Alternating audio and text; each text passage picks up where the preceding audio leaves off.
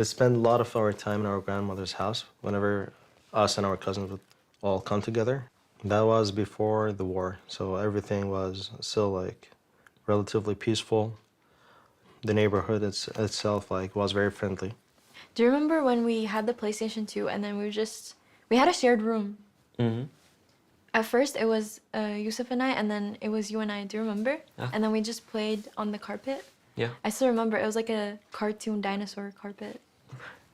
That's where we first Fahad started gaming with us. I'd get stuck on a mission for like an hour with many of these puzzle games. I would just not be able to solve something, and then he would just do it himself and then teach me how to do it. So yeah. In these pictures, Fahad was so 1 year old. Yeah. That's when our dad had his accident, and that's Fahad in his lap, and then Yusuf and I. At the time, they told me it was an accident. Mom and Dad just did their best to make us feel like everything is normal, everything is fine. My dad and mom would like play it off as something not too serious, as to not scare the kids. But you know, now that they tell the stories, they realize that like sometimes like a close neighborhood would get bombed, or sometimes you know like something very dangerous could happen close to them. My dad told me a little bit about when he got into a accident because he was a victim of like a kidnapping attempt, and I am not sure why he was like why those people wanted to kidnap him. It might have been because of his profession as a doctor, or it might have been just for a ransom. It was a conflict time in Iraq. On February 9th, 2005, at morning time, while on my way home, I realized after a while there's two cars. First it was one car, and after I realized two cars were trying to stop me. And that specific time, the kidnap was on the top of the situation there. I swear of the God, I never surrender, because you and your family gonna be in a torture way. So I accelerated in a crazy way. I hit one of the cars and accelerated to run away. And after that, the second car stayed after me. I couldn't stop my car. The traffic was stopped there. So I rolled over for 4 times. I just hit a car in the front of me. I still remember that car because it was the last flashing before the accident. It was Dodge red color. With that accident, I think they left me. The car totally smashed. I had an injury to my left knee, but I'm lucky that I'm still alive. And that's why I have a special relationship with Fahad, because I stayed for 9 months, 8 months at home. Usually the closest one to me was Fahad. I'm blessed because of him. He was just 2 months old at that time. It wasn't safe anymore to stay, especially for the kids. Today it happened with me, tomorrow they're gonna try again, and even for one of the kids. So it was difficult to stay. That's why we decided to leave. On one side, I feel really lucky that I got a chance to grow up without having to worry about, you know, the implications of the war. And then the other part where it's like, I feel pretty terrible for what they had to go through. I left my childhood memory, a lot of friends, families. I remember till now when my father, God bless his soul, when he told me, "We have only one son. We don't want to lose you. Just go out. Just go out. It's a conflict period of time. Just go out. We don't know what's going on." So it was against my wishes. I decided to go and to take my kids, my wife, to a better life, to say I am lucky because I had a lot of them, they couldn't have that chance. It was a very difficult time. What he wanted for me in the end was like just a secure future. So then, of course, when he heard the idea of playing video games for a living, it was like hard for him to even believe it. The opportunity of this, it's like something I was working pretty consistently towards. It's something that my friends and my brother also pushed me towards. I know it was one that I could only get once. As an academic family, we wished him to be like, as his parents, to be a physician or whatever academic, but I couldn't stop in his way. So I sat with him. I saw that passion and love in his eyes when he's talking about League of Legends. For sure, I was zero knowledge. I have no background about what's the meaning of League of Legends. When he started to explain for me, Yusuf, he explained more. I said, so you love it? You want it? He said, I love it. I want to go for it. At that time, I stopped. I realized because maybe if I affecting him by my decision, maybe he's gonna lose both sides. I never thought I would like leave home this early, and especially because in like Arab culture, the kids like even once they start working, they stay home for a while. When I was a kid, I would always tell them like, I'll never leave you, like always stay around and take care of you guys. He said, because of how much you said that, he was sure I was gonna leave first. Usually when we live together as a family. Wherever, whenever, we keep as a member of 5. We never separated. He was the first child to left home, which we never used to. All of a sudden, Fahd, he is not in his room. So it was a very difficult time for, yeah. Now he is there. Like it was shock for the whole family. But I was so happy for him. I am so proud of him. We are so proud of him. So yes, I have to say that I am lucky that even if I can say it's a sacrifice that we made, me and mom, to reach them to a better life, now we are gaining what we planned for. Where you going, my brown-eyed son? You used to crawl, but now you run. Masu now takes a step forward. You started off on a road half dark, Oh, he's looking, he cleanses it! Masu! and the river pulled into a question mark. Masu makes sure he gets the ball. Oh! He cut the tape flowers! The new kids are rocking Cloud9! Let's go back, get out and see the world. But Masu is fighting out. Masu is still alive. Let's go And it's a triple! Heading on over to Masu! It's just no matter what I do, just make sure that my parents didn't do and go through everything they have went through for nothing. I just really wanted to make a vow to myself to try my hardest to not make their sacrifices go to waste.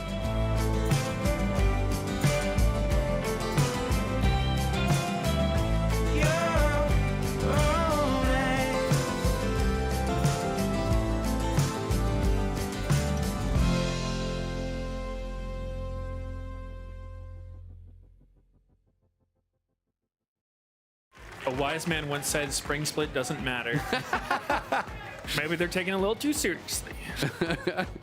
Yeah, we've even extended that. This year, people are talking about regular season, especially Cloud9. It's funny because, you know, Double has said that, but it's like his biggest accomplishment is at MSI, right? Well, yeah, he only says it when he doesn't win spring. Yeah. So if it doesn't matter, then the MSI thing doesn't matter. And then what do you got? So spring split matters. All right, we'll see what they're going to be able to get done. Going to be finding River here right off the bat. Not enough people around to really warrant leveling E or anything crazy on Nico. But we have Raz standing by with Golden Glue. Thank you, Rez. What's up, guys? Got Golden Glue. You guys just had your cleanest win yet. You guys are on match point. What do you guys need to do to clinch this series? Yeah, I feel a lot better about this game. I think it should look similar to last game where we had winning side lanes in the mid game, and we have Jackson, Ari, who should be able to both push in mid and kind of like just make the game if we play slowly and we don't get caught by their Nico. I think it should be a pretty clean win from us. What's been up with Quid, man? Even in the loss. No, we were talking like Quid belongs to like LCK or something. He's a demon. You know, he just looks like he's in a different league than everyone else in the game. So it's awesome to watch. I appreciate that. Thank you very much. And screw you, casters. We said he actually got more thank yous than usual by the end of it. He got like 4 thank yous. I'm not even gonna give him a thank you. Yeah. Screw you, Raz. Well, How you like them apples? Now that he's firing off, Yeah. I guess it's all out war. Yeah, exactly. The nukes are going to get launched. Azale started it, but we will also finish it. All right. Well, we'll see how this bot lane goes. Definitely some concerns for the NRG side about how this is going to go. Kaisa definitely not the strongest matchup into Varus as far as the early laning goes. And then you're drafting it alongside the Rakan, who is a really weak early lane, especially hard to engage into Melio. Can knock you back with the Super Mega Fire Kick, I believe it's called, with the Q. So definitely difficult there. And if they fall really far behind, it's going to be tough. I'm definitely looking at junglers, especially this game. You know, River has had such a big impact. Contracts, whenever Energy does well, feels like he is stealing Barons. He's making magical plays for them, and they just insta-lock that Lee Sin first pick in this game, too. And I think he really needs to have a good start, man, even just for confidence. Oh, yeah. I like the adaptation a lot. River was able to just get so much done on Lee Sin in these past 2 games. So maybe Contracts can do the same thing. This isn't the biggest deal because it is early, but Palafox did miss a full wave of minions out of the first 2 waves. Lane gank bottom. He has only the 6 minions. It is a lane gank bottom. Contracts showing up, but they will be able to walk it out. Meech gets ignited, but not too much more happens. It was 12 CS to 6 after the first 2 waves, which is kind of surprising to see. Obviously, Quid have the push, so it does make things a little bit more difficult, but still. Palafox is normally very good at farming. River scrapping it out with Contracts, gonna be able to push him out. Will just be a ward hop back over the wall there from Contracts, so not too much gonna come from it. Oh, I like this by River. He's going deep. He's looking for him. Yeah, we'll see if he's gonna be able to find him. Yeah, in this position, if they can stack away a bot, it would be a potential dive, but I don't think that's the lane state. He's going down. I mean, he's going down there, but he's just gonna be clearing out his bottom camps. Can grab Scuttle. We'll see if there's an angle if he wants to like cross back and try to get even more. The Charm connects, another electric proc there from Quid. He's looking really good. Knockout there does land. Warm Hug's gonna come through and keep him nice and safe as Meech will get healed up by the Cozy Campfire there. Health though, pretty good on the side though for the Energy bot lane. If you can keep hitting those Qs on Rakan, the sustain is actually really good, so it is quite important to be able to dodge those. Yeah, I mean, this is just another game. Palafox is not having his best series right now. Like, Quid's just getting the best out of him Full pretty waves much. down? That's crazy. Yeah, and I mean, he forced him to recall and TP back already. Looks like Quid's going to match TP as well, so it's not the biggest loss, but, you know, still rough. And Sniper knows, since they saw Contracts from River going in, that he started bot side and he should be up on top side now. So as Sniper is pushing in, he gets his ward off. But Contracts is going for another lane gank, kind of hovering behind Dokla. Sometimes with Cassante, you'll do this. If your Cassante lane actually is able to get anything baited out from the Jax and can get some Qs going, then maybe you can pop Ghost and go for an all-in with a lane gank. But if the Jax doesn't start it, then there's nothing there. So he channeled his recall, ends up canceling it to go get the Scuttle Crab. Yep, and River is going to take both these camps on bot side. So they're going to know, okay, guys, Contracts can only really be on top side. Be aware, he could be looking for that gank. He's going to be on my Raptors, very likely, who he may go back and actually check to see if these Krugs are being taken. And they are going to be able to spot River. I don't know if they're going to be able to do too much about it. River doesn't have Smite, but they don't know that. Small Krug going to be grabbed by Huhi, and it does leash, so should eventually be able to finish it off, I think, but gets a little bit awkward, and at the very least, Energy get the information on where River is. Yeah, and Contracts stole away the Raptors, uncontested on the top side, and since he's up here, great. Gets to get an early start on these grubs. Yep, River going to recall. He probably has an option to do Dragon here, but, you know, doing it with no items kind of feels bad, so he's going to base. Yeah, the trade ended up being pretty nice for Energy's side here. The top versus bottom, even after all the shenanigans chasing around jungle. And he'll finish those up.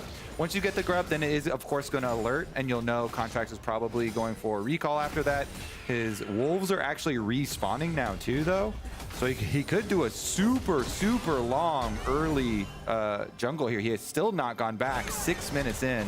Now he starts channeling to go for the first purchase. Yeah, Ayla was trying to hold the wave there a little bit, but not going to be able to do it fully, unfortunately. It doesn't really matter as Varus is back to pick up the wave.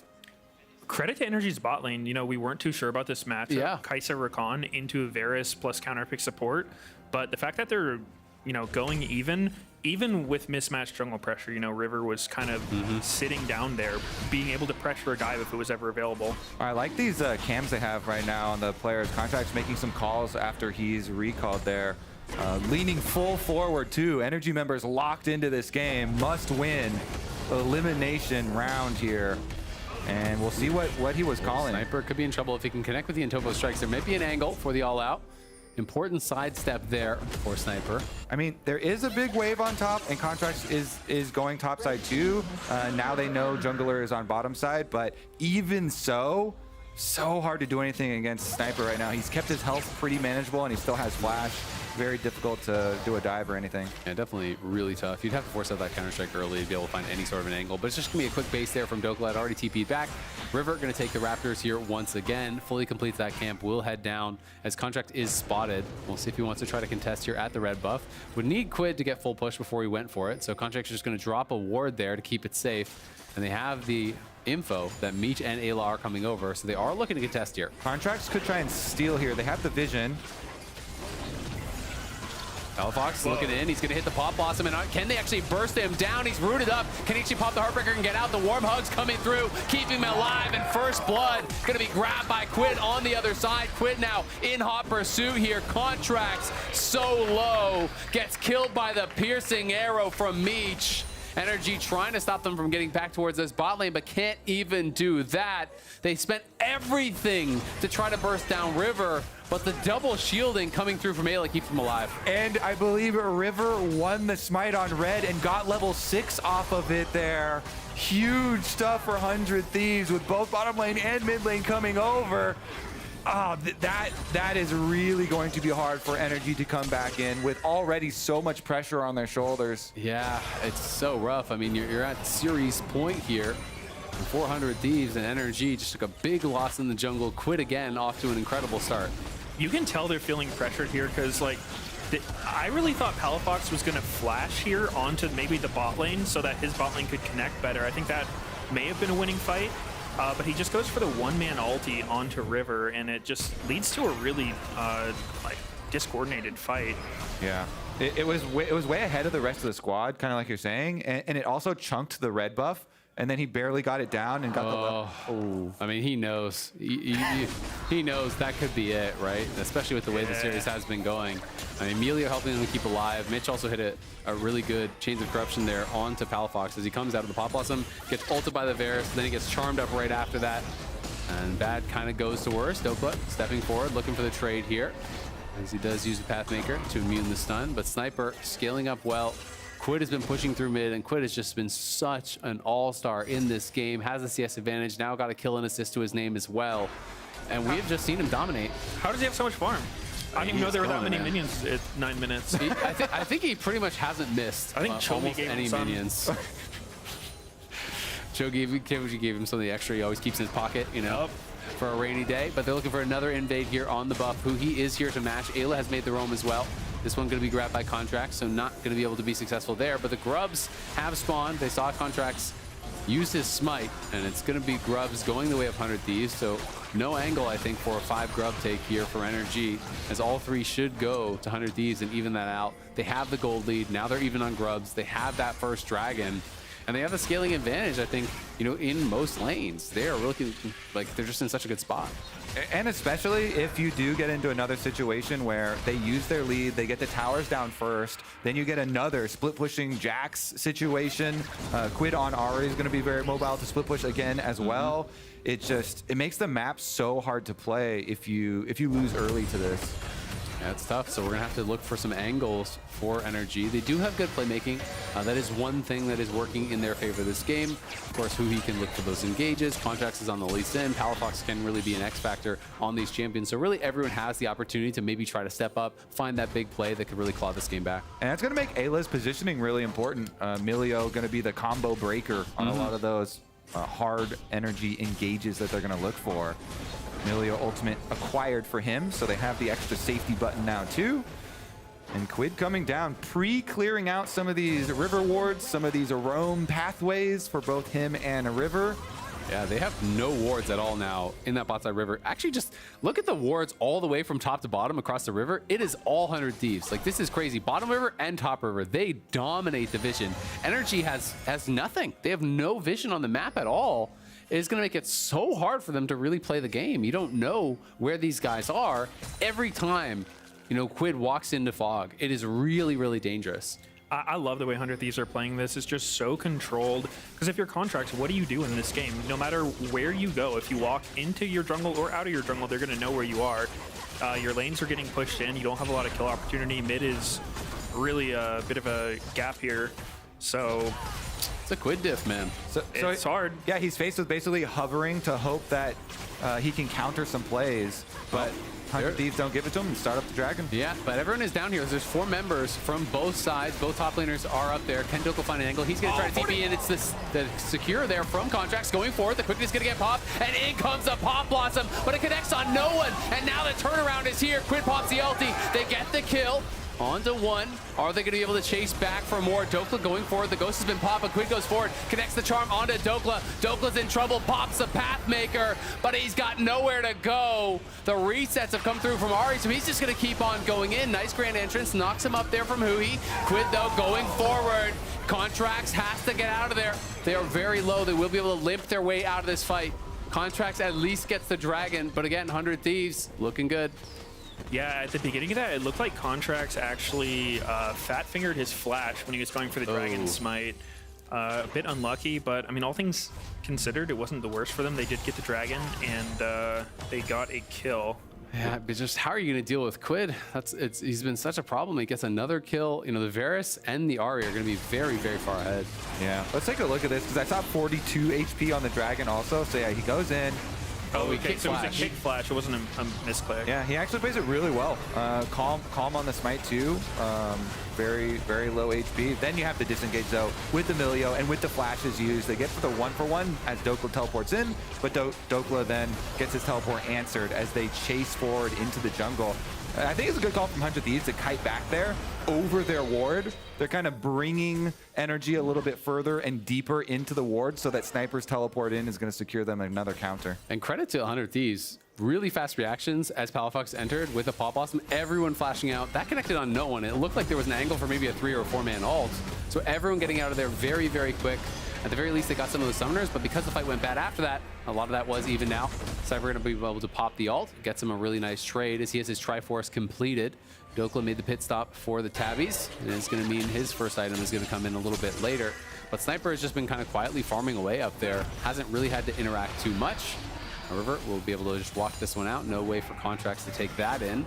As River is looking again here onto Huhi. Grand Entrance comes in, but it's not going to connect as River just uses the Spectral Maw to dash out to safety. Well, a little cocky there by River. He goes for the Kraken Slayer, you know, as opposed to Sundered Sky. So he's pretty squishy, and he's walking into Rakan Lee Sin in a bush they have pinks, so, and he's just not scared at all. So yeah, egoing on him a little bit, I'd say. I guess maybe just with Milio behind him, he's just saying you don't have the damage to actually do anything here. Yeah, that's probably what he's thinking.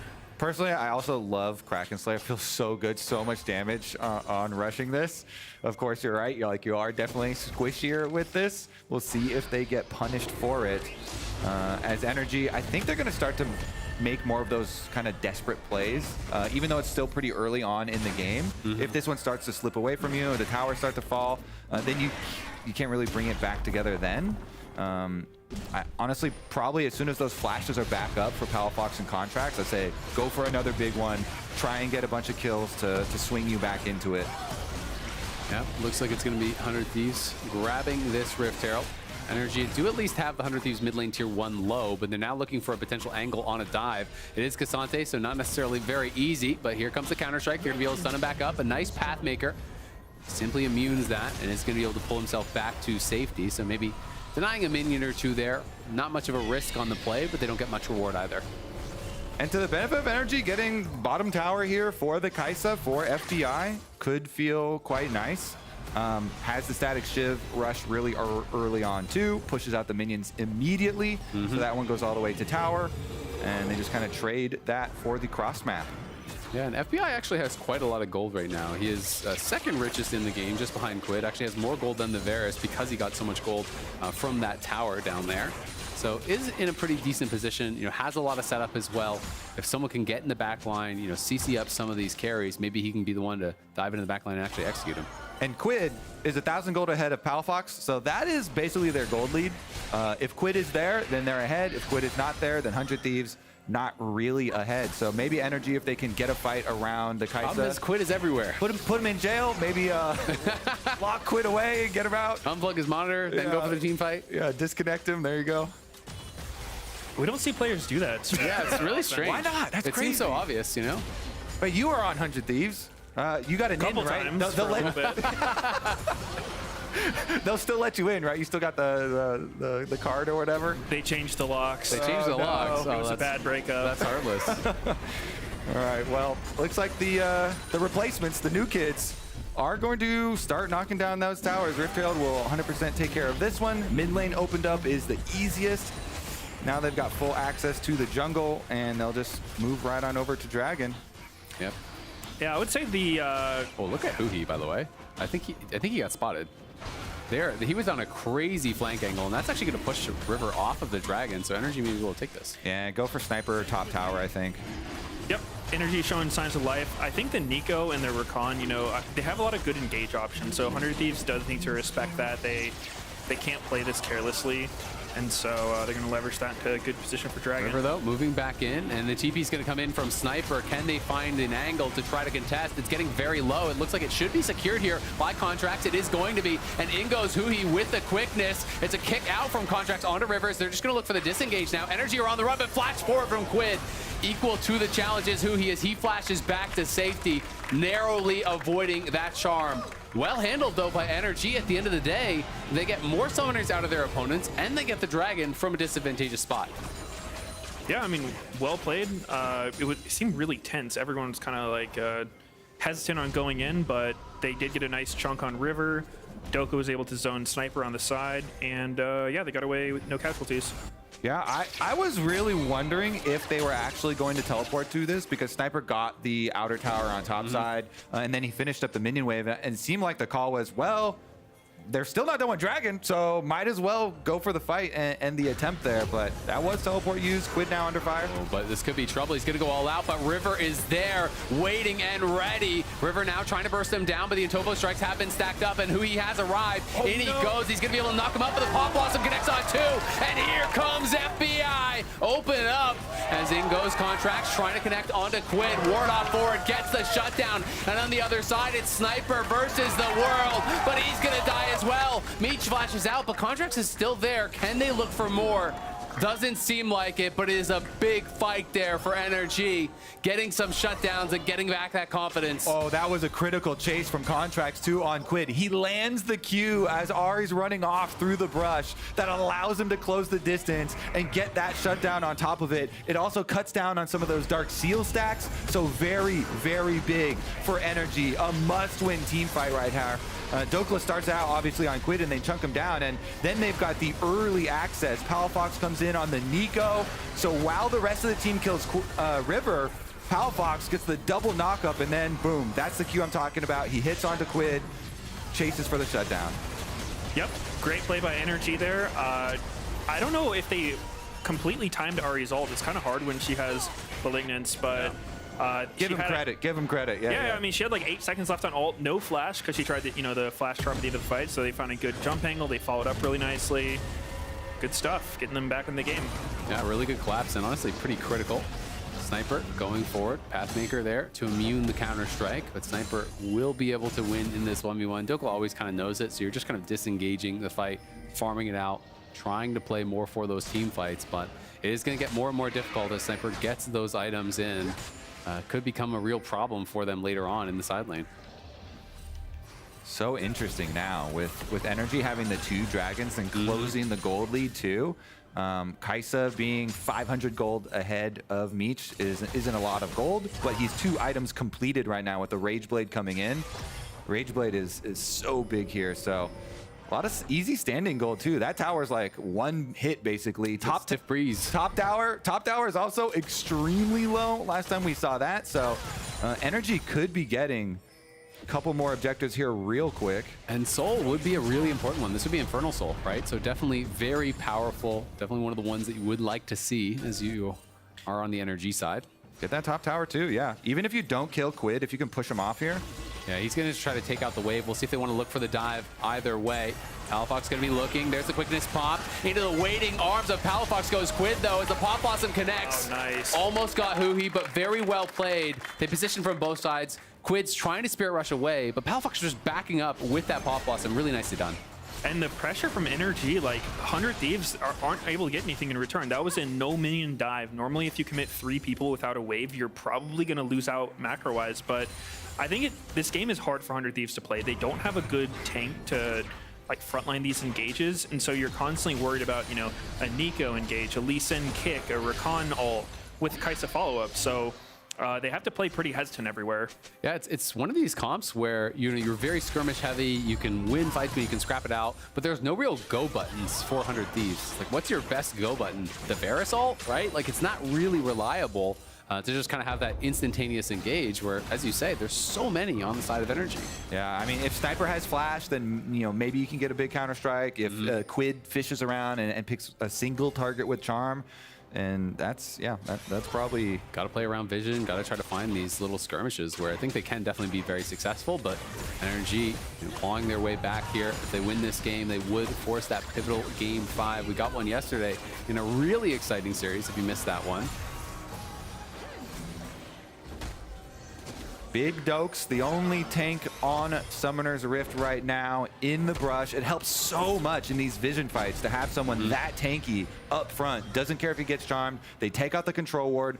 Huhi's even moving in here. He's got his shield on. Yeah, Huhi's looking. Sniper's still bottling. They're trying to get the response, but in goes the Pop Blossom from Palafox, and he's got Meech. Meech is out of there already. Do they feel confident to try to do something more than just the dragon? They are going to go down to that dragon. They are going to take that, so it's a kill for the tier 1 on the other side, but they should get the dragon off the back of that. So a kill and a dragon for the tier 1, more gold in the pockets of Sniper, and he does complete the Sundered Sky. That was so sick from Palafox with the E flash to hit the snare and the Proto Belt follow up with his ultimate, making the big play for Energy. Soul point acquired in a must-win game. These playoffs have really been bangers.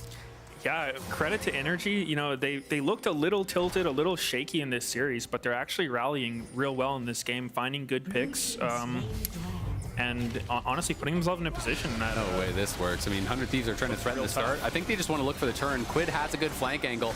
Can they find it? As Huhi and Palafox stacked up there. They're still sticking on this Baron. Meech isn't even with them. They don't have the Varus. And in comes Quid. Charm Flash! Catches Palafox, but the stasis is there. Can they actually get him out alive? No, they can't. The reset is through, and the Tangle Barbs comes out. There's the root onto Dokley. He's trying to Pathmaker to safety. Will be able to do so. Counter-Strike threatening there from Sniper. Does push them back, but they could turn back to the Baron. We'll see if they're willing to start it up. I don't think they should. Yeah, Contracts is pushing out mid lane here too, so Energy trying to get some... Yeah, River getting a little spicy. Yeah, it looks like that's going to be the end of that. They were threatening pushing down mid here. If you go back to start it back up, and very, very risky, even with Palafox down. He has a teleport. Unleashed teleport coming back with death timer still pretty low this early into the game, and not having a really clear path there on burning it down. So yeah, even though it is a good answer from Quid, you know, he knows Palafox now didn't have any flash after Palafox just uses flash to get the previous pick, and they do get the pick on him with it. No objective afterward. Yeah, and if you start it up again, you have no ability to turn because Ahri doesn't have ult again, right? And you know, River's going to be on the Baron. Would be very difficult for them to actually make anything happen. And can be really tough to do the Baron in the faces of your opponent. We can see FBI building a little bit of AP now, does have the Rage Blade through, so he's going to be looking with the Nashers to get that W evolve.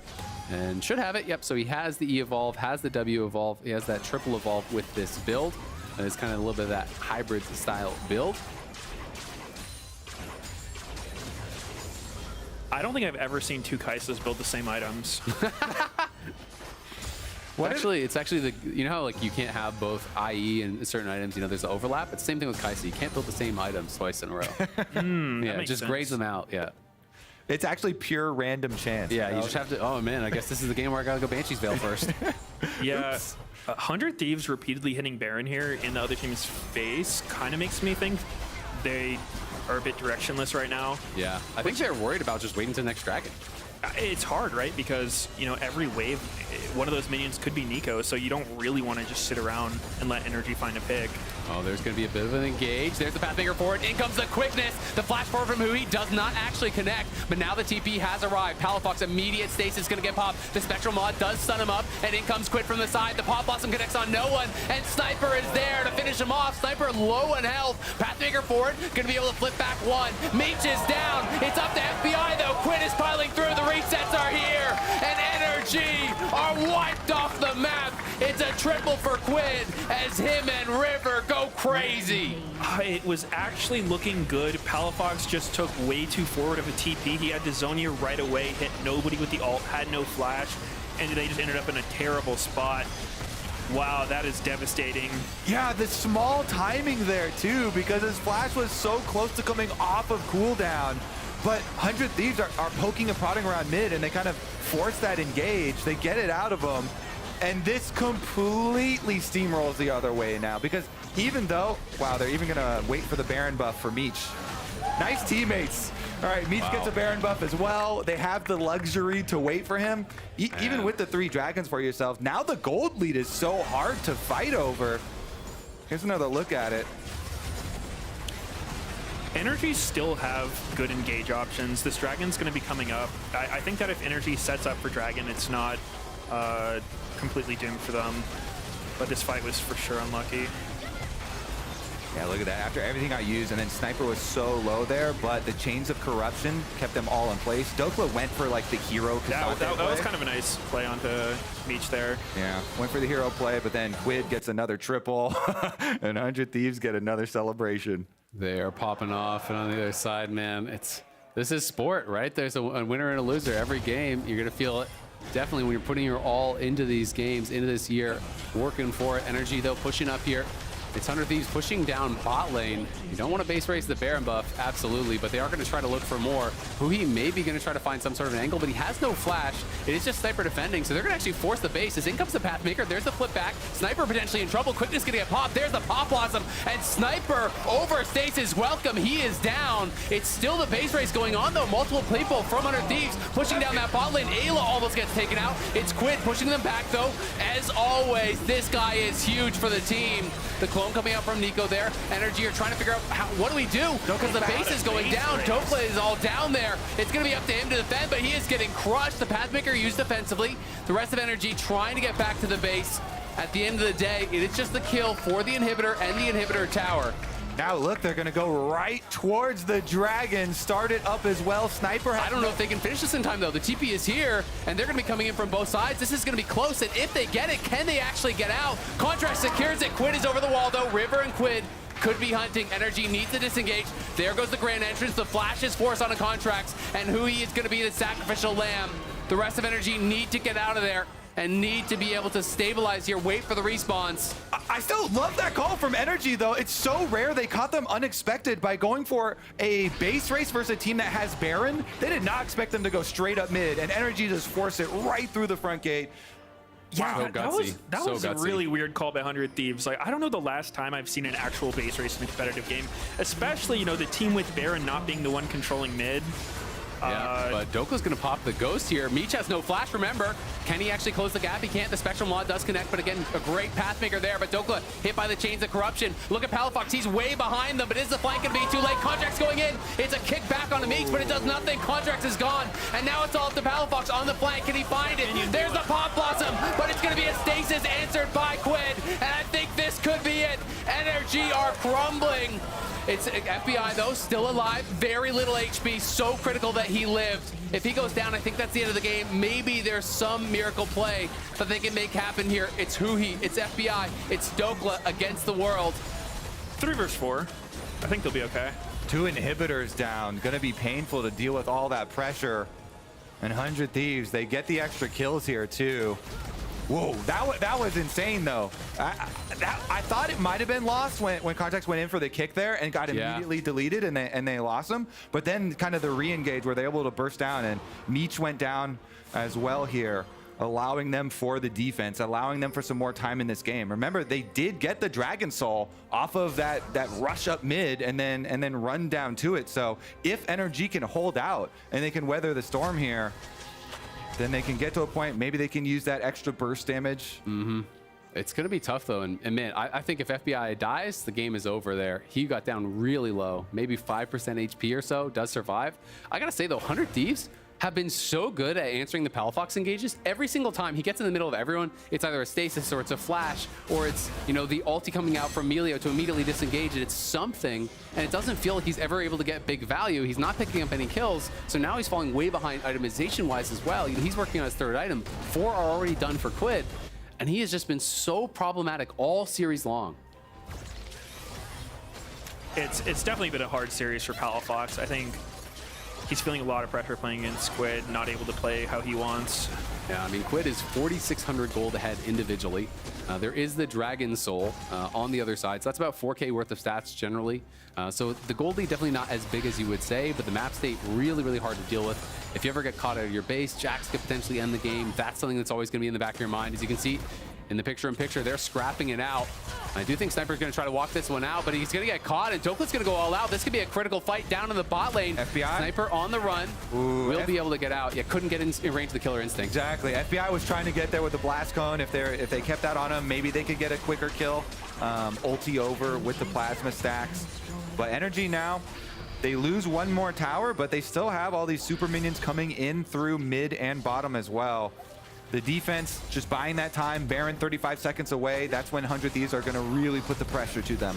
And the question is, are Energy even going to leave their base to try to defend that, or will they just try to keep farming up these waves, hope that they can kind of equalize the goal a little bit? You know, maybe try to find some sort of an angle later, because you know, if you go out of your base, if you lose that fight, it is for sure split over. No chances of that LCS title defense that they are trying to get back towards. FBI very strong at this point. Finally, a 3rd item does come through there for Palafox, but you're looking across on the other side. Quid monstrously strong. Really the whole top side, again, monstrously strong. 400 Thieves. That 3rd item already now in for Jax, and that's where he even becomes so hard to deal with in the team fights because the cooldowns get so low. FBI is going to show on the bottom wave. They have a Palafox disguise. All right, they're starting it up. You can see Sniper threatening the flank on the side, but he was spotted. He's going to hop into the pit now and try to help them burst this down. Contracts is looking for an angle at a steal, but will 100 Thieves actually just flip this? They're still hitting it. They're going to flip it, I think. The TP's coming in. It's getting incredibly low. Contracts is in there. He can maybe finish this. Contracts gets the Baron in their face. It's going to be a kick flash for the disengage, but Quid piling in. Has another charge of that Spirit Rush. He's going to look. Sniper teleported to win, too. Sniper teleporting to end the game. They just have to try to stop the base. They got to stop the TV. Can they get there? There's a flash. Spectral Moss stops the base there from Dokla. They have the Baron bases. Now trying to get back. Sniper gets the first tower. He's going to leave. Rejoin with his team. But Hui pops the quickness. There's the flash in. The Killer Instinct connects. Sniper pops the counter-strike. Jumps to a ward. Trying to get out of there. Is he going to survive? No. FBI kills him off. Can Energy get more? The charm going to connect there onto Contracts. Palafox threatening, has the flash, knows there's no flash still for Quid. He's going forward, there's the flash, he gets 3! Quid immediately into the stasis, but Palafox in trouble as well. Quid is down, FBI takes him out, but it's River who gets the resets. Can River do anything on the other side? He's down as well. Energy have won the fight, have taken the Baron, have defended the base, and Energy are on the march to win the game. Contracts, the miracle worker, does it again, steals another Baron right in the face of 100 Thieves, and Ayla's the only defense left. Against all odds, Energy do not give up. They do not surrender. They march on the base. It's Ayla versus 4, and he's got no chance at stopping it. They'll just ignore him. Their eyes on the Nexus. Energy are pushing us to a game number 5. What a comeback.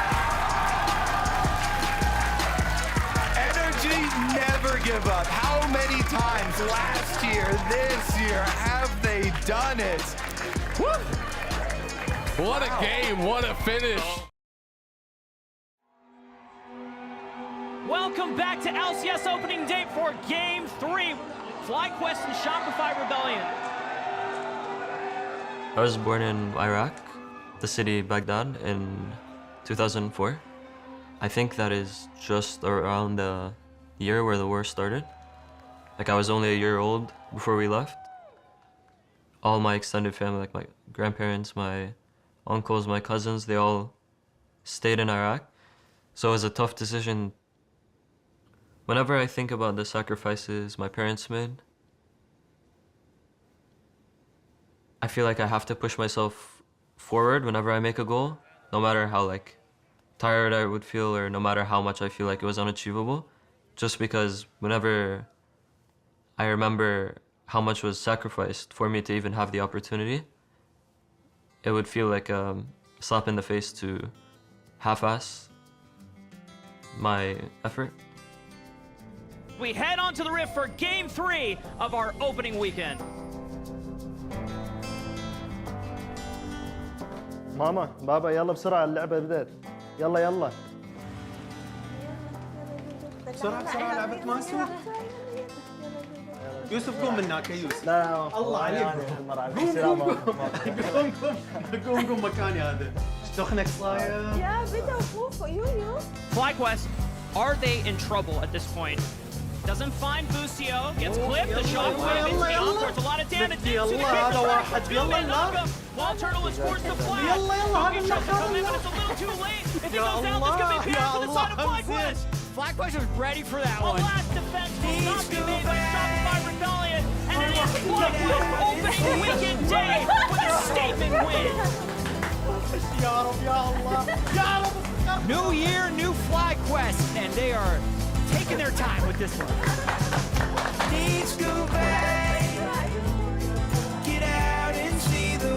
My name is Fahad Abdul Malik. I'm the ADC for FlyQuest, and some people know me as Masu.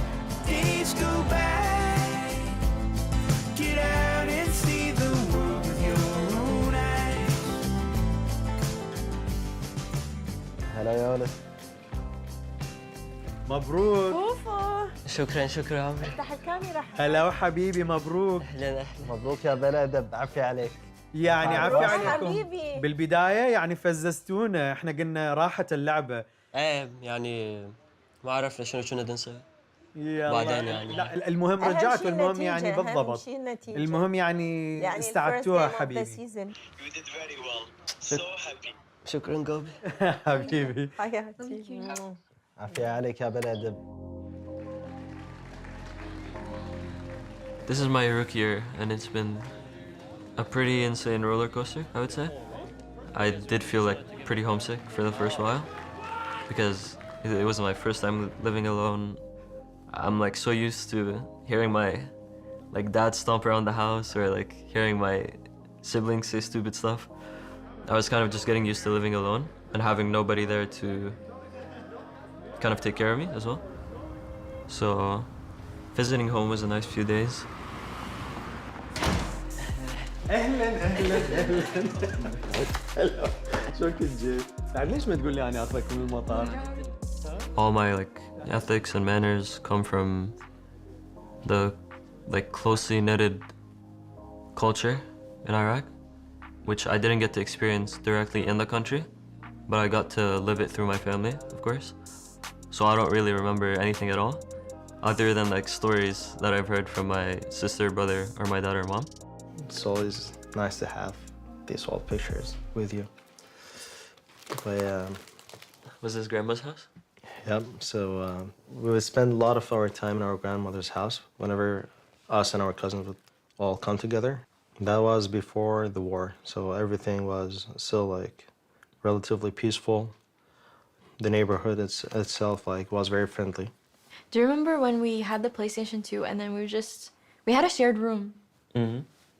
At first it was Yusuf and I, and then it was you and I. Do you remember? Yeah. And then we just played on the carpet. Yeah. I still remember. It was like a cartoon dinosaur carpet. That's where we first Fahad started gaming with us. I'd get stuck on a mission for like an hour with many of these puzzle games. I would just not be able to solve something, and then he would just do it himself and then teach me how to do it. So yeah. In these pictures, Fahad was so 1 year old. Yeah. That's when our dad had his accident, and that's Fahad in his lap, and then Yusuf and I. At the time, they told me it was an accident. Mom and Dad just did their best to make us feel like everything is normal, everything is fine.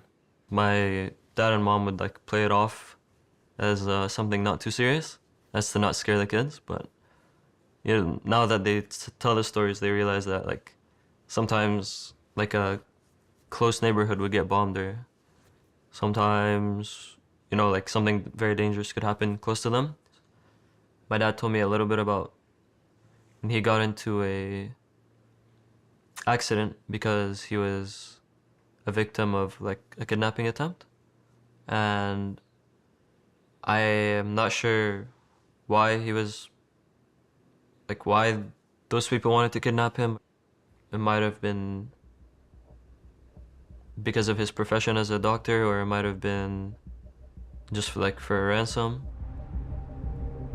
It was a conflict time in Iraq. On February 9th, 2005, at morning time, while on my way home, I realized after a while there's two cars. First it was one car, and after I realized two cars were trying to stop me. And that specific time, the kidnap was on the top of the situation there. I swear of the God, I never surrender, because you and your family gonna be in a torture way. So I accelerated in a crazy way. I hit one of the cars and accelerated to run away. And after that,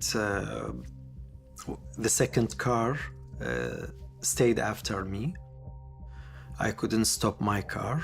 The traffic was stopped there. So I rolled over for 4 times. I just hit a car in the front of me. I still remember that car because it was the last flashing before the accident. It was Dodge red color. With that accident, I think they left me. The car totally smashed.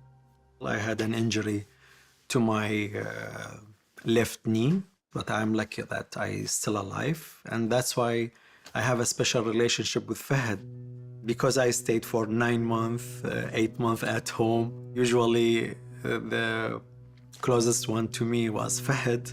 I'm blessed because of him. He was just 2 months old at that time. It wasn't safe anymore to stay, especially for the kids. Today it happened with me, tomorrow they're gonna try again, and even for one of the kids. So it was difficult to stay. That's why we decided to leave. On one side, I feel really lucky that I got a chance to grow up without having to worry about, the implications of the war. And then the other part where it's like, I feel pretty terrible for what they had to go through. I left my childhood, memory, a lot of friends, families. I remember till now when my father, God bless his soul, when he told me, "We have only one son. We don't want to lose you. Just go out. Just go out. It's a conflict period of time. Just go out. We don't know what's going on." So it was against my wishes. I decided to go and to take my kids, my wife, to a better life, to say I am lucky because I had a lot of them, they couldn't have that chance. It was a very difficult time. What he wanted for me in the end was just a secure future. So then, of course, when he heard the idea of playing video games for a living, it was hard for him to even believe it. The opportunity of this, it's something I was working pretty consistently towards. It's something that my friends and my brother also pushed me towards. I know it was one that I could only get once. As an academic family, we wished him to be like, as his parents, to be a physician or whatever academic, but I couldn't stop in his way. So I sat with him. I saw that passion and love in his eyes when he's talking about League of Legends. For sure, I was zero knowledge. I have no background about what's the meaning of League of Legends. When he started to explain for me, Yusuf, he explained more. I said, so you love it? You want it? He said, I love it. I want to go for it. At that time, I stopped. I realized because maybe if I affecting him by my decision, maybe he's gonna lose both sides. I never thought I would like leave home this early, and especially because in like Arab culture, the kids like even once they start working, they stay home for a while. When I was a kid, I would always tell them like, I'll never leave you, like always stay around and take care of you guys. He said, because of how much you said that, he was sure I was gonna leave first. Usually when we leave together as a family. Wherever, whenever, we keep as a member of 5. We never separated. He was the first child to left home, which we never used to. All of a sudden, Fahd, he is not in his room. So it was a very difficult time for, yeah. Now he is there. Like it was shock for the whole family, but I was so happy for him. I am so proud of him. We are so proud of him. So yes, I have to say that I am lucky that even if I can say it's a sacrifice that we made, me and mom, to reach them to a better life, now we are gaining what we planned for. Where you going, my brown-eyed son? You used to crawl, but now you run. Masu now takes a step forward. You started off on a road half dark. Oh, he's looking, he cleanses it! Masu! And the river pulled into a question mark. Masu makes sure he gets the ball. Oh! He cut the tape flowers. The new kids are rocking Cloud9. Let's go back. Get out and see the world. But Masu is tidying out. Masu is still alive. Let's go back. And it's a triple. Heading on over to Masu. It's just no matter what I do, just make sure that my parents didn't do and go through everything they have went through for nothing. I just really wanted to make a vow to myself to try my hardest to not make their sacrifices go to waste.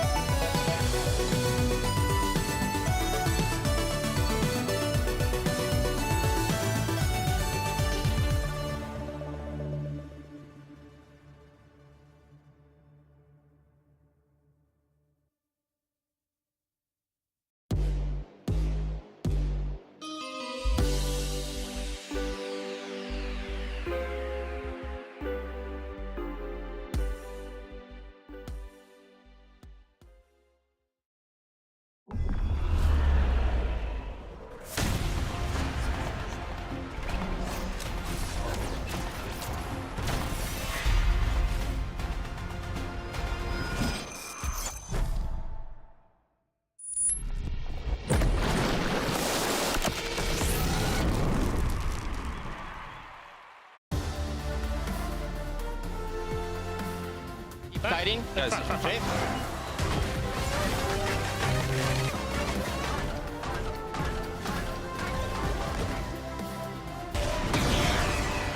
Where did he go? I'm looking. Yeah, it's Leon flash. Penta? Yeah, Penta. Give me the Penta. Give me the Penta. You hit these. Nice. Wow, thank you. And the tower only has one hit, but they don't even need it. There's the encore coming out there from Ayla, trying to actually root him up. Not going to be able to do so, but Dokla is going to fall. No way out for him. Energy are gone. 100 Thieves.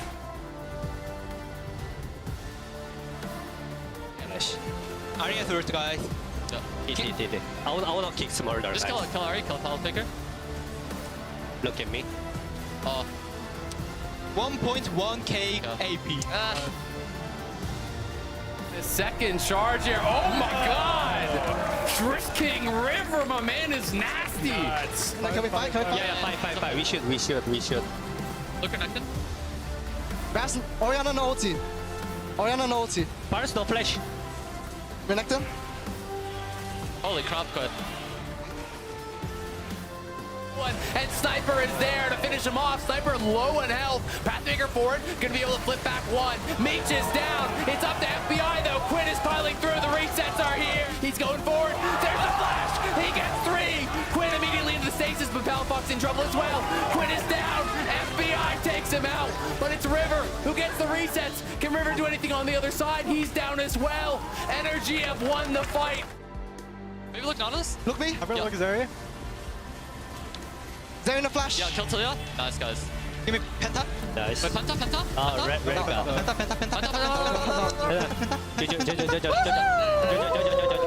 See you soon. You guys carried me. Nice.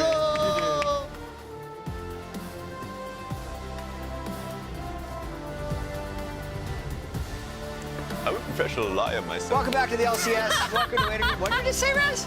He said he's a liar. I heard that. Professional liar myself. liar. Professional liar, Raz Yeah. Maul. You need me to manipulate someone. Well, if you're upfront about it and you're already telling them that you're a liar, you're not going to be able to manipulate them. But if I'm truthful about being lying, then maybe I'm not. Wow.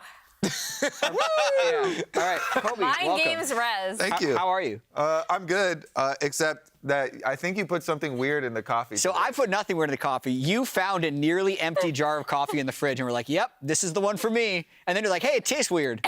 If I don't show up next weekend, We'll Jack know why. poisoned me. I'm still going to drink it, though. We're off to a great start. So Sven is joining the cast today. Yes.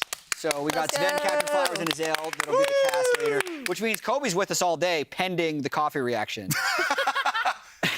But what do you think of the series yesterday? That was quite the banger. We've had back-to-back bangers. The series before that, the series yesterday. Let's go full 5 games, Baron steals, team fights all the time, setting kill records. I'm having a blast. Why do you think the series are so close? Because everyone's already been talking about this whole split, how close the LCS has become, how competitive it's become. Really the floor raised on a lot of these teams, and it's providing some really exciting playoffs. Yeah, I think you're right on that one. I also think that Fudge mentioned how it's so much easier going into playoffs, and you're focusing on one opponent, you're focusing on one patch, and of course it's a best of, so it's a lot more, I would say, easier for the players to kind of take on the games. There's not a lot of random factors or matchups that you're dealing with, so that's a definite factor for sure. Yeah, I think it's, as you say, an extension of the parity that we've seen in the LCS so far, and I'm pretty happy that it extended towards playoffs. I'm pretty, 100 Thieves was such a big story. It would have been super tragic to me if in 3 days their 10-4 turned into Oh my goodness, I eliminated in the know. bottom half. Either way, we were going to lose a team yesterday with Energy being the defending champs now out early, or 100 Thieves being the second place team out early. So either way, you could say, I'm really happy they made it through. I'm obviously sad the other team missed it.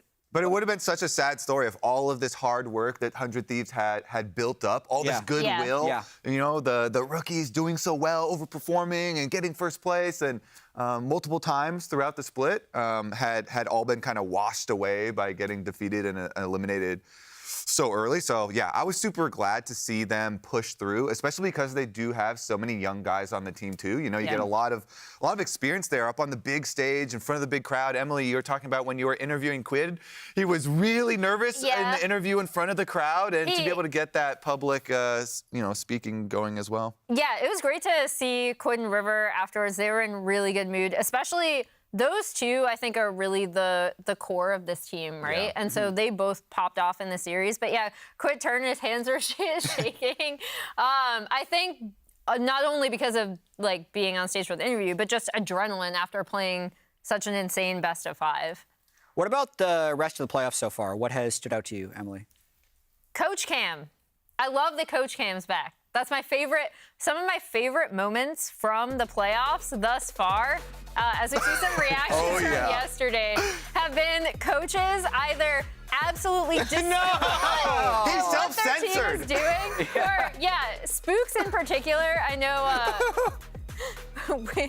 we've been talking about LEC Coach Cam for a while, but yeah, as we see 100 Thieves coaching staff popping up, I love seeing Coach Cam because that's also sometimes us too behind the scenes where we'll be sitting watching the game and we'll just be like, oh my God, just have like a really over-the-top reaction. Obviously, these coaches are so invested in kind of bringing their players, but then when it's out of your hands because you're not actually playing, you're just watching them, and I've loved the reactions we've seen thus far. And so many of those coaches from yesterday also are former players. Yep. So, they really wish they could be hands-on, and you just see the natural reactions. They're so genuine. Yeah, I It remember. sucks. Yes. It sucks. I was talking to Spooks after the game, and he was like, "Yeah, I'm just drained." For me, in terms of what stood out to me about the playoffs or like surprised me was the way Cloud9 just ignored the regular season. Yeah. And we're still really good. Like the difference between their regular season just mediocrity and then their dominance in the 3 games they played, they were never behind against 100 Thieves. And that plus 3,200 average goal difference at 14 across the 100 Thieves series is absurd. They won all of their games basically in the first 14 minutes, and with like how close the other series were that you mentioned, Kobe. Team Liquid, FlyQuest going to 5 games. He's looking like him to me. Hey, he's looking like him to me. That guy on the left looks pretty good too. That's what I'm saying. A lot more confident than the guy on the right. I mean, I just think Cloud9 showing up is actually a little bit surprising because it's very rare that teams actually. It is. It's so rare that you have the bad regular season and are able to turn it on. Energy was unable to turn it on. Yeah, so they did. it's really funny to me because the whole story of is Cloud9 back has been like a meme this whole split because they have been back, but then they've been gone again. They were good for a week. And then the rest of the split, they're like, are they back to that 1 week? But this is the first time where I was like, whoa, they're actually back. Because it wasn't just JoJo that was back. The whole team was playing so much better. So definitely agree with you there. As for me, I already talked about loving the 5-game series. Both series that I cast went a full distance. Super exciting, of course, especially when you have so many kills. You know, we're setting combined kill records so far in playoffs. But I would say most exciting individual moments, these Baron steals. Give me some more. Give me some more Baron steals. That's a big reason why we're going full 5 games. Yeah, the fact that Contracts is 1 Baron steal away from tying Xmithy's record. Gonna have to wait a long time to get that record, though. Now they're out. Gotta wait until summer. Tragic. Actually, I love that you mentioned moments because when we were served this question, it was about moments throughout the playoffs. Because yes, a lot of these game 5s had some crazy, could this be the end of the game? No, it goes to the next team fight. And for me, it was around General Umpty. Umpty, when he was on his Lee Sin, was a machine. And there was one team fight which really felt like it triggered the this was so good. Win for Team Liquid. Huge ulti onto Masu, served into a Rel ulti, served into a Ziggs ulti. That was a game-winning team fight, and it showcased how damn good Umpty is in critical moments like these. Yeah, it was definitely. Umpty has played exactly the same way as he did in LCK, but that means that you do, for every kind of low light where he's invading and maybe his lanes don't have pressure, you get insane moments like this, especially on Lee Sin, which is a pick that's rising in popularity, not only in this series, but then we saw it again yesterday become a huge point of contention between River and Contracts. Yeah, and Team Liquid was really close to actually beating FlyQuest because that series was also just 2 days ago. So we have some highlights from that series. Team Liquid was 1 game away from skipping today and going all the way to Saturday in the winners bracket final, but narrowly losing this series. Jensen. He was good. Pretty big monster, honestly, for this whole series. He's on a warpath on Twitter as well, if you he's undefeated. His KDA on Twitter is immaculate. Yesterday he necroed a tweet from like January where Think Hard. Yeah, and it was perfect. He's done that before in the past too. Jensen remembers. He always remembers. So the one that he did after this Team Liquid game was really funny because TL the week before put out a content piece about can a gold player survive an LCS game, and they had an actual gold player play with their LCS team. And then Jensen retweeted it with, I guess not. I can't believe it. After he smurfed on APA, I was like, holy, that was a massive clap. But I will say, big stuff for TL as well in that series. Jan was looking really good to me, so I think the bottom lane for this matchup is going to be super hype. Just real quick, speaking of Twitter, APA is taking a vow of silence today in our chat. So he claims. No! I say no. There were people that this was actually triggering, though, so I am curious what chat's opinion of it is, if they're happy or sad about hearing the news that APA is claiming to take a vow of silence. I kind of feel like he's not. So I understand a lot of the people that are pretty negative on this because they're just jumping on the bandwagon and they're like, oh man, I'm so triggered because I've been in games where this trash player is talking so much, right? So they're like, stop yapping. But for me, I appreciate what APA is doing so much for the entertainment of the league. Yes. It takes a lot to be the villain, and he embraced being the villain. He willingly is going in there, trash talking all these popular players so they can get more content, so it can be more hype. And I definitely appreciate, the entertainment factor. And I know when I've been in those games where the enemy team is talking trash and you're like, those are the most fun games for me. Those are the games that I'm really invested in. Because then it feels better when you get to clap back. Yes! Exactly. Yes! And for the entertainment of the league, that entire series that we had where we were just showing the alt chat was so fun. So I hope he isn't. I hope he's lying to us. I feel bad for the backlash that he was getting, but Instigator says that he wants drama, which is perfect for a name. So I appreciate you in the chat for saying that. Yeah, wow, what a great chat name for what they said. People are saying boo, exactly. I think the other thing that was only weird to me, because I thought APA was really well known for this, but I guess not, because people were like, oh, he's just playing it up for LCS. No. He's been doing this since Tier 3.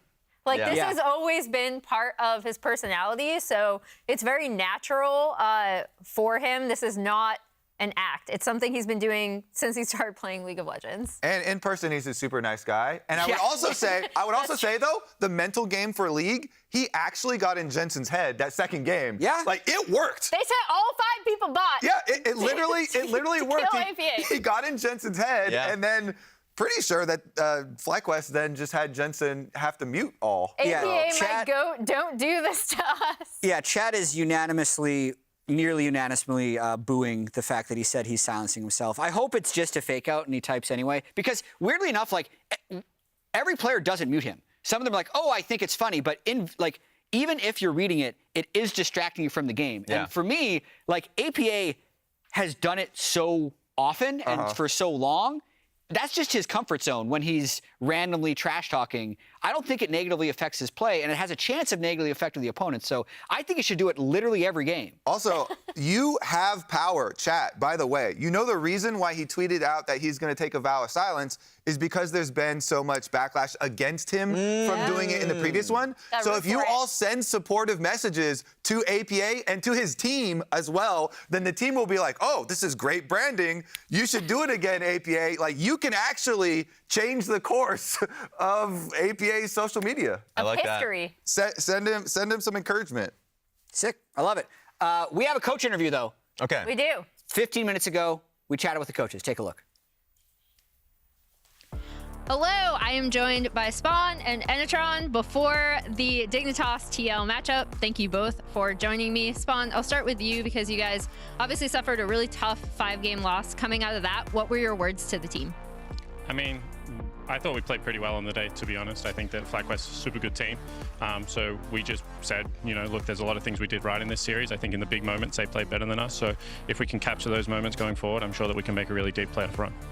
And then for you, obviously, you guys had a lot of prep time to kind of prepare. You didn't necessarily know your opponent was going to be TL, but what was your prep week going into this playoff match? I think first of all, we worked to perfect our weaknesses, kinda. It's really important to have an identity going into a BO5, so we started practicing more our identity as a squad. Once we knew that Team Liquid is gonna be indeed our opponent, then we started gathering all the information that we had against them. And yeah, as you said, we had pretty good week of practice, so yeah, we're pretty confident. What is the toughest thing that you have to about facing Team Liquid? I don't know, last time we played them, we had a pretty good read on them, I feel like, in the Super Week. I think they played really good also versus FlyQuest, as Spawn here said. So in general, I think our teams, we have similar strengths. So I really want to see how this match is going to go on the stage. And then for you, what's the toughest thing about facing Dignitas, and how do you feel like TL is going to face up? I mean, I feel like Dignitas is a team with really solid fundamentals, to be honest. They play like a very predictable but methodical way, which if you don't tear them out of that methodology, like methodical play style, then it's actually really hard to get a grasp in the game. So I think we need to upset them somewhere in the game and then be able to, you know, take hold that way. All right, any last words, any moments of trash talk? I don't know. I mean, I don't have something to trash here because I think that we have a really big respect towards Team Liquid in general. They have been our scrim pals for a really long time too, so we were really happy always playing against them.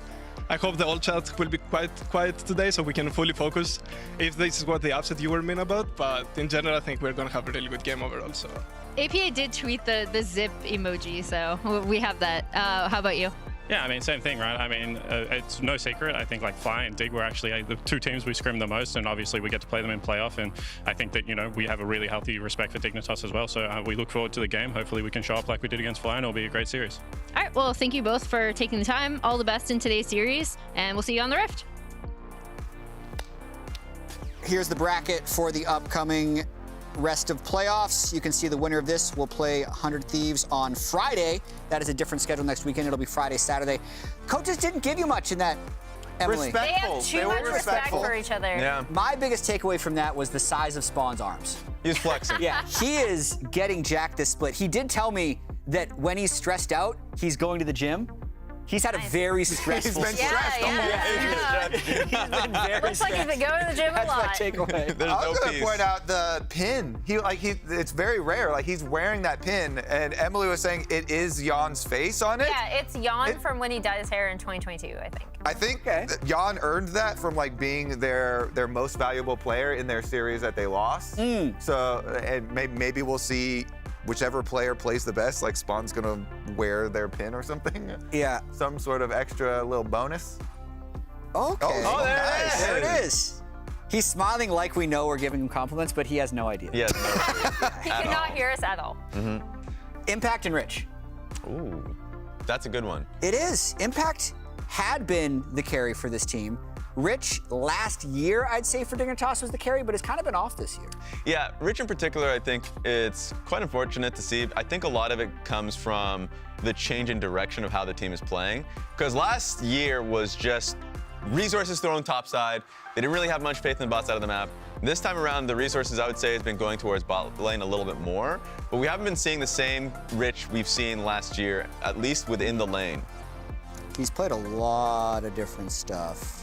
Yeah, last year to this year. I think we saw flashes of it with the top TF. Like, Yeah. I do think if TL decide to go like Udyr early or something like that, we could see a counter pick from Rich, especially if Dignitas are on red side. But I also do think it does speak to his flexibility where they have decided To Spawn's point, when he was commenting on Dignitas, they are a very methodical team. They want to play around bot lane. And even without a lot of resources, I think Rich generally has been having a pretty quiet but good split. Like, he's had a lot of really good Gnar play specifically that set them up in a lot of team fights. Yeah, I like the damage per gold stat for both these two top laners. They were #1 and #2 in the league.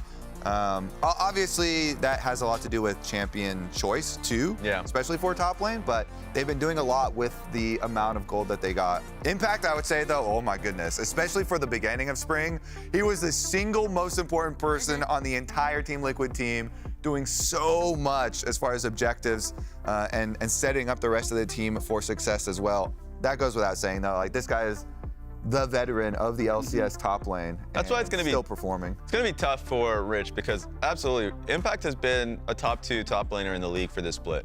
Like, at least to me, very clearly. And a lot of it has been due to the fact that, yes, he's been consistent, where a lot of the players on Team Liquid have not. And then on top of that, he's just been a great carry for the team. His Rumble game I actually liked. One of his Jax games was also a great one. Earlier on in the split, he was the King of Udyr, which is not a carry pick, but it did a lot for the team and how he played around the map. So he was and still is the backbone. It's just nice to see that specifically Jan and Core JJ are stepping up. Oh man, the energy faces in the background, the wall, I feel that makes me sad. No! They got eliminated. In memory. Are they happy? I have no idea. How did they sneak in there? That just hit me in the heart.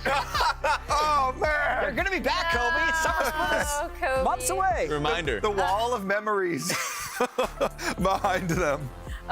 Going back to top lane, though, I think one other big thing about Impact, also to your point, Raz, in terms of how he uses his pressure, how he can take over the top side, is that it's a really easy lane for Umti to play around. And I think that's typically where, even though it was TL's bot lane that became the focus in the FlyQuest series, Umti has typically pathed around top, and we look at Umti versus XU. It's a really interesting matchup for me because I think Umti coming over here, how he's played on TL, the kind of aggressive counter jungling that we've seen from him has always been a hallmark of his style. Meanwhile, XU, I was impressed with him when he was in NACL, but I did not expect him to play as well as he has, especially towards the beginning and the middle of the split, like right before the break.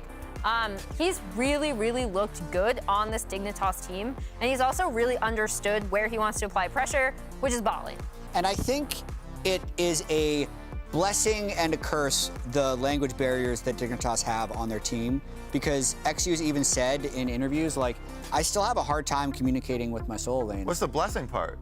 Well, he's really good at playing around bot lane. It gives them a direction. That is a blessing. The blessing is, I can't communicate with the top side, It simplifies it, right? Like, you only got a couple numbers in your phone. You're really responsive to that one friend. Because it's all you can ever text. He's the only one you can ever text. So you got really like close a curse. relationship. A blessing.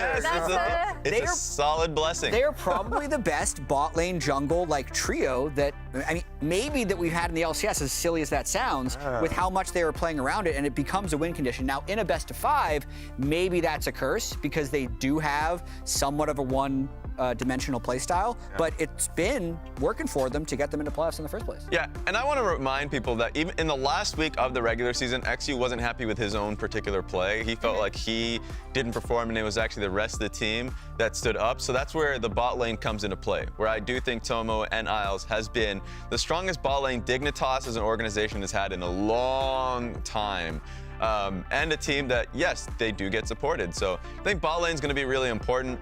To me, with the champion that comes to mind when I think about them is the Smolder pick. Smolder? Yeah, Tomo Smolder, and how confident he is and the team is around playing around him. So it's been a team fight focused team and playing front to back that's been the focus for Dignitas. Yeah, I don't think, unlike yesterday, where we saw Smolder kind of fall through the draft towards the end, where both teams were just like, we'll ban Senna, the Smolder, we don't care about suddenly. These two teams, I think, are going to be a lot more bot lane focused. Yeah. They will lock in that Smolder. Tomo and Isles specifically, though, I remember them being super high up in Champions Queue at the beginning of the season, right? And we're like, okay, these two are grinding They're destroying people in the 2v2, in Champs queue, and in solo queue. How well are they going to do on the LCS stage? And I think having a team that facilitates that, like we talked about, XU had the bot side a lot. Yeah. But the two of them have been doing surprisingly well in their 2v2 lanes. And so it's no wonder that Dignitas have decided to play around them. Well, I'm glad both of you did a good job hyping up the Dignitas bottom lane because I'm all on the TL bot lane train.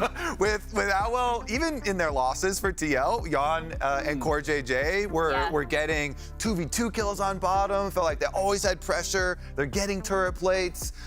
In the team fights, they had a very, very high percentage of the damage that the team was able to put out. So I'm pretty hyped for it. And then we also had a lot of the Cloud9 members after their victory were talking about and praising this TL bottom lane.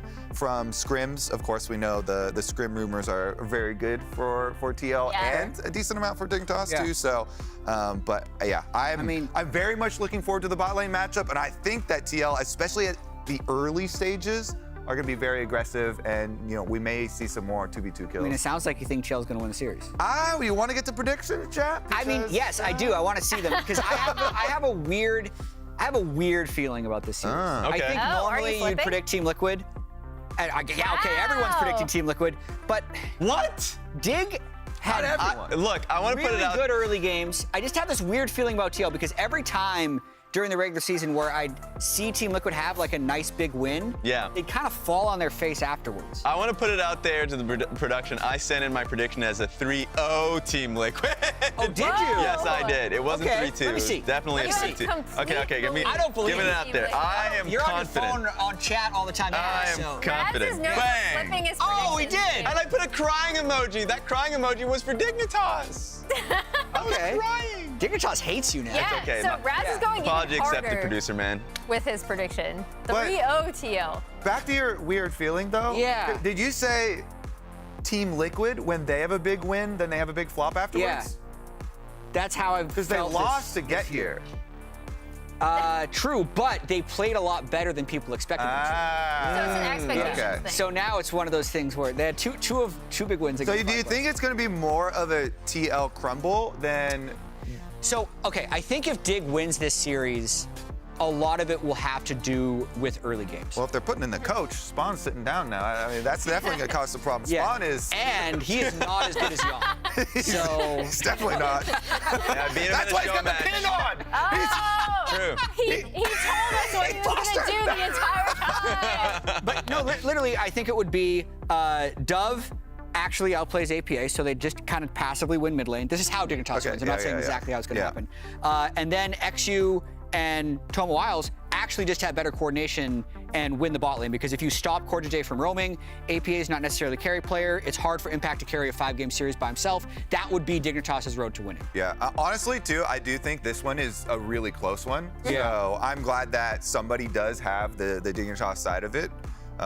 Especially talking to a lot of the players, they're like, yeah, Dignitas is way better than they have been, the last couple of years with this lineup. So looks like it's going to be a competitive series. We've had 2 straight 5-game series, hoping for a third. As you can see from the timer, we are minutes away from the first champ select as soon as Jan gets back to his chair. But let's send it up to the stage to get into the games.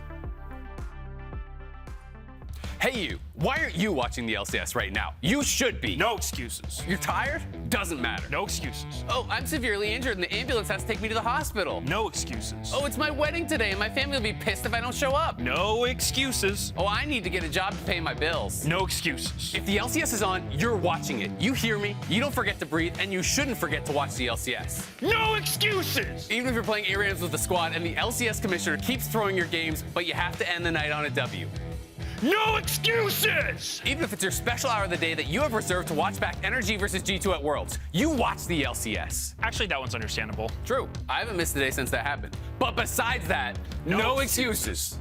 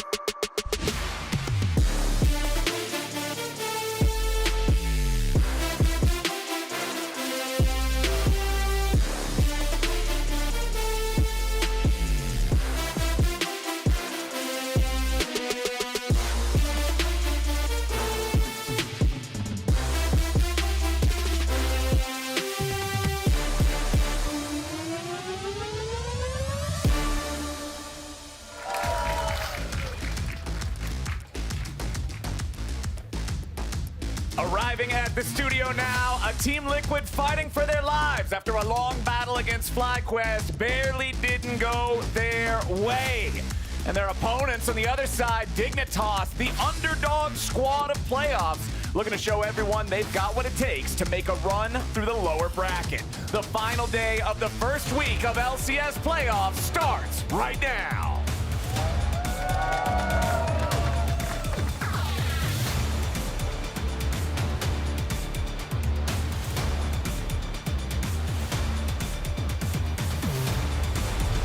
Ladies and gentlemen, welcome to the last day of the first week of LCS Playoffs here in spring 2024. I am Captain Flowers. I am joined by Azael and special guest Sven for this entire best of 5. It's Team Liquid, it's Dignitas, and it's the last day of spring for one of the two squads.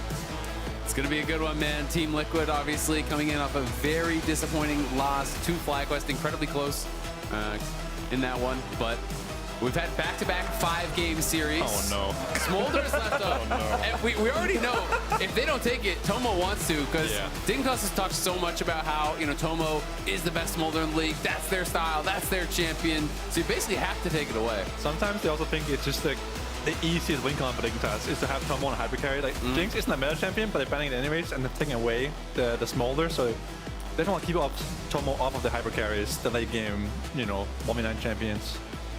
Yeah, this would be interesting because last time these two teams played was the Tomo Xayah Pentakill game in that win. And so when they hover Rakan, I was like, I wonder if they just go Xayah Rakan. I wonder if they actually go for something like that. A lot of talk about Zeri as an answer into Smolder. Where do you kind of lie as some of your kind of favorite answers and responses Zeri is good if your support roams the whole game, then you can win 1v1 against him at level 6. But I think Senna being open just means this is going to be a slam dunk Nautilus, and then some jungler or mid laner like Talia is good flex pick, and then just Senna on 3. That's probably going to be what they're going for here. I like Senna against Smolder. I think it wins lane pretty much every level the whole game. Obviously, you get outscaled late game, but that's everything against Smolder. So I think Dignitas has been playing really well when they win late. Okay. Remember, Team Liquid did get one of their other wins earlier this split, running the double dragon comp. You're talking about Smolder outscales everything. Aurelion Sol is one of the only things that scales to the same level that he does. And the Dragons for Team Liquid are ready to go for the late game. Honestly, this is kind of how TL have won most of their games throughout the split. Not this exact comp, but just late game scaling. They go for 5v5, they go for late game. That's kind of how they win. When they experiment, when they move away from that, that's usually when they're taking Ls. Might have some new players, but TL is always the same. Yeah, I'm not a fan of the Kai'Sa pick. I think Senna would have been better, but Dignitas have been playing well when their bot lane is enabled. That has been their go-to the whole split almost, and all their wins is their blind wins lane, and then they can do something with that. I mean, you have to give a lot of credit, I think, to Tomo and Isles. The expectation, was not that these guys would be able to compete with some of the bot lanes at the top, but I think they really have surpassed expectations, and I think that they're showing they deserve to be in the LCS, that they can compete when we're talking about them as a win condition here for a playoff team. We'll see if they can get it done in Game 1 against TL. I'm kind of curious on your take with the Kai'Sa builds, because we were joking around about it yesterday a little bit with Meteos, but it feels like people basically are building something different on this champion every single game. Yeah, you go into the store, close your eyes, and just buy whatever looks nice. I think Static Shiv is a bait. That's my first take. Okay. I think if you want to go AD, it's Kraken Slayer, and then it's Terminus or it's Namori. I think if you want to go AP, that's fine as well. It scales like Smolder does, but it's weaker on one item. The only thing about AD build is that you're already Talia Nautilus, right? So you have two big AD guys here on last pick for Dignitas. So they are kind of forced to pick full AD on the last picks here if they want to play the AP Kai'Sa. I think actually not bad. The Halo Blades, Manamune, poke build. Yeah, we've seen Manamune, we've seen, yesterday we saw Shiv into Kraken, we saw Kraken first, we saw Kraken into Rageblade, we saw Manamune into Ludens, we saw the triple upgrade build where people did like Shiv, Kraken, then Nashers, and then into like, not Void Staff, I can't think. Crypt Bloom? Crypt Bloom. Crypto Bloom? Yeah, Crypto Bloom, exactly. The one that has replaced the Void Staff entirely. It seems like it's better than Void Staff. It just is, and it's cheaper. No one buys Void Staff. AoE heal, it's just too good. Yeah, it is way too good compared to Void Staff. It just deleted that item from the better build path as well, Yeah, way better. All right. We'll see if APA is going to be able to perform today. Obviously, a lot of eyes on him. Some people love the trash talk, some people hate it, but it is getting APA a lot of attention. Yeah, I think it's good for the league. I think it is good for the league, and I think it's fun to watch, it's fun to listen to. But that being said, when he trash talks and it doesn't go well, he's going to get a lot of flames. So he's got to be able to take it. And I know he tweeted out that he's going to take a vow of silence for this one. We'll see if he can stick to it. We'll see about that. Because I remember I cast his very first game in LCS. Day 1, game 1, LCS. He was trash talking in the lobby. Like, this guy just loves to type. I mean, honestly, I have respect for it, you know? Like, yeah. You know, don't hold back, but you gotta back it up sometimes as well. Or you like take some heat from the fans and the players as well. And you know, Jensen was talking some serious smack the other day after the game too. He was, but I will say, I felt like he kind of got in FlyQuest's head, right? Yeah, and it's like, people can flame me all they want, but at the end of the day, if it's actually giving your team a better chance to win, hey. Yeah. There were those like 5-man dive spawn on APA where they got aced in return for killing him. And he was sitting there smiling on his face. It's like global taunt. Yeah, it really is. And I think that actually did go for the heavy AD here in the second phase. So it could be the AP Kai'Sa. I don't think it is going to be the AP Kai'Sa. I think it's going to be the tempo and just on hit, you know, Kraken Slayer, shift, something like that. So we talked about Team Liquid scaling through their carries, their last couple picks of the draft in the Renekton and the Xin Zhao. The tools to get them there, right? The Renekton's going to give you an early lane that'll have some priority, some pressure. Xin's got some excellent ganking capabilities to make sure that he's ready to protect these dragons as they scale up. Yeah, you got to bridge the gap somehow, you know, between scaling and early game. And Xin Zhao and Renekton are pretty useless in late game, but they're really good in the early game. So I think perhaps we'll see TL just playing safe on bot side and just trying to go for grubs early game and just late game they go for the dragons. And while I won't say that Jace or Kai'Sa are shocking champions, it is the first time for both Rich and Tomo that they've actually played them this year. So that is a little bit surprising. So maybe trying to throw a little bit of a wrench in the gears of TL's prep, because both these guys have played a ton of champions. They have some of the deepest champion pools that we saw in the LCS. You know, you look at Tomo, you look at Rich, like they played a lot of different stuff, but first time on both those champs. Yeah, it's important to note that TL actually banned the Gnar and in the first phase, I think it was, and they also banned the TF and the Aatrox. So Rich is kind of like taking half a champ pool out here. Rudier was also banned as well. Yeah. He didn't necessarily want to go AP, so he couldn't play Rumble. Yeah. But he has played like Poppy, Jax, Renekton. He's played a lot of stuff. All right, so let's just immediately go into the game here. I want to see, do you guys think that Dignitas has the tools to shut down this Team Liquid scaling machine before it comes online? Because we're already talking about the squad that's starting in the lower bracket. This is the underdog team that people are going to be surprised if they make a run. Is this a recipe for success in game number 1 and trying to do that? I definitely think Dignitas is the underdog of this playoffs. I think they're the team that the dark horse for sure. And this game, they actually have 3 pushing lanes, from what I can tell. So they should be able to make something happen in the early game here. And Tomo does have Hail Blades, which is what you go and you're going for the AP build, so could be something here. Yeah, it's going to be really interesting. Look at it, just nice, happy, good luck, have fun. Yep, just normal stuff. Hope everyone has a good game of League of Legends. Rich only with the good luck here. Sportsmanship. Yeah. Oh, he doesn't know to have fun. DM, yeah. He only wants them to have luck, no fun. All right. Thought we might have gotten a little bit more spice from the invade, but unfortunately, not a whole lot there. Just Dignitas moving in, sitting down a little bit of vision, and they're right back out. Well, it's going to be an exciting one. I do think when you're looking at a matchup like this, I really favor ease of execution, and I just feel like on the TL side, they don't actually have to do anything. Yeah, the comp is definitely easier to play. Yeah, like you're basically going in, you're talking about win conditions, you're talking about how you need to play the game. You just kind of stack and you farm. Like eventually you're going to get to the point where Smolder ASOL are so hard to deal with, whereas all the pressure feels like it's on Dignitas. Yeah, we'll say if they can actually go for the poke comp with the AP Kai'Sa and the Jace, they actually have a really strong just standoff, play for the poke, and they can force TL into them. That might be an even easier playstyle than the scale for late game. So if they go for the poke comp, I can actually see them winning the standoffs and force TL into them. Nice Hail Blades trade there from Dignitas. Dignitas with control over the lanes, just like we were kind of expecting there. The advantage in the range of topside for Jace versus Renekton. Talia versus an Aurelion Soul that has no stacks early on. So what does this mean for the ganks, however? XU has been a big engine for Dignitas getting things done in games where they look good. He's usually one of the reasons why that happens. So I'm going to have eyes on his Lee Sin in this early game to really get these guys rolling and make sure they don't allow TL to play this free stacking game you guys are talking about. Yeah, I really doubt we're going to see much from the junglers besides the full clear here. It is pro play after all, his first game of the series as well, so tends to be just, a full clear and a crab and then a base probably. But I think XU, once he hits level 6 or once the grub spawner, I won't see him get active. He has 3 pushing lanes this game, so he should be able to do whatever he wants basically the entire early game.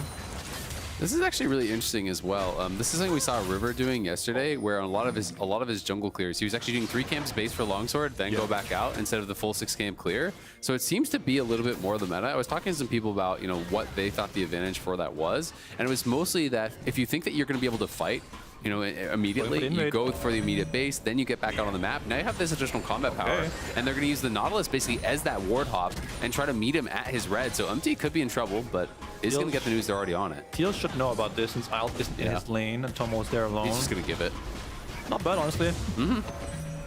It's just 1 camp, but it's not nothing, right? It's a small advantage. Yeah, it's a red buff. It kind of removes himself from the early game. He can't gank anyone with this kind of, He's actually going to cross, so he's going to try to double scuttle because they have pushing bot and he has pushing mid. So you go top side, you take that scuttle, and then he could cross back, do his bot camps and bot scuttle potentially. But this does mean it's a little bit more inefficient as far as your pathing because you're crossing the map so much times, and then you're going back to base. You're doing all these things. So he could build an eventual gold lead, but UMT is right now what we call jobless. Yeah, he has no camps. He has nowhere to go. He's just running around hoping for someone to gank, and Dignitas should know that he's jobless and will force some sort of gank or perhaps a fight on the bot side here for the Dignitas camps. Yeah, X2 actually didn't cross map, which is kind of weird. I feel like not worth crossing to the top crab just to do chickens again. It is level 2 camp instead of level 1 camp, so not bad for him, but he doesn't have vision of UMT here, so UMT could have been taking his camps for all he knows. Yeah. He does now. A little risky at this point, I think. Yeah. He realizes that as well. Yeah, but now he really doesn't have much of anything to do. Now he's jobless. He can walk topside and try to get his Gromp, but it's like he is in a pretty awkward spot as well. So at the end of the day, XU is going to come out ahead from this pathing. And I do like that they coordinated that invade with Isles. They get the push bot, they move up Isles, use him for that ward hop. To be able to get over the wall. It's some smart early planning. And I think these are things that you should always come into a playoff series with some of these ideas about how you want to play level 1s. Try to, come up with some little things that could be surprising and maybe get you an edge. Yeah, it ain't much, but it's something. Exactly, right. Yeah. And it could have been more, right? Had UMT been at the red buff as they're going around, maybe they get a kill. So I think it's one of these things where it's like, it's really low risk, and there's potential for maybe a medium reward. So yeah, for sure. I think it's always worth doing a play like that. Also important to keep, nice hook from Niles. Important to keep track of it. Oh, nice W from Tomo as well. It's important to keep track of the jungler as well. It allows Rich to play more aggressive in his lane, get a plate here as you saw on Impact. So it's small advantages. Another dredge line, bottom lane. Isles and Tomo continuing to play this one aggressively. Yon and CoreJJ still doing a fine job farming up. Yon now 27 stacks in 5.5 minutes, so very much on time for getting that extra stacking going. But it is XU with control over the Drake Pit as Isles and Tomo keep the pressure on. CoreJJ down to barely 100 HP now. As Team Liquid's bottom lane is going to be forced back. Dove also making a rotation down. The Weaver's wall is ready to cast. If they can find Core and Yon still hanging around, Yon is dead. This should be a big play coming out from Dignitas. Seismic shove finds him. Yon is low, but he ain't dead yet. The crash down controlling XU. Dignitas gets first blood over on their jungler, and they ain't done yet. Core tries to flash in, but not quite there. CoreJJ tried to be the hero, but he dies all the same. It wasn't clean, but he got the job done. Nice early game from Dignitas here. Really, really nice, honestly. From bottom lane, Dignitas setting up the double kill here for XU. That was really well done. I mean, definitely a bit of a messy dive, but at the end of the day, the fact, like, the result is very, very good for Dignitas. Yon did this well, flying early into the wall to try to make it so basically Nautilus can't hook, so he's got to wait till after. Misplaces the hook a little bit. Dove kind of saves it by hitting the seismic shove, but Dove wasn't the one that wanted to hold aggro, so that's where I think things went a little bit awkward.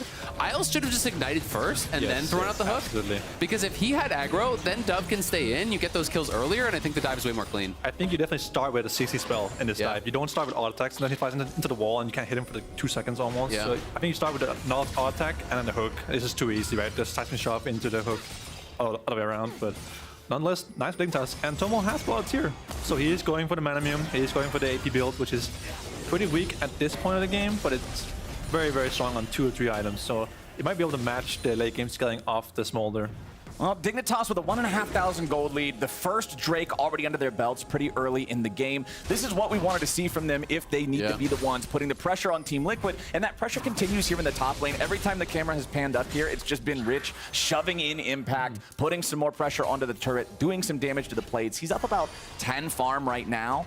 I mean, it's hard to imagine the early game going much better. You invaded, you stole the red, you got a dragon basically on spawn. They took the first dragon at 5:30, I want to say, which is crazy. Then you did a dive. You had already taken a plate top. You had already taken a plate bot. You had push in mid. Like, they've done everything. So this is going incredibly well for Dig. Best part is Teal didn't even get anything anywhere else. Nothing. They didn't No get trade. top. They didn't get the grubs or anything. Didn't get any camps anywhere. He just didn't get anything. Yeah, and XU now got both of those kills. This was kind of a trend yesterday where it felt like the junglers were always picking up the kills. Not going to spot that pink ward, unfortunately, as he doesn't walk past it. The coach right now That's a behind, demerit point for him. That's the coach right now behind the scene, slamming his table. He's going to be doing the VOD review. He's going to be pointing at the bush. He's got to zoom in on the pink ward. This pink was walked over 10 times this game. I've been there. All right, Isles Level hitting level 6 now. That's what they were waiting on. Riptide to slow him down initially. Dragon Snot stops Tomo from being able to go any further forward. Dignitas doesn't want to overcommit to this. Look, if the devs can give all of his abilities those goofy names, I can call it Dragon Snot. I feel like that's a fair trade. Yeah, I mean, it's at you, and there's a ball rolling out after he does it, so. I'm just putting two and two together, man. Exactly. I'm just putting two and two together. That's lore accurate. Well, you're getting gooped up. That's why you're getting slowed down. You're like, what the heck is on me? You got gooped. Hey, Lee Sin's taking the grubs. Look at that down there in the bottom left. Lee Sin's got grub control. So not only did Team Liquid not manage to secure those as a trade earlier, but they haven't managed to secure them at all. Dignitas continuing to run things in the early game here. The only thing that they aren't really stopping much of so far is the stacking over in mid. APA, because of the fact that the Thalia roamed, did have an opportunity to just free farm a little bit more. This is one of those win cons for Team Liquid, so we will need to see continued aggro from Dig. It's less than 90 seconds till the second Drake spawns, and I feel like they're going to want to be controlling that as well. But even as far as Yon stacking, it's not going that fast, right? Yeah, He's only at 56 here at 9:30. I think Isles has done a good job of not giving him any free stacks. He's only walking up when he has an angle for a hook. He's not just kind of like meandering around for Targon stacks and giving over freebies. So, you know, Yon definitely not going at the fastest pace. APA, obviously, in the early game, it is going to be slower stacking there as well. But he's going to be doing Leandry's Rush, which I think is kind of that new age build for Asol. I've seen some people do like tier into Leandry's and whatnot, but Leandry's as a first item is just so strong. There's so many easy ways to kind of AoE apply this. It looks like it's going to be another free Dignitas Dragon here in about 40 seconds as well. They are looking for the top dive, though. Yeah, Dignitas deciding to potentially make a play up here. If your opponents think you're going to be prepping for Drake, maybe you prep for top instead. Rich is the focus. Umpty and Impact can't burst him down in time, and now Isles and XU have arrived. Umpty is not long for this world, and Dove's the one to send him to the next. Nicely played by Dig. I feel like Dignitas smelled TL giving the Dragon meant they were going to go top side, so they tried to defend Rich instead of making a play on bot side, which I actually really like here. Defending the Jace, allowing to free farm and keep pushing lanes. So I think Dignitas is just playing way better in early game than TL. 2 steps ahead. Yeah, they're looking very, very good. I mean, Dignitas saw Umpty. Did Umpty not realize that they were up there as well? Because like he kind of just went for that play aggressive. I thought that they had both seen each other, but I didn't actually see for certain on the vision. I mean, saw them Dignitas earlier was well aware of it. on the ramp area near the chickens, so he should have known they were in the area at least. But they fully committed to that instantly. I mean, Dove also TP'd. AP had already spent his TP back to lane. Yep. That's another advantage that you get for Dove having that pushing mid. Exactly. So it is looking really good. Now they're moving down towards the bot side. They spotted out Core JJ, who was hanging out in that brush, got tagged by the Kaisa W. And Dig is looking like they're at least considering trying to fight for this. Team Liquid picking up the crab here first. Not trying to hard force anything here just yet, but Core JJ makes the engage. Magnet Storm and immediate follow-up from APA and Yon. The burst hits true. XU and Dove both drop. That's exactly what Team Liquid needed. The downside of making top plays is that you lose vision on the bot side, and Coach J took full advantage of it. A nice engage from the Fog of War here. Super nice combo with AP as well. You know, the Rail ulti into the Obelian Soul, stun, and the E as well, keeping them in there. Yeah, I mean, that was perfectly timed. It felt like there was basically no window for them to do anything out of it. Falling Star hits right as that CC is ending from the Rel. The ult from Yon came over the top all at the same time. Like, everything connected instantly. You got a shutdown and 2 kills on APA. The best person to receive that gold. I think the biggest mistake from Dignitas is that they should have gone to ball lane, had Dove, you know, connect with the ultimate instead of trying to fight mid 2v2. Just play around the Kaisa. Dove can always come there as fast as the Obelian Soul, thanks to his wall. They even knew he was there. Yeah, they saw him hit the crab just now. Yeah. Maybe they're trying to bait him to jump on them. Yeah, I guess maybe they didn't realize where Asol was, or they didn't think that they were going to... maybe Exy was thinking I can step forward and then I'm just gonna be able to safeguard back and disengage it, but gotta bait out the rail, perhaps. He's popping off. Where's the chat? Hold on. All right, nope. He's still Vow of staying true. silence has been maintained. He's still staying true to his vow. Monk mental in the mid lane as Umpty will not find when becomes lightning on Tomo. There, just walks away. All right. Yeah, it's gonna be a nice little injection of stacks too. Every time you hit people with the ult for Asol, you do get 5 stacks per person you hit. So he's up to 103 now, stacking up the Stardust here.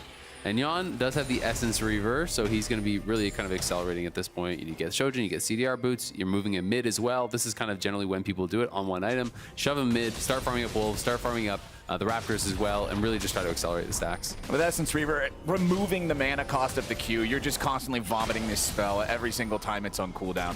Let's see if Impact ends up suffering anything here. Probably not. Isles is going to be found here in the brush by Umpty. Has to dredge line back to safety. XU working on that second round of grubs. He already claimed the first one. If Umpty can come up and just smite one of them away, they can stop Dignitas from hitting that 6 grub power point.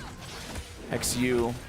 He's saving this Still just working on the second one, exactly. They want to make sure that they can get it up. He's going to get locked down here by the dredge line. The burst ain't enough to kill him just yet. He's trying to stay alive with the crescent guard, but Mom comes in, and Team Liquid's ready to fight back. CoreJJ with a Magnet Storm looking for the lockdown on Isles. APA gets him with a shockwave. Dignitas is still winning the fight, though. 2 for 1 so far. Yon and APA coming in as Dub tries to kite back. Tomo and Rich still looking for their shots. APA and Core.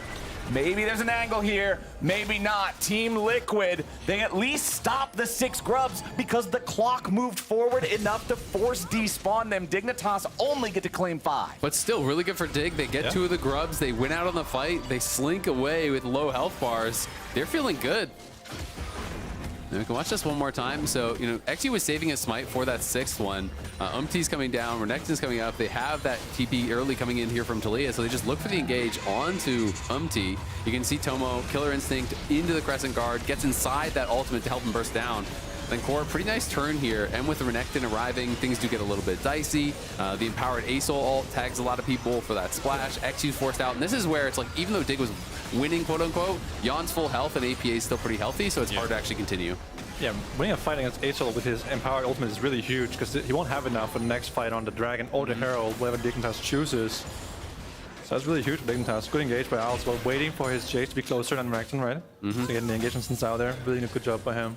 All right, so let's check in on state of the game here since this is such a scaling war type of game 1. It's 1 Drake each side. We're 15 minutes in now, so plates are done. Laning phase has essentially ended. It's Dignitas with a 2,000 gold lead. Is that enough? Hold on, we might not even have time to wonder. CoreJJ might be the target here at the start, as the Sonic Wave won't find a target. Weaver's Wall is not doing a whole lot there, to be quite honest, but Dignitas just going to walk it off. Is 2,000 gold enough?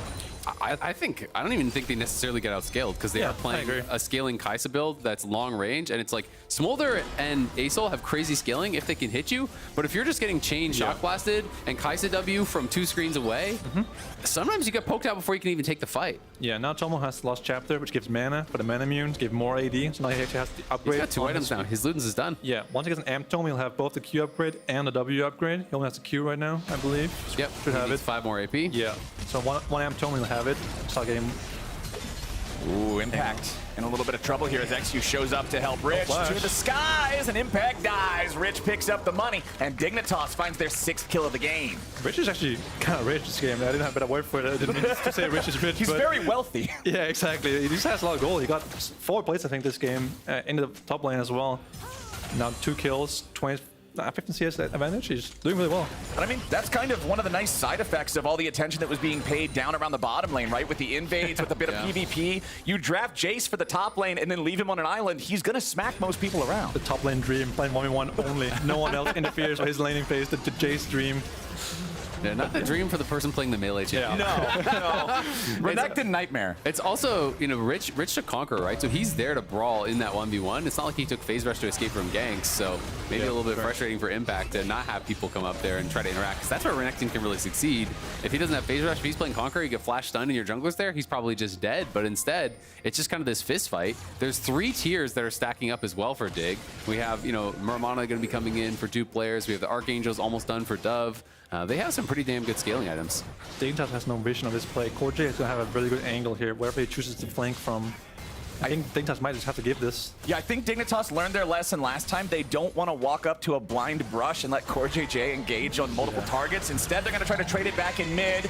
Falling Star comes down, but it doesn't get a whole lot just yet. XU still barely staying alive, tries to get away, and he will. Dignitas still lots of HP on the 4 remaining players. Downtown Dredgeline hits Umpty, but the follow-up isn't there. Nobody dies on either side. Team Liquid takes their second Drake of the game and barely holds onto their tier 1 turret, so Dignitas don't get anything in exchange. I really think Dignitas could have just gone for top tower or for the Herald instead of trying to like semi-contest the dragon. You know, just give it. At this point, it's you know, both teams have one dragon each at that point. Just give it. You know, it doesn't matter at this point. Just go for the Herald, the top tower, get you know, Rich even more going than what it has. Yeah, top lane tier 1 would have been guaranteed for Jace. You could have taken Herald as well, and then that guarantees the mid tier 1. Exactly. And then you're basically doing essentially a 2-tower for Dragon trade. Yeah, for one mountain dragon. Yep. It doesn't matter at this point in Dragon. You're not going to get sold this game realistically, right? And I do think that's one of the things, though, that sometimes where teams get baited in. Especially I find this more common if they got an early dragon. They're like, well, we got this early dragon, so now we have to get the rest of the dragons. We got a dragon at 530. We got to play for soul. Yeah, but the goal is like way more valuable until the moment you have soul. Yep. The dragons themselves aren't worth that much stats anymore. The early dragons are a down payment. Yes, you can try to spend it working towards soul, but you can also invest it into Herald or turret or another turret. Look at this Jace right now. He's got one full item more than Impact. Yeah. That's such a nightmare for Renekton, dude. It's fully evolved Mana Moon and Eclipse with the Ionian boots. This guy is just such a problem. Tomo might be in a little bit of trouble here. It's CoreJJ and Yon need a little more damage to finish him off, but they ain't gonna find it. Umpty comes in over the wall, and the shutdown goes over to Smolder. Yon and Team Liquid find their punish on the Dignitas AD carry. I mean, they just forced that way too hard. They don't need to be walking into the Smolder, letting him hit you to try to kill the tower in his face. You could just wait and slowly chip it down. The gold is there for the taking. Instead, really overforced there. They end up giving a shutdown. Yeah, they get out of TP and some stuff, but like there was just no reason to die for that, I think. Yeah, Smolder, the biggest shutdown merchant in the game for sure. Now, almost 200 stacks almost at 20 minutes. We're getting there. He's on track to have it at 22, 23 minutes-ish, and then it's just going to be a problem. You gotta wonder if Dignitas thinks they're getting outscaled with how they're playing. You know, they're forcing objectives they can't win. They're fighting mid-tower like this when they just do the Herald. It was up the whole time. Yeah, I mean, maybe they came into this and their plan was to outscale, we will get soul. You know, maybe, you know what I mean? Like, you have to wonder if it's like, wait, hold on, Rich flashing away here from the falling star. He gets the outplay. He's a dragon slayer, man. Nicely done. I mean, it sounds funny, but like kind of unironically, right? It's like, oh, we have pushing lanes. We'll stack towards soul. That's how we're going to be able to match their scaling is we'll get soul while they do nothing in AFK. So then maybe they're feeling the pressure to actually get to the dragons and kind of force a little bit. Yeah, thanks for the Dignitas. Rich wins the 1v1. When the two fed guys meet in side lane like this, the two guys shut down, you just hope your guy wins, and he did win this time. I mean, that's huge for Dig. Rich has been pretty quiet for them this year. Last year for Dignitas, it was all about, oh, Rich is going to carry. It's got to be Rich. It's got to be Rich with the crazy counter pick. It's going to be his Quinn. It's going to be his Lau. It's going to be something. This year it hasn't been about him at all. So if he could step up and have a big series in playoffs, that he could be the X factor. Especially with what you mentioned back in draft, it's his first Jace. It's not like this guy is playing Jace in the LCS all the time beforehand. This split, yeah. But I love the fact that, like you mentioned, this is a way to throw a wrench into that prep that Team Liquid might have done. If you're not a team that's known for playing Jace and Kai'Sa, if you're a team that's known for just like, hey guys, we're going to pick Smolder and then Deathball around it for 30 minutes, and now you're playing this poke comp that's just constantly bringing in the artillery, Team Liquid might be caught unawares. And with how much gold the Kai'Sa and the Jace have, I really don't think it's just like a cut and dry, you just lose when Smolder hits 225, because range is the most powerful scaling ability in the game. Like, range is the most powerful scaling stat. If I cannot interact with you, it does not matter if I can one-shot you when you're 2 screens away, just pelting me. And CoreJJ is a good rail player, but even he can't engage on someone who's that far away.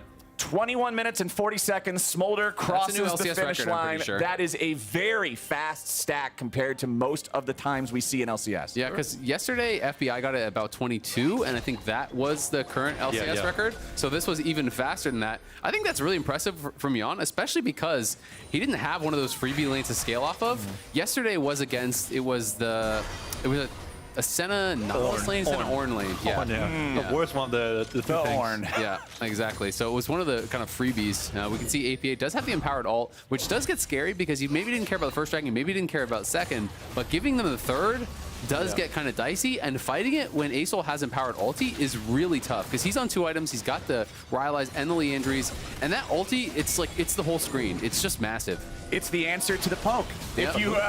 If normally you can't interact with somebody, simply cast your spell on the entire map. If you dodge one Kaiser W, the cooldown is, more than double. So it is really huge. If you can dodge just one of them, then it won't be oncoming for a couple seconds. But doing a really good job with the Jace EQ and the W from Kaiser. Dredge line on Umpty.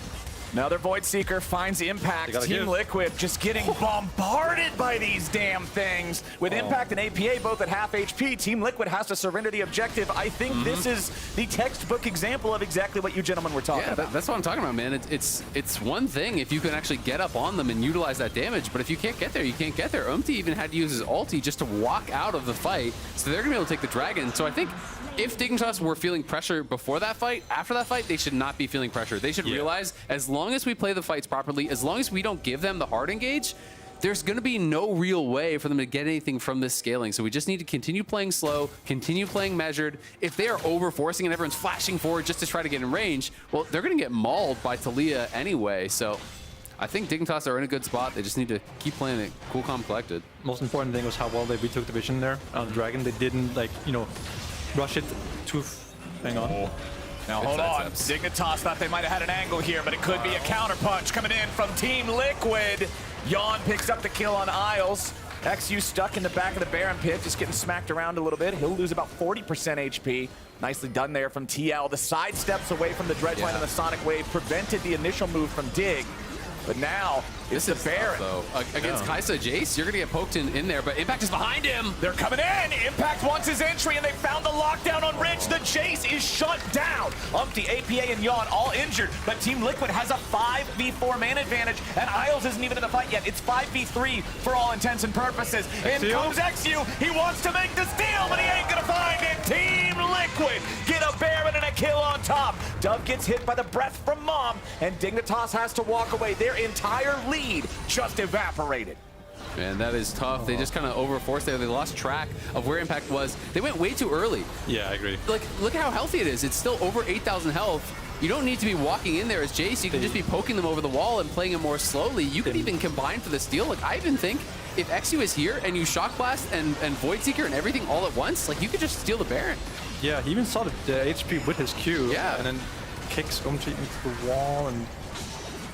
I mean, maybe he thought he could get him over the wall, but definitely too early. Rich went down too early as well. Dignitas, it felt like a bit of a panic moment there, as Rich knows it. I mean, he was playing a great game. That's his first death. That's the winning coach, by the way. He's like, wait, we got that? How did this happen?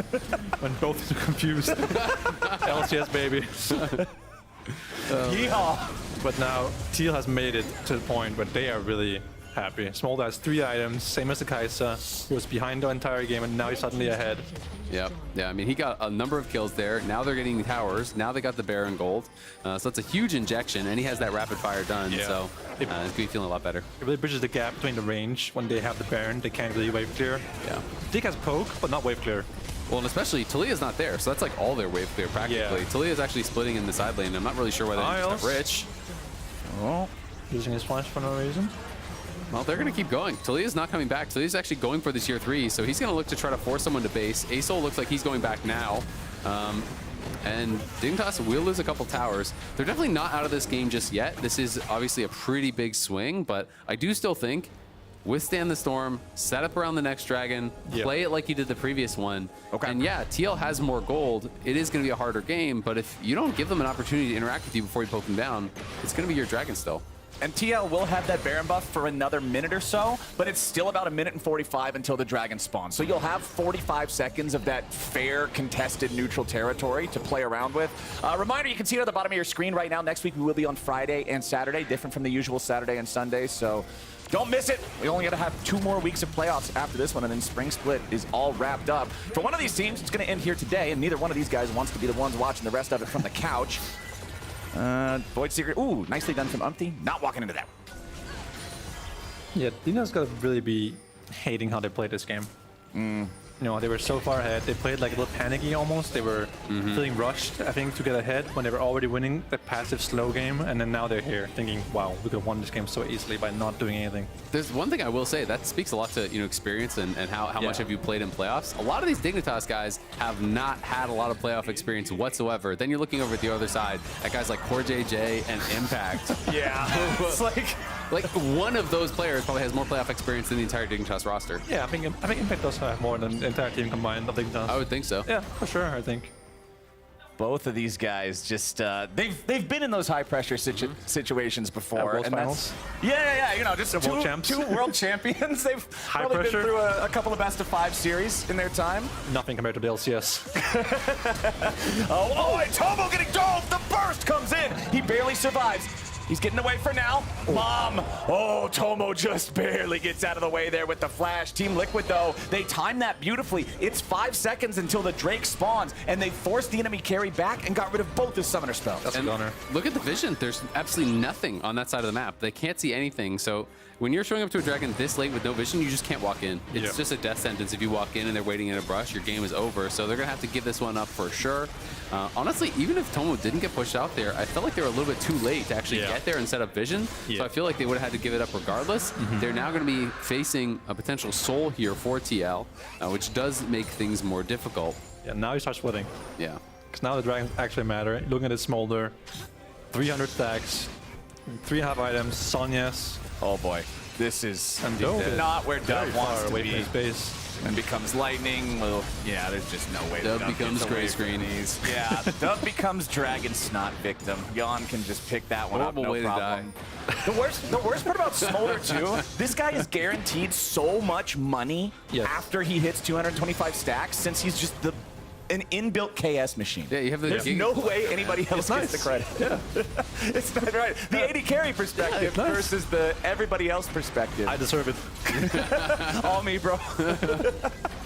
I killed him once, I deserve it. Yeah. I hit a minion with my Q and I hit someone else in the background, I deserve the skill. The best when you Q someone and there's a dash into their own team. That feels great. Yeah. Dude, the one yesterday with the Cassante ult, like 3 miles away into Zimbabwe, but then the Smolder Q still hit him and got the kill. It's like, come on. I think the worst part of dying Smolder is the sound it makes when you die. Oh, like the Elder execute noise? The screeching, the Elder. Is it his mom screeching or? I thought it was just like supposed to be similar to the Elder noise, because when Smolder grows up, isn't he supposed to be like an Elder dragon? Well, I don't know, bro. I always kind of thought it was the mom zapping him too. Yeah, right? Oh. It makes sense, right? Yeah. I thought it was Smolder getting like Elder dragon. He's not getting bigger. He's still a little baby. Man, maybe I should actually read the lore for things that aren't Skarner. It's more funny if we just kind of make it up on the spot. I look at the thumbnails for the videos and then just let my imagination run wild on what the character actually is. So. The lore is whatever you choose to believe it is. Yeah, the real lore was the friends we made along the way. Well, Baron's coming back. Let's see who's going to be friends with him this time. Last time around, it was Dignitas' destruction at the Baron pit. An age-old tale.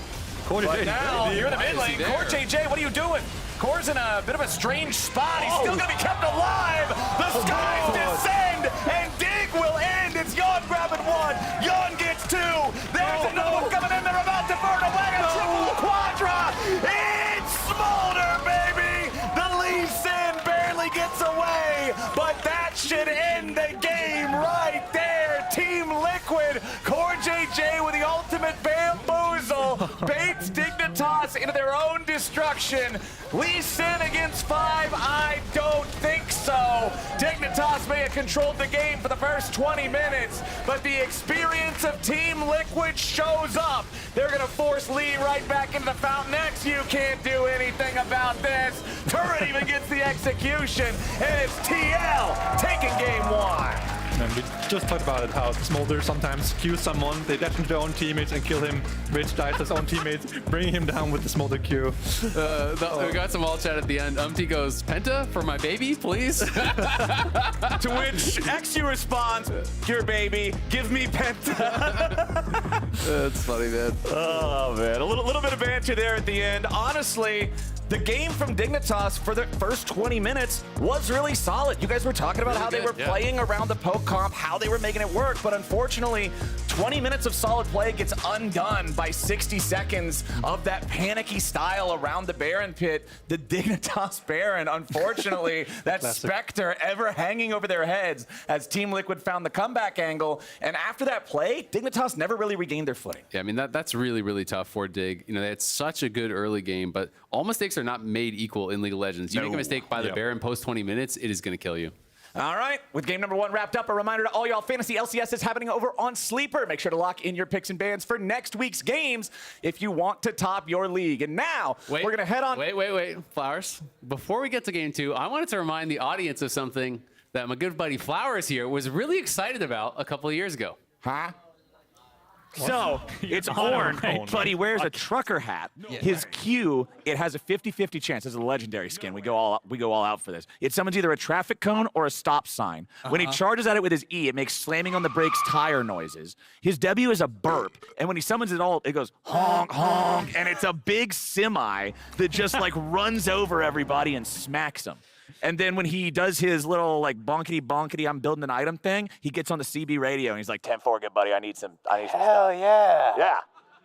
Well, Flowers, I got some good news for you, buddy. Your dream pretty much came true. No Here shot. is the world premiere of the new Train Conductor He's got a skin. train! Take a look. Give us your immediate reaction. All right, let's... Yes!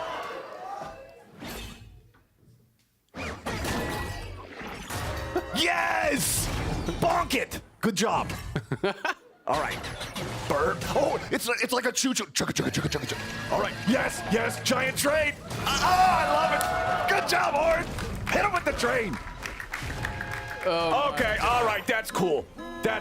I don't know what the portal is, but he's got a little train that he rides. That was amazing. Okay. 2 thumbs up. Good job, Riot. That's like your world skin.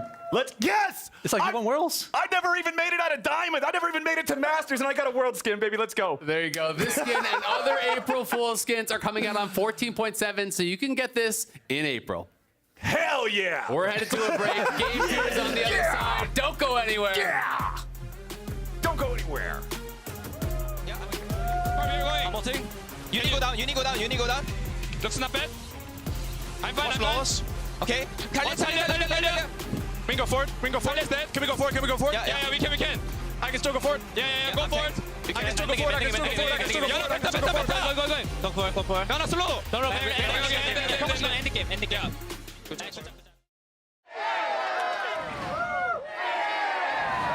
Red Bull gives you wings. There he is. He's right there.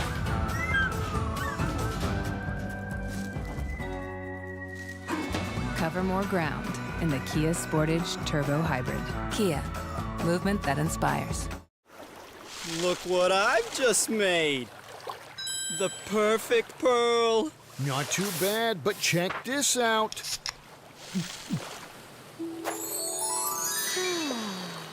Whoa, a true Venus clam. Red Bull gives you wings. The new Red Bull Sea Blue Edition with the taste of Juneberry. Wings for every taste.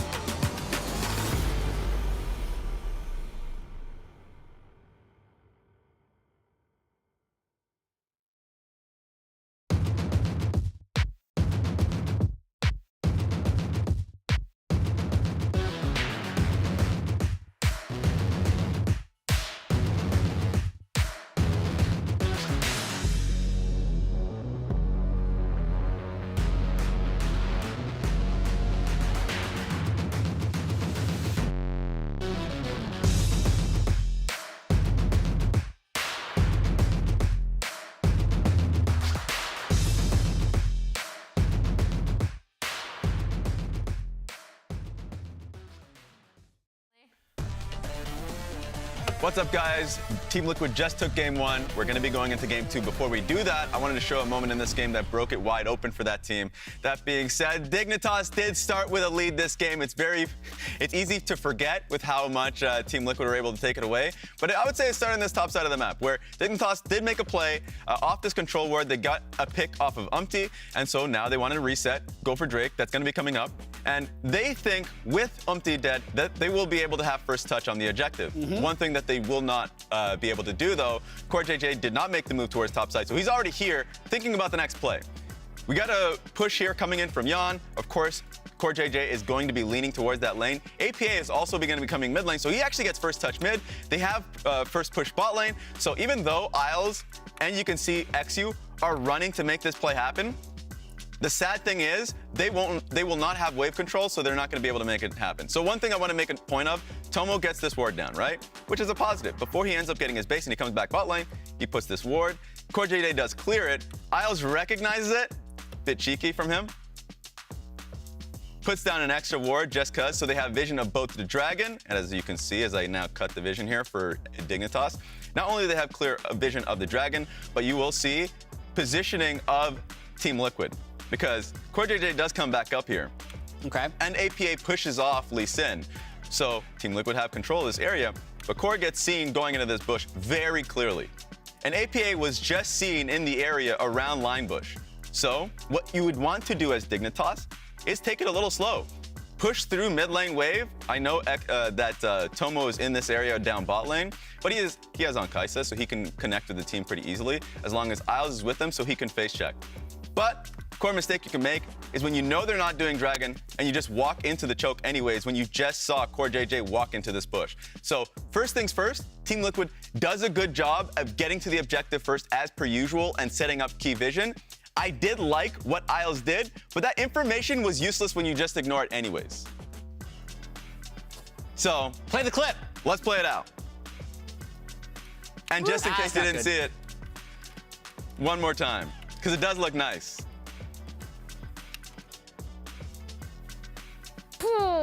So 2 kills instantly. Yeah. Dragon goes towards Team Liquid, and then they start running it home. Yeah, I think it was also really smart for TL to prioritize this dragon specifically because Dignitas, on the flip side, did a really good job through XU's early pathing and bot side attention to get first Drake almost at spawn, rotate around, get that initial double kill. So it was also a really smart response from TL to make sure that Dig didn't get that early Drake stacking. Do you think there's a chance they confused Umpty and CoreJJ? Because, like, as he entered the brush, Umpty came out of the brush. I'm only, like, half trolling because it's just like you never saw 2 champions at once in the fog. I'm serious. The tag I don't team? think so. I just think that they were playing way too rushed, and that can happen when it's your, first day on stage for the playoffs and you just make a mistake where, yeah, we just saw the team give credit to Dignitas for being good at fundamentals, and we said how good they were in the regular season at being able to play a slower game, and then they just rushed it when they had full vision of the area. Yeah, I mean, it's certainly a case of 2 different people looking at different areas of the map, and then they didn't use comms to tell each other that CoreJJ is in this brush. The funniest part to me is that they replaced that ward 3 times. Yeah. They replaced it 3 times. You showed the whole battle over replacing that ward, Core clearing it, then replacing it again, and still clearing it. And then I feel like the biggest takeaway from this is just a lesson in object permanence. And sometimes you have to remind your teammates that, yeah, there is a rel, especially the biggest engager thing that you have to be worried about in that brush. Even with that double kill, Dig still opened up a 4,300 gold lead by 20 minutes. Yeah. So they're not out of it yet. That's the point. Here's my advice. Don't give Team Liquid, who is the team that loves to scale, maybe even the most in the LCS, their favorite dragons. Double dragons is perfect scaling, and CoreJJ on Rel is like his... one of his best champs. One of his best champs, along with Nautilus. Well, going into this draft, we will see if TL will end up banning it because Dig will be on blue side. Yep. Yeah. So my guess is that TL are just going to remove Smolder from the equation in their first 3 bans. They definitely can, but we've seen it some of the highlights from Dig's play in regular season. Like, they don't need the Smolder. The Xayah play that they had in week 6 was still really good. So as long as it's still playing front to back, fundamental team fighting that they've showcased throughout the regular season, I like their chances. But the one criticism we've levied to this team is they can get a lead, they just can't hold it.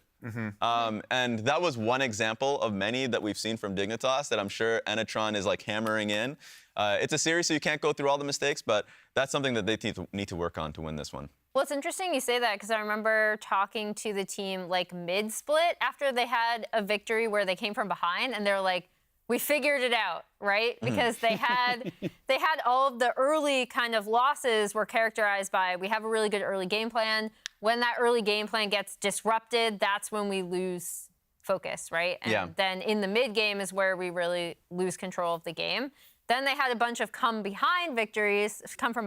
So we're like, okay, just put those two things together and be able to close out your leads. And that's been kind of an up and down part of Dignitas's kind of not shaky season, but obviously they've been inconsistent from game to game. Yeah.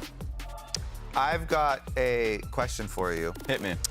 If Aurelion Sol and Smolder both have stacks that get their executes to the exact same number, and Smolder applies his execute while someone is in the Aurelion Sol E, it would be whoever was the last to damage them. Who gets the execute? It's got to be. Even with Smolder's dot on them? It depends on the tick. Smolder's dot execute has been taking it from across the map and still getting the kill. Well, it just depends who did it last. Okay. I mean, if it's ticking at the same time, too. I think ASOL's is that so unlikely. I'm not too sure. And for them to get the stacks to have the execute at the exact same value is also insane. Regardless, doesn't matter in this game because one of the dragons is banned. Aurelion Sol is out. First pick Smolder. But Smolder is up and... No. Oh. We saw the same stuff yesterday.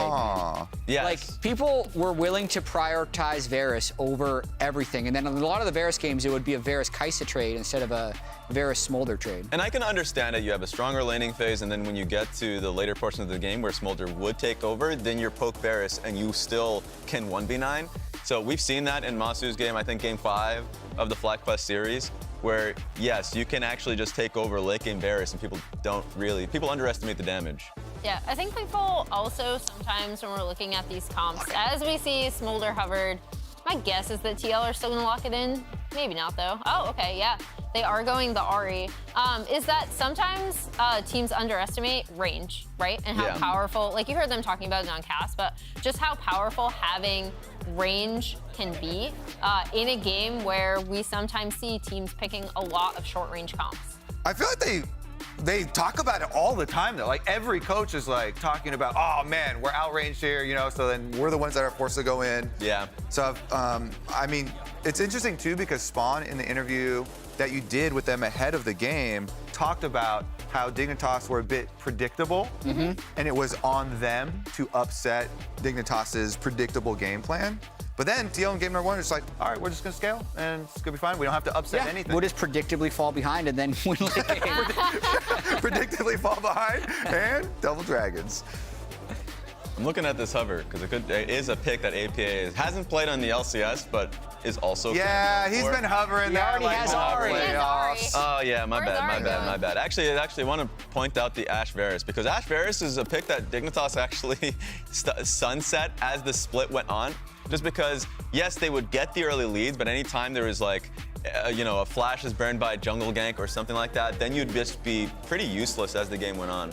It's also, I mean, to me, I always feel like this is a statement from the bottom lane. If you're the ones willing to pick the Ashe Varus, then it puts a lot of pressure on you because you need to be pushing bottom lane. You have to play for plates. So you want to get a lot of attention down there. You're going to attract a lot of attention. You have a lot of kill pressure, a lot of pushing power. So, I mean, this is a kind of statement here for Tomo and Isles. If they're able to really get a lot out of it and put that pressure onto Yon and Core JJ, that a lot of players were saying is the best bottom lane in the LCS, then I think that could be one of the biggest swings in a best of 5. And obviously this matchup is different, but in the first game, which is actually kind of important, but giving them Varus Ashe definitely tells me that they really want to stick to the bot lane style, right? Like they are the team is telling Tomo Niles, we do believe in you to be able to get this push because already in game 1, they did set up that bot lane dive really well off of them having push in bot lane, as we see both Orianna and Talia taken away from Dignitas, which are really good picks to allow Dove to also continue on those roams down after shoving out mid. So we'll see what he ends up taking into the RE. I really like the Jarvan ban because of the low mobility of the Ashe Varus.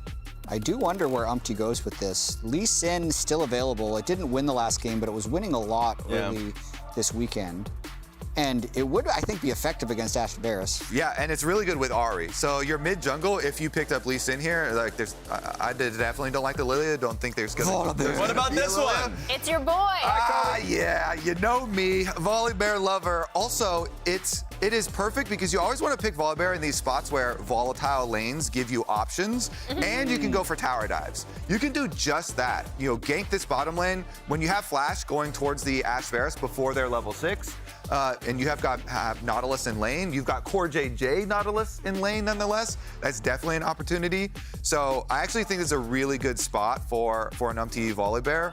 His first Flash gank, I think, has tremendous ability to get a kill, whether it's to the Ahri lane or to the bottom lane. True. Could be an impact Volibear. Just putting that out there. Yeah, I'm less enthused by top lane Volibear, though it is good and definitely could be an impact one. I think it just does so much that you want to accomplish as Umpty in this game anyway. Ooh, that's a if lock it's in jungle. I mean, there were very good ultimates for Sylas, but this is definitely a pick that's fallen out of favor in the meta. Get in there too, because Volibear would love that matchup for mid for Ahri. Sylas has to trade his health a lot early on. So honestly, this could be a level 3 gank angle from Umpty. Yeah, it gives Umpty a lot of options. The damage. The Volibear. The damage that Sylas gets off of stealing Volibear ulti, or of course the setup in Nautilus as well. It's going to be a Jax top lane, so actually a lot of setup top side of the map. You got Charm for Ahri, Counter-Strike for Jax. You got a good amount of CC, of course, with the Volibear and maybe set up with Nautilus. So, like, they can always take a fight. You predicted TL3-0. I did. Does this strengthen your faith in that prediction? Yes, it does. I like the draft quite a bit for a Team Liquid side. All right, that's what Raz thinks. Casters, take it away. Alrighty, let's rock and roll. Let's do it. We were actually, the three of us, just talking about, because we were looking at the different ultis that Sylas has available to steal. Fun fact that I did not know, Volibear's ulti actually has a 125% AP ratio on it. So if Sylas steals Volibear ult, he just turns into a human torpedo to explode the enemy team. So that's pretty good ults this game as well. The Nautilus ult is obviously a great one. The Ahri ulti is good as well, yeah. Super good ults, and it's gonna be a scrap on top side this game. Full melee top side, basically. With the Ahri being a kind of a scrapper as well. Might get a hand 30 this game. Who do you guys feel won draft in game 2? I think it's similar to last game where it's gonna be heavy execution. Okay. Dignitas has a lot of early game power again in this bot side here with the Ashe Vars. A lot of push, a lot of pressure, map hack basically with the Ashe E. Yeah. So I want to see something happen this game. This time I for sure feel like TL actually outscales. I don't think it's like but they have range. It's an actually you just lose later if you're not ahead, I think. Yeah. Because I do think Senna's going to do a tremendous amount. Jax is going to win side lanes later on. And Nautilus, there's just so many targets that you can hit a hook on, and they're pretty much dead. Even if Jax decides he wants to team fight, I mean, the enemy bottom lane is 2 marksmen. Hold on. Let's get ready. Charm flies out, doesn't hit any targets. Dignitas moving up as a unit. Volley's Sky Splitter just absolutely wrecks 3 different health bars. Chunks them all for 100 still there. Just going. But yeah, Dignitas is undeterred. Umpty has to try to walk away further now. Impact still just keeping an eye on these guys. Another Sky Splitter, another chunk. The game starts level 1. True. All right, we're who needs to wait for minions? We're not gonna get start fighting, cowards. A minion wave has 6 dudes in it. This conga line has 5 dudes in it.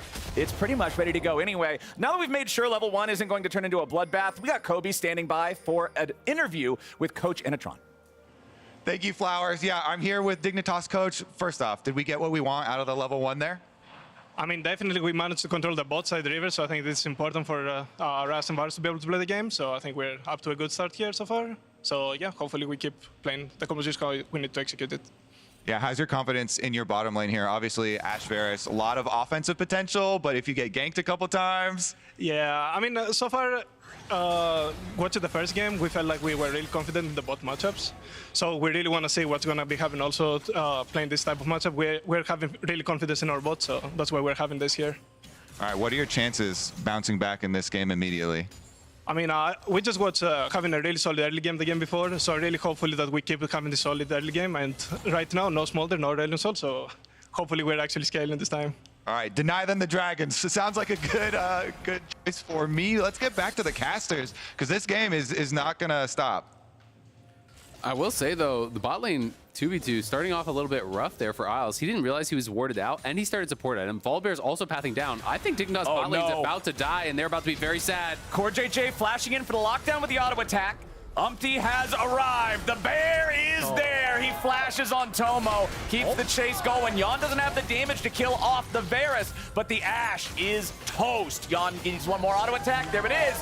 First blood to Team Liquid. Yeah, Isles didn't even skill his hawk shot. He took Q level 2 for that fight, and then he could have just used it across the whole map, you know, for map hack. Yeah, a little disappointing. As a jungler, I really hate that ability. Yeah, these ganks should not be working TL, because Ashe could have just taken a hawkshot and revealed the entire jungle. They also had a ward on the chickens level 1 on Omti's jungle, so they should have known he wasn't there.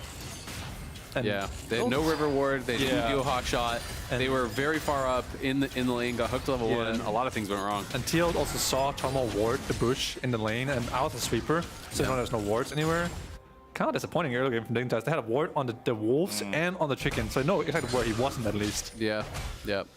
But I guess maybe they just felt like they wasn't going to look for that gank. Either way, obviously went wrong for them. Isles now on a little bit of a roam here. We were talking, as we'll see if this happens. Maybe it should be fine. Yeah, as soon as you miss the E2, I don't think there's going to be a whole lot. Ashe is not the greatest ganker of all time. So you were talking about Sven, how in solo queue for a lot of these matchups, when you're playing like Senna Nautilus and Senna TK and so on against these double marksman lanes, the Senna will often start D-Blade, then first base actually swaps to support at him because it's so hard for Nautilus to farm. Yeah, Nautilus can't farm the first couple waves on the Chef Junglers to gank for you. So the Senna starts the Orange Blade and he farms minions at penalty and he gets 400 gold for his support item, and then he'll recall and buy Atlas.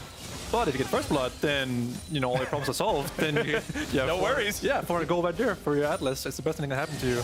Do you think there's any world in which, okay, he took a farm, he got the first blood, that he's just like, okay, now I'm actually the AD and Nautilus buys support item? Or do you think 100% Nautilus is going to be the farmer? I think Senna is just better play as fasting. Like the soul drop rate is just too important, and it gives you like an actual tank and your support. You know, Nautilus is like a quote-unquote tank, but compared to like Rel, Silas, and Rex, he's not really up there with the bruisers. But if you have a Senna giving you so many CS, then you actually are a tank in these fights. You need a meatball with some calories, right? He can't just be one bite and Nautilus is dead. Hang on, Omti. The simple way to explain is that Riot has this thing with Senna where they buff her soul drop rate when she kills minions to 8%, and they nerf it back to 2%, and in every patch you just decide, okay, now I'm playing fasting. Next patch, oh, now I'm playing AD Senna.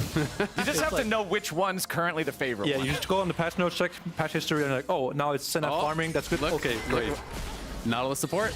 Oh, you are just the GOAT. He's too far ahead, man. I will say, in this game, Senna having more gold is not bad, because he can actually buy something like Kraken Slayer, perhaps, against these double tanks here on top side of Dignitas. I kind of like it, actually.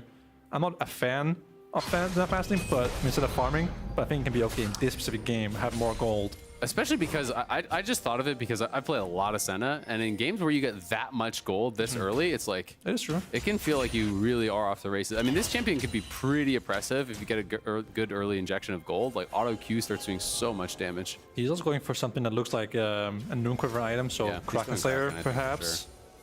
Sure. Surely not Stack Shiv.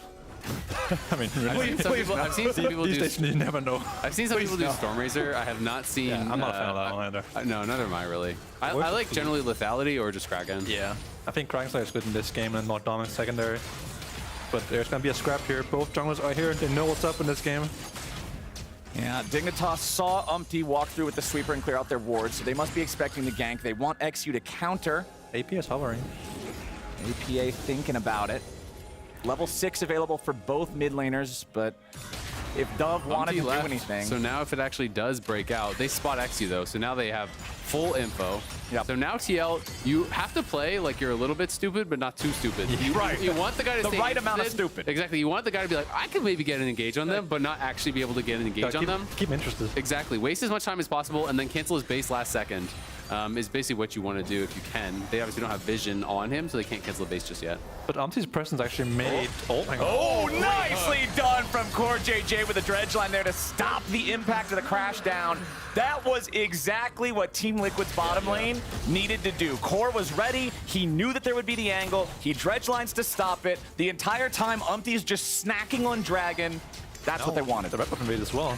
And look at the CS now from between junglers, right? You know, Volley gets way ahead off of all this. He already made the early gank happen. XU spent so much time down here looking for this play while he's doing Dragon, while he's farming more camps, while he's stealing away his red buff. Oh, no. So XU is going to get the bad news. Down a level, down a Dragon, down a couple ganks. That feels horrible for XU. This is just really well handled there by TL's bot lane. You know, they had a good lane ward, they got the info, and then you have to feel like Core is just sitting there with his finger on Q and his mouse by the bush, waiting for him to come out. Yeah, Umti's presence alone made XU come down here to help his bot lane crash the wave to avoid a game. And Umti's like, yeah, I know it's going to happen, so I'm going to go do the Dragon. I think really well played by Umti this game. Last game he was really behind in the early game. This game he's been playing, I think, really well with the pressure that he has. Full 1v1 in top side. Rich in Dominus mode. Impact dropping his own ulti here. One more auto attack's all he needs, but he can't quite find it. Yes, he does! Impact by an absolute sliver of health gets the 1v1 kill on Rich. That is such a tilter for Rich, man. What a close fight. I thought Rich was actually going to win it. When he flashed back in, I assumed his Q was back up or something. Right. But he flashed back in just for the auto, and Impact just gets him.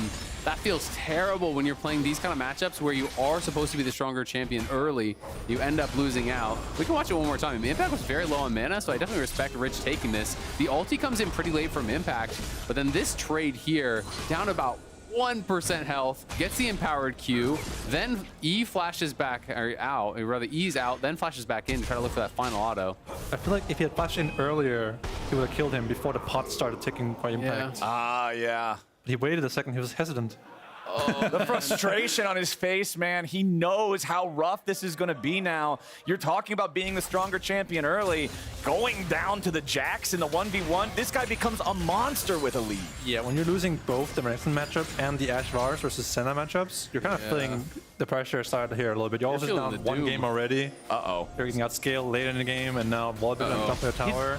He's level 6. They're just ready to go. He's going to crash down right on top of Isles. That's your first target, and APA is ready to roam on over and guarantee Tomo's fate as well. Dub and XU trying to fight back. They'll at least get somebody as Umpty dropped. It's a 2-for-1 trade favoring Team Liquid. That is so worth it, TL, though. Like, they don't care about it. Umpty's life, you know, I mean... It's Volibear. Just throw him under the bus. In-game, yeah. Exactly. In-game, yeah. They know. This Enna gets ahead. He's buying a Storm Racer, by the way. Yeah. Or Static Shift. Okay. But we'll see what he does with his goal here. Ain't no way Static Shift. I really hope you're trying to invoke your status as a caster to caster curse the Static Shift. Oh, no. Oh, no. I mean, Static Shift is cheap. That is the one thing I will say. It is a very cheap item, and I feel like that's the one thing that gets lost a little bit in these conversations, because I'm not really a big Static Shift enthusiast, but people flame it. They're like, well, you should have bought this instead. Well, it is much cheaper than a lot of the other Noon Quiver items. That's, I think, really why pros are buying it these days. But that being said, he bought an extra long sword on top, so he could have just bought something else. It's a cheap, good stat item, for sure. It's not just about the zap. Against, you know, Rail, Renekton, Sylas, you're going to be attacking on CD. Krakenslayer will do twice the damage of a Static Shift in a team fight. Yeah, it definitely does a lot more. But, at this point, I think it doesn't matter what he buys, to be honest. When you're this rich, you can just beat him with your wallet, no matter what is in your wallet. Yeah, and when you play double marksman lanes, and really any of these kind of like lane abusive type lanes, whether it's brand support or Velka support or double marksman or whatever, like any of that stuff, and you fall behind, it feels horrible, because any one of these champions finds an engage on you, you're instantly dead. Ahri Charm, dead. Nautilus Hook, dead. Jax Counter-Strike, dead. It's just, it becomes so hard to actually play because you can't push the lane, you can't abuse them, and the Nautilus just walks forward, you just have to run away. And anytime you even get in a big fight where you're in a stare down with your opponents over an objective or anything, it's a Jax and a Volibear, man. Like, even if you're grouped up with your team, how are they going to protect you from whatever all this is? Well, XU's got a Knight's Vow, so maybe he can strap that to one of them and make Volibear take one more auto attack to kill him. But it is rough right now for Dignitas in this early game. 4-1, favoring Team Liquid with a 1,500 gold lead. They already got Drake #1, and it's 30 seconds until Drake #2. I also say Merc's value pretty insane this game on both sides, especially for TL. Like, Dig has so much CC that Mercs are going to be really high prio. We saw Umti, rushes the Mercs there. A lot of Volibears love those CDR boots. right, now hold on. The top lane battle has calmed for now, as Dignitas has their jungler bottom ready to stop another Team Liquid dive. They know that Umpty just wants to go bottom again and again and again, continue to find the angles for the engages on these vulnerable marksman champions. XU will lead the charge forward so Tomo and Isles can clear out some of the vision. Back in mid, Dove finds the E2 connecting onto APA, just trying to trade aggressively on him, keep him away. Umpty versus XU. Again, nobody willing to engage just yet. You want to find one of the squishier targets as XU finds the angle here for the Magnet Storm, but Umpty's on top of Isles. They'll force him back with a Dawning Shadow over the top, and Tomo and Isles escape for now. Back up in the top lane, that 1v1 continues as CoreJJ's Dredge line gets him away in bottom. Impact staying alive underneath the turret with just a little bit of mana, so he's not in much condition to continue fighting right now. Dove has stolen away the Ahri ultimate from APA.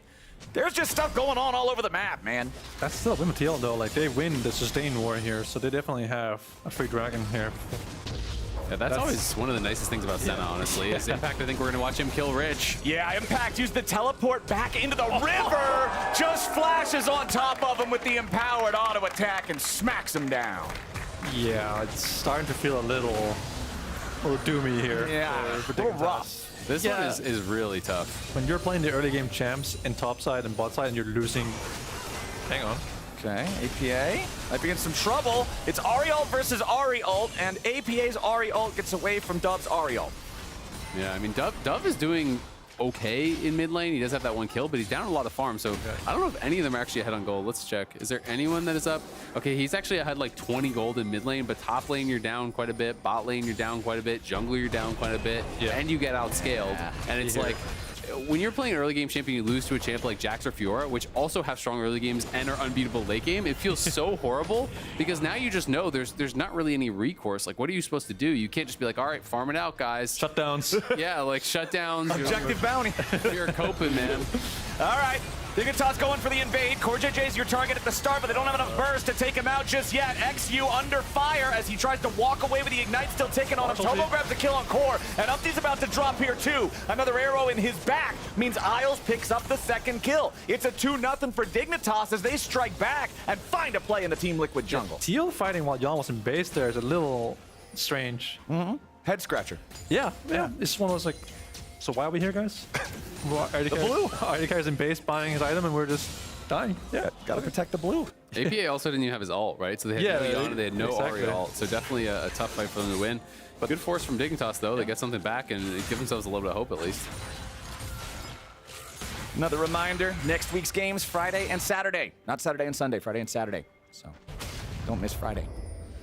Only 2 weeks left after this of playoffs, man. It's going fast. Finals weekend is going to be 2 weeks from now. Finals will be 2 weeks from now.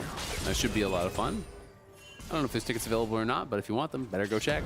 Go look. You can tell us. We don't know.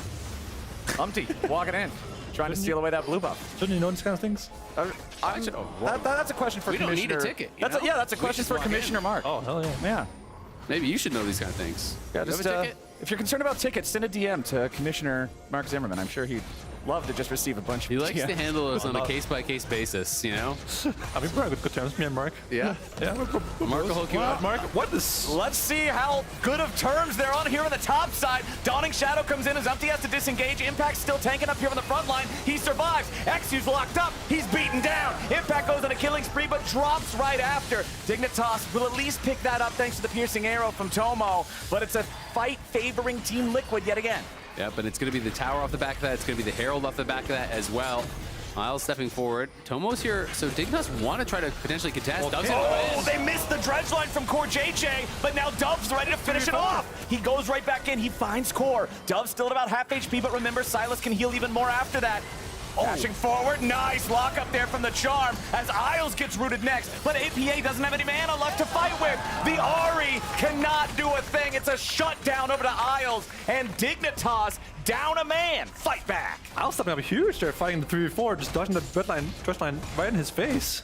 But I think Dignitas should have given up this tower here. They know it's low HP. Umpty is here. Yeah, I guess they just thought they were going to get there in time to be able to reinforce, but the tower dies instantaneously. and Rich just kind of gets burst down. By the time Isles and XU are here, the fight feels like it's already kind of over. They do get impact though, as someone was able to snipe him out, so that was a pretty big shutdown for the Bears. No, he runs forward into the smack. Nice dodge from Isles here, really, and there's a lot of space making here as well, giving his carries, space to go and get aggressive as well. Yeah, I feel like Dub's playing these fights out pretty well also. I mean, they're playing it kind of risky as Core's going to die again. But it's like when you're down, you have to play it somewhat risky. You have to play it aggressive. Yeah, for sure. You have to have confidence in your hands. And especially if you're going to play double marksman comps, it's like you can't just stand back and wait. You need to have confidence that you're going to be able to actually dodge abilities, constantly auto attack. Like, that's how this thing works. And we were talking about how the early game was looking kind of doomed, but Dignitas has made it a pretty spicy one now. 17 minutes in with 14 kills on the board. They are not willing to just let Team Liquid build this lead. Isles and Tomo go over the wall with a blast cone. Thankfully for them, because Umpty was right there. Rich and Impact now situated down in bottom, continuing just to farm up in that 1v1. It's going to favor Jax for the rest of the game unless something absolutely wild happens, as Yon is pushed up pretty far here in mid. XU wants the angle on him. Crash down is not going to crash down where they want it. Dredge line back onto the jungler as Core JJ's ready to set him up to lock him down. Put the burst on XU. They kill him off. It's Umpty taking the credit as Dove has to run. Rich right behind him, looking to block and protect. Tomo flashes back, but the Dawning Shadow flies out. Team Liquid, they got the one kill. It's the enemy jungler, and the Drake is about to spawn. Good sidestep from Yon. He pops the E, has the move speed, and he's just kind of juking back and forth, trying to make XU guess which way he's going to go. XU does guess, and guesses wrong, ends up dying, so it's going to be another dragon here for TL. That's 3 dragons, which is quietly a pretty big problem here, because they have late game advantage. Now they're going to be on Soul Point. Not the first time XU has engaged on mid and failed and cost them huge. They will have a big problem against FlyQuest as well on the Viego. He flashed forward and lost in the entire game basically against FlyQuest early in the season. And now here, even if he hits the engage, I don't think it's that good of an engage. There wasn't many people around to follow up immediately, so I think they could have just gone for the Herald instead, honestly, try to trade. I know it's the 3rd dragon, but it's so hard to fight that position on these objectives. Yeah. Maybe a little bit of a desperation engage. That has been one of the kind of thorns in the side of Dignitas, I would say. I mean, XU, I think, has been really good when he's good, but he takes a lot of kind of risky plays. It's nice to pay off. That's the rookie spirit for sure. But I like seeing people do that, right? I think you have to learn from there, and yes, there are mistakes that are being made, but at the same time, you don't want a rookie to go on stage and just play scared the whole game and do nothing, because I do respect the fact that Dignitas, and honestly none of the teams it felt like this year were the do nothing and lose teams. Yes. Because we have seen teams like that in the past where they're the bottom type teams and they just sit there, they slowly bleed out every game, they don't want to take any risky play, and it's just like waiting to lose. Definitely rather, learn by being too aggressive rather than one by being too passive. That's definitely a good sign for XU's future. Maybe not for this game specifically, but we will learn from our mistakes.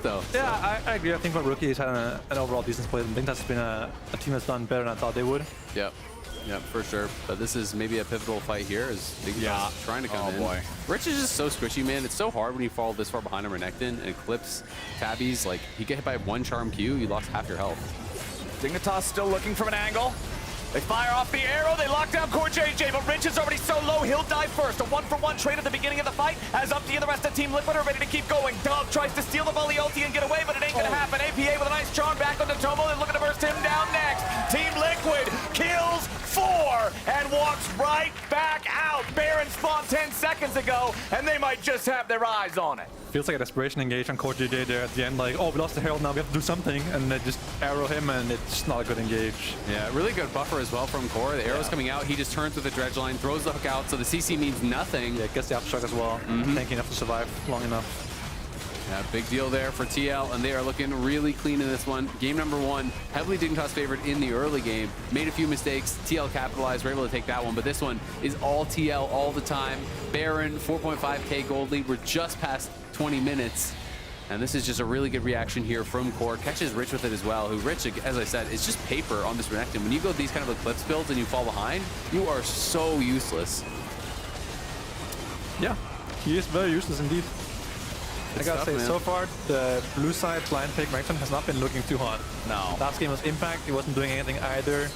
And this game, it's Rich. I can't tell if he's tilted or if he's happy that they're winning. Yes. Yes. Knowing Spawn, Coaching is tough. He's really happy that they're winning, but I'm sure, like, just he's the kind of guy he is. All he's gonna be thinking about is the things that they could be doing better. You know? Here comes Well, last play. let's see if Dignitas can find their angle here with the TP. Dove and Rich coming around, looking to complete the pincer collapse on Team Liquid, but TL just walks off to the right. They're totally fine. Yeah, XU didn't have flash, I think. No, it's still not up. There's a couple seconds left on it. Yeah. Just that little sliver. That TV play kind of feels like Dignitas' last, sort of engaged play.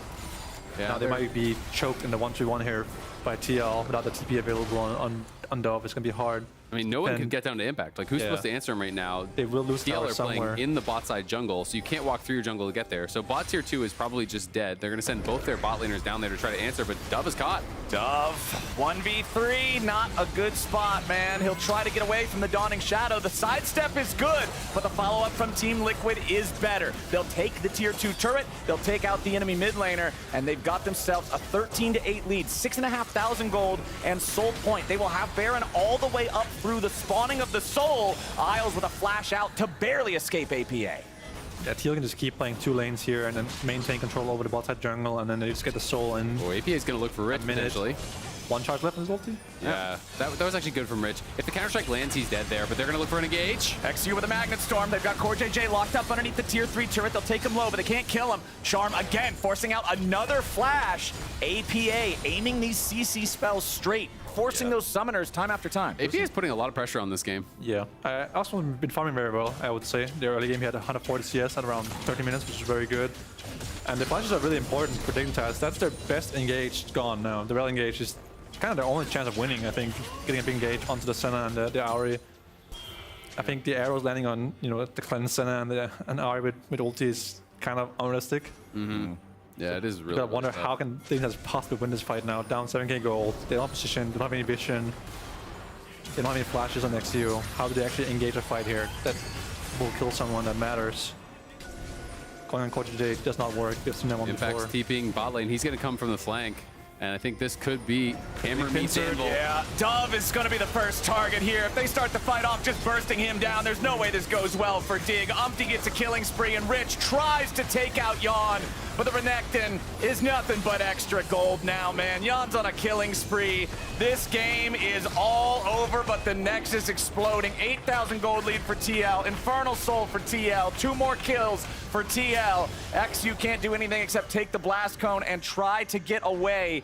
He'll run back to Isles, but are these guys even safe? No. Core and APA are looking to find him. If you kill both these two here as well, the game might just end. A nice dredge line to lock down the Ashe. Isles pops, and XU barely walks out. Tomo and XU now up against the full brunt of Team Liquid's pushing power. It's a 5-man play in the bottom lane. Dove and Rich are about to respawn, but it'll still just be a 3v5. Team Liquid continuing their way forward towards the Nexus turrets. First one's about to melt. These things just do not last. Impact jumps in, Counter-Strike with a flash to guarantee the explosion of damage into Tomo. And TL's just waiting on one more minion wave now, I would think, and they'll be able to end this. 2 seconds on Isles, but the Ashe just doesn't pose much threat. XU also about to respawn here in 5 seconds or so. Isles chunked down to 40%. A kill on Rich. The Renekton has had such a rough game, 0-6-2, as they try to find the damage on APA, but it's just not there. Dignitas are too far behind. Team Liquid, 21-8, 11,000 gold ahead. Only 25 minutes on the clock. They'll move to match point.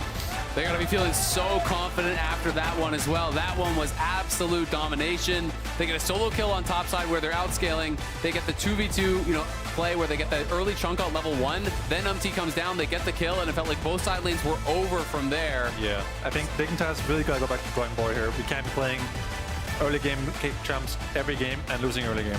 Is it just the Smolder angle now, you think? Well, I was really surprised they didn't go Smolder in game 2 because they've been very vocal about how they think Tomo is the best Smolder in the league. Like, that's our champ, that's our style. So when it was up in game 2, I thought for sure it was going to be the Snap Smolder locked in. I agree. But to be fair, they did win game 1 early game really hard, right? So it's not like they've gotten slammed in the early game both games, but it's tough now. You got to reverse sweep. No more mistakes. They're making too many mistakes in the early mid game. Yeah. First game was their mid game. This game was the early game. I think just go back to what worked for you in the past. Play the Jinx, play the Smolder, go for the easy win conditions. That's how you won most of your games. And also, if you're in blue side again, don't play Renekton, please. Like, I don't want to see it again. It's just so useless. Just blind pick something else. I don't know. All right, well, speaking of Renekton, it's time to take a look at our Pagoda Egg Rolls Let 'em Cook replay featuring Impact and Renekton. Yep. And Renekton being useful. This is tough, man. This is one of those ones that, like, whether it's true or not, you're always going to feel as the top laner who died that this was the turning point of the game. I mean, to be fair, if he wins this 1v1, perhaps the whole game looks the other way around, where he wins the entire. Because top lane is very unforgiving, right? One death in top lane is like 10 deaths somewhere else. 22 HP, it looked like. Drink your potions. Yeah, you can see that difference. Yeah, you can see the difference. You can see the frustration on the face of Rich. But now let's go ahead and head on down to the LCS Lounge to break it all down. Welcome to the lounge. We're lounging. I can't see. Honestly, I don't need to see to be able to drive what are you this. reading? Yeah. Here's my first question, though.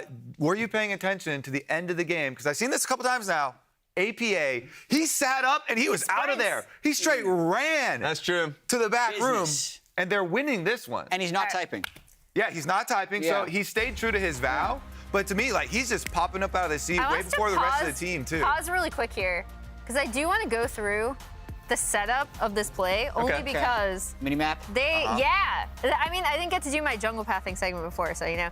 They have a ward, so they actually knew that started wolves, and then he goes blue, Gromp, and then immediately around for the wraparound gank. We can play through.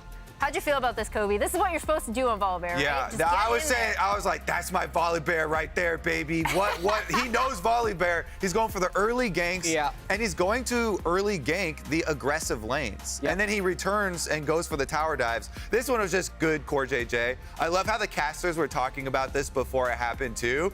You know, always here as well. your jungler will appreciate you so much if you're wasting the enemy jungle's time. Yeah. And Core has confidence in all of these melee matchups on his timings on interrupting those jumps. And while this is going on, they actually get this Drake, and additionally, actually ends up pathing in and stealing that red buff as well. How like depressing is it, basically? Because you lose Drake, you lose your red buff, like your team made you play Rel. Yeah.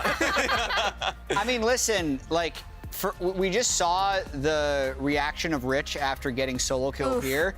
I was looking at the reaction of XU, and it looked like so much weight went onto his shoulders when this happened, because he's the Rel. His double range bot lane already died. Now his Renekton dies solo.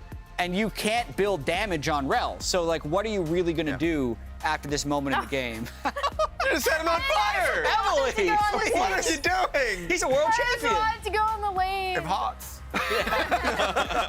That was League World Champ versus Hots World Champ. One auto attack difference. Kobe. Honestly, though, I mean, you're in that spot as XU, and you know you never are going to win versus Volibear, so you have to have winning lanes to play off of. And then if you don't have the winning lanes to play off of, then it makes it really hard. There are some moments here, you know, this was one for Dig where they came up and, you know, they got the first kill, and then APA, they chase him down. He has no mana left after this, and so they, you know, are able to get a little bit more, but there was not really a spot. You said some. This is the moment. I don't think there was another one. It gave me hope, though. Like, that was the one play that I was like, okay, Dignitas had good setup around the objective, and they were able to chase him down. Problem is, Team Liquid were hitting them with their wallets.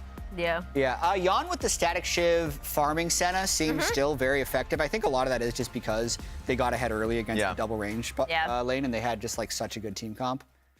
And that was the problem with the first time they started running it, Dignitas, when they started running the Ashe lane. Running it down, or a lot of times they would run it into the enemy jungler. The enemy jungler would find a time to get a gank bot lane. There wouldn't be no like hover at all, and they wouldn't have a ward to catch it out, and they would fall behind, and then the rest of the game would be doomed. And so they ran into that same problem in this game. So I personally don't think they will run this dual lane back, which makes Smolder a bigger possibility for the team. Yeah. Because that was they went for this instead of the Smolder pick. All right, well, this is a reminder to all of you fans at home. You can cast your votes now for Kia MVP and Kia All-Pro this year. Head over to KiaLCSAwards.com to place your vote right now. My vote for MVP, you want a teaser? You want a little hint? Yeah, give me a teaser. Yeah. I voted River.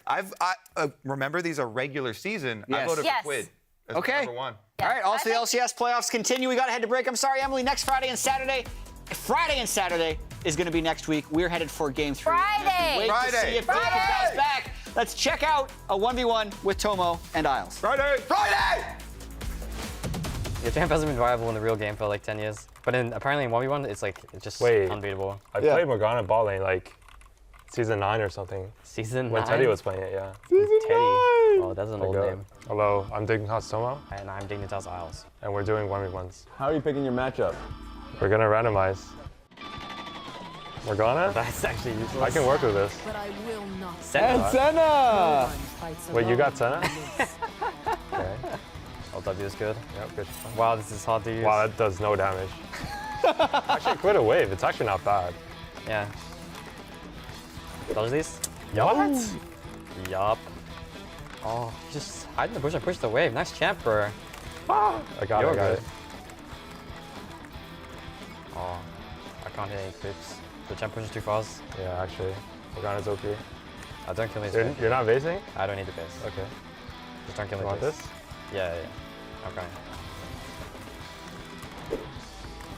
Oh, you're 6? Oh my god! Oh, what? You're good. No, you're dead. I did easily dodge these. See ya. What? See ya. Your champ is so OP. What? That's actually useless. I can work with this. Dude, solo lane is so boring. You have to hit creeps.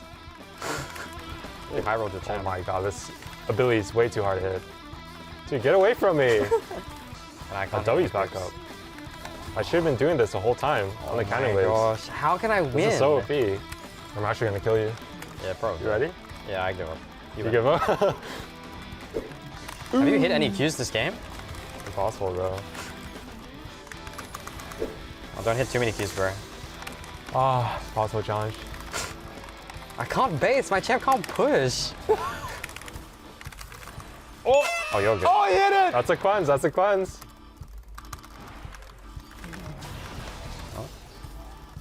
What? Gosh. What? Okay. It's chill. It's fine. I just go home here and life is good. Go. Yeah, I'm going home. I just have to get the cannon. See ya.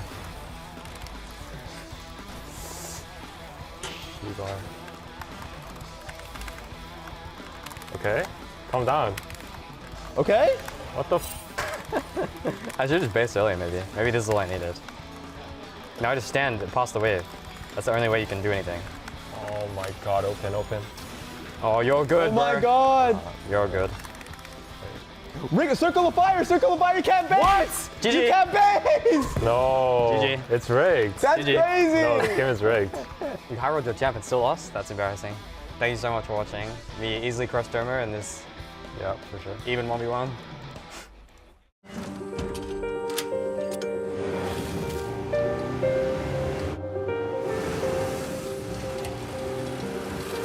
Make more good in the Kia Sportage X Pro. Kia, movement that inspires. Red Bull gives you wings. Dude, why'd you put your new rig in the basement? Didn't you hear? Bill's a good gillionaire now. Basically, my new connection is so strong I can game anywhere.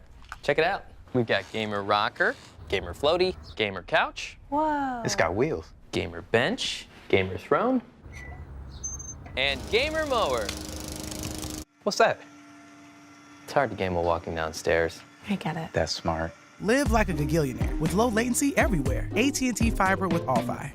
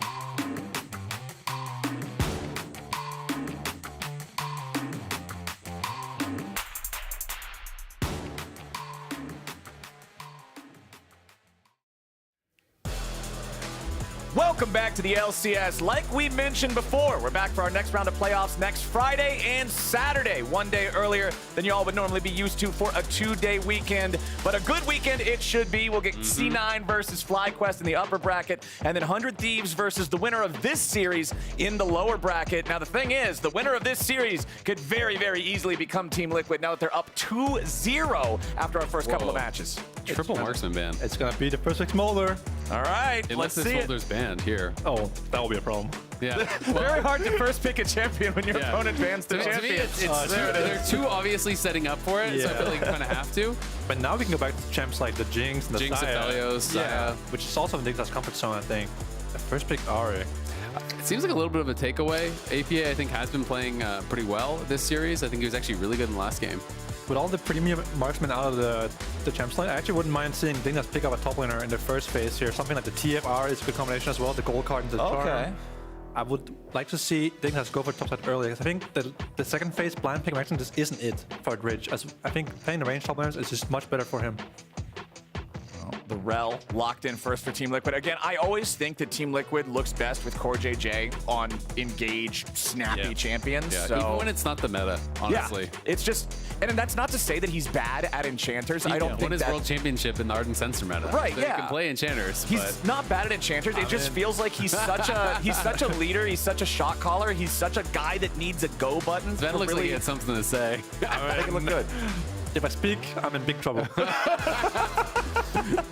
I actually played against Core JJ that Worlds. Yeah? He was in my group. And, you weren't impressed with his enchanter play. I can already infer it. Yeah, I mean, I was gonna Ben says he should have been the real world champion. I was gonna say he had ruler, but back then I was playing AD. Yeah. If I say he has ruler, that's why he won. Then I'm saying that you're saying it's AD. So I was thinking too far there.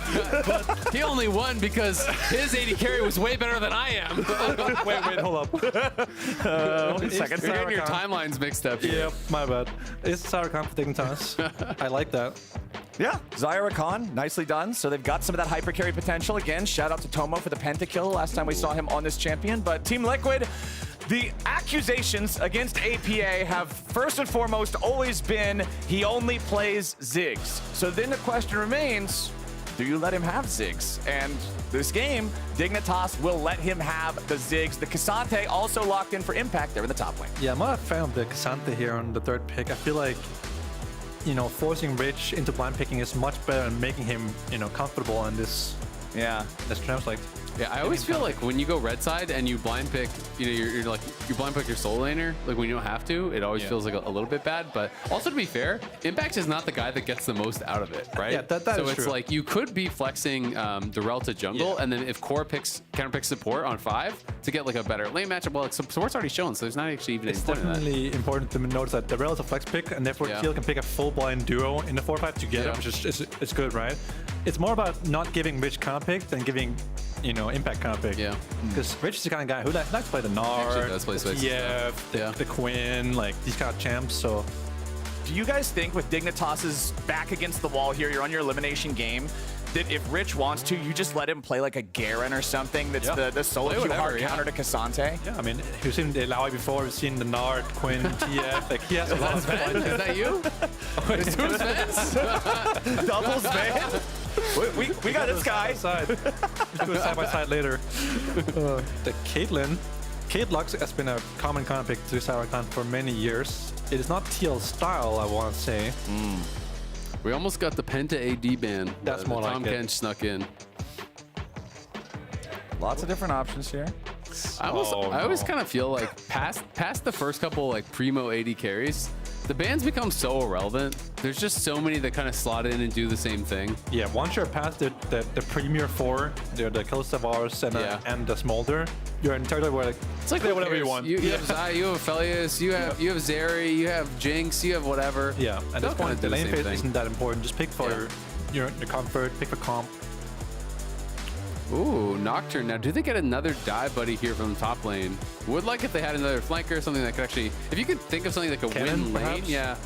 Cannon would win early, Not but not next. late. We often see Cannon pair with Nocturne because he turns lights off and then Cannon finds a good flank. Yeah, just Nocturne plus a flanker, But the matchup basically. isn't so good, I think. Aatrox is the standard kind of pick. I don't love it. No, not that one. Not that one either. No. Nope. Looks like we're getting that one. I think that's a mistake. Yeah? I think Dig should have tried to pick something with more, you know, dive, like you said, Assail. Something that fits the Nocturne, the Rakan, the AR. This feels like a mismatch. It is good against the Zeri, good against the Rail. I will say that. That is for sure. But it's more of a peeling disengage champ. Yeah, it and doesn't fit the comp they're building at all. Yeah, it feels kind of somewhat disjointed because you have Xayah, who generally has to kind of like somewhat peel back. You have Poppy, who kind of wants to peel back, and then you have Ahri and Nocturne and Rakan that kind of all want to go in, and you kind of almost end up with like this split team comp. Yeah. And Code J Hurst talking shit about his enchanters. Here it is. Wait, us? I was saying game is good. Shit. Yeah, there you go. Actually, I wasn't, but I wanted to. You wanted to. Well, you made it very clear that you wanted to, which equates to the same thing. Well, the Zeri Lulu Classic is back alive. No matter how many times you try and kill Zeri Lulu, they will always find the way back into competitive play. Which draft you guys like better here? Obviously, the Poppy didn't end up being what either of you wanted to see. Yeah. I will say Teal this is the classic comp. The double tank, control mage, hyper carry. This is Teal, classic 45-minute type of game. I don't know. I actually feel like I like Dignitas' comp more. Yeah, don't disagree. I just feel like when you play these two-threat comps, so many times, when you play a two-threat comp against a team that has really good like go buttons, and you insta-kill one of them at the start of the fight, it falls apart so fast, right? So it's like when you look over at what Dignitas have, do they have enough to kill Ziggs or you know, Yon to start the fight? I think they probably do. If you kill one of them, all of a sudden there's no damage really left in the comp, and you can kind of slowly grind out the fight. So, you know, if it's nameplates off, I feel like I'm betting on the team on the left. But, you know, Dignitas obviously I don't think has been playing as well this series, so. Yeah, I mean, not everyone else just can play Zeri and Ziggs, you know, so I definitely agree with you there. And Poppy, it's not like a dive champ, but the champ does do damage. It does. Find Yon or APA in one of these fights, slam into the wall, and then use the Q, does a lot of damage. So if they can find the angles, they can cut off the escapes of the Ziggs in the series, so not too terrible. Especially if he wants to kind of cook. Like there's some people do like Sundered Sky and some more aggressive stuff. Like you can do like Sundered Sky, Iceborne, and all that kind of stuff. Chad Poppy. Yeah, you can do some really aggressive Poppy builds. And if you do those kind of builds, Poppy actually does a ton of damage. And you don't have to use the ulti for disengage. You can just pop people up. Umti here was looking for some sort of like a gank. It seems like he jumped over the wall. All right. Gonna amount to much. Both sides getting a little bit of help. Nobody really wants to keep slugging it out after that. Rich does have the corruption potion here in top lane, so might be a little more aggressive than usual. These days, Thorns items are just so overpowered. Yeah, you don't see many of those anymore. Corrupting Pot is pretty normal, I think, on Poppy though, unless it's a bad matchup. Yeah, because the mana costs are actually really high, and it's pretty easy to just be kind of harassing with grass procs. You pop the Corrupting Potion, your grass is up, you throw the buckler, you get a little bit of poke, and you just use that to kind of keep your mana high. If you're in a bad matchup, you sometimes will still have to go, you know, D-shield or whatever. But since it's K'Sante, it's kind of like who cares? Yeah, it really is like that. Yeah. Rich just checking out the tri-brush there, making sure there was nothing going on. But APA back on the Ziggs, back on the trademark pick in this game. He did get to play as Aurelion Sol, which is another one of the ones that he's known for back in game number 1. Obviously, that ended up working out for them.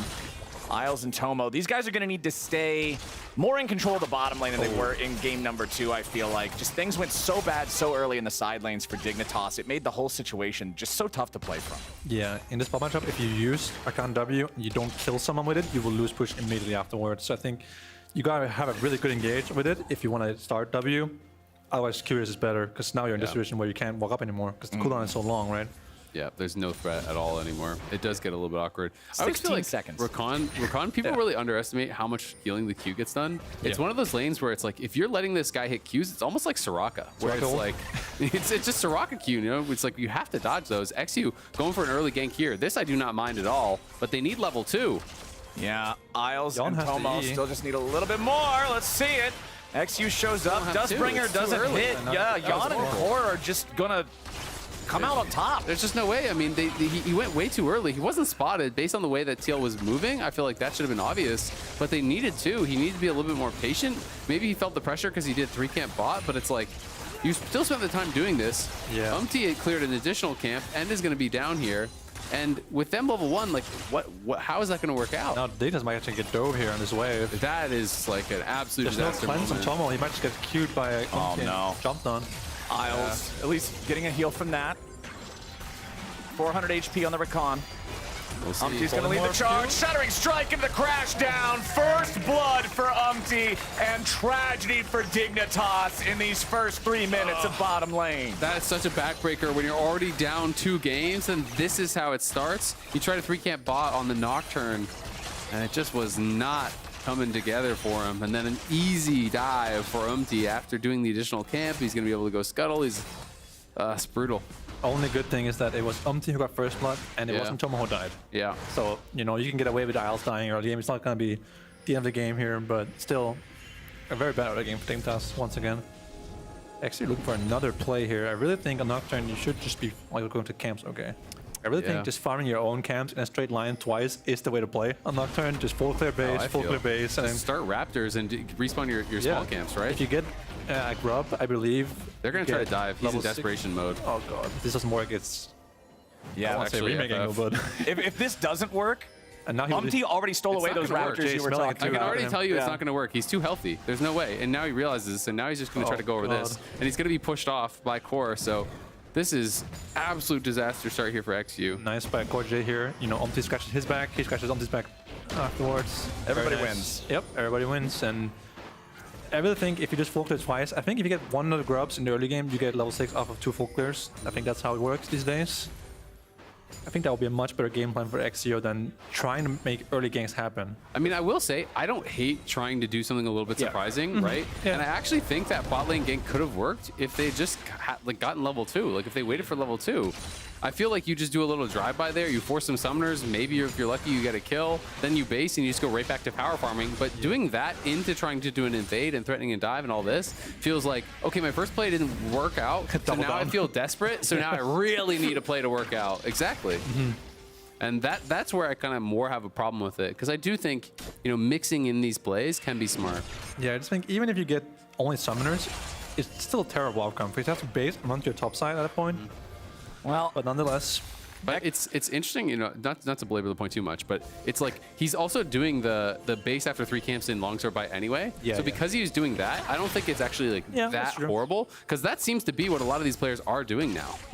Well, XU does at least acquire the grubs, all 3 of them there at the start, which is something, especially against a Rel, who's normally a very effective grub control champion. So still going to be behind the tempo of the game overall, as Jan and Core JJ, their control over this bottom lane is not changing anytime soon. Umpty, again, just moving into the enemy jungle, sitting down a little bit of vision. Dove does have level 6, so the gank on the Ahri pretty much guaranteed to just be looking to pop the ulti for the first time, then find another follow-up play later on.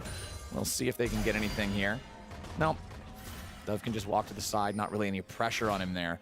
As XU might be able to make an entry up here, but Impact going in for the solo kill on Rich as the Poppy flashes away. Impact still after him, needs that third in Topo strike. There's your path maker, there's your playmaker. Impact takes him down.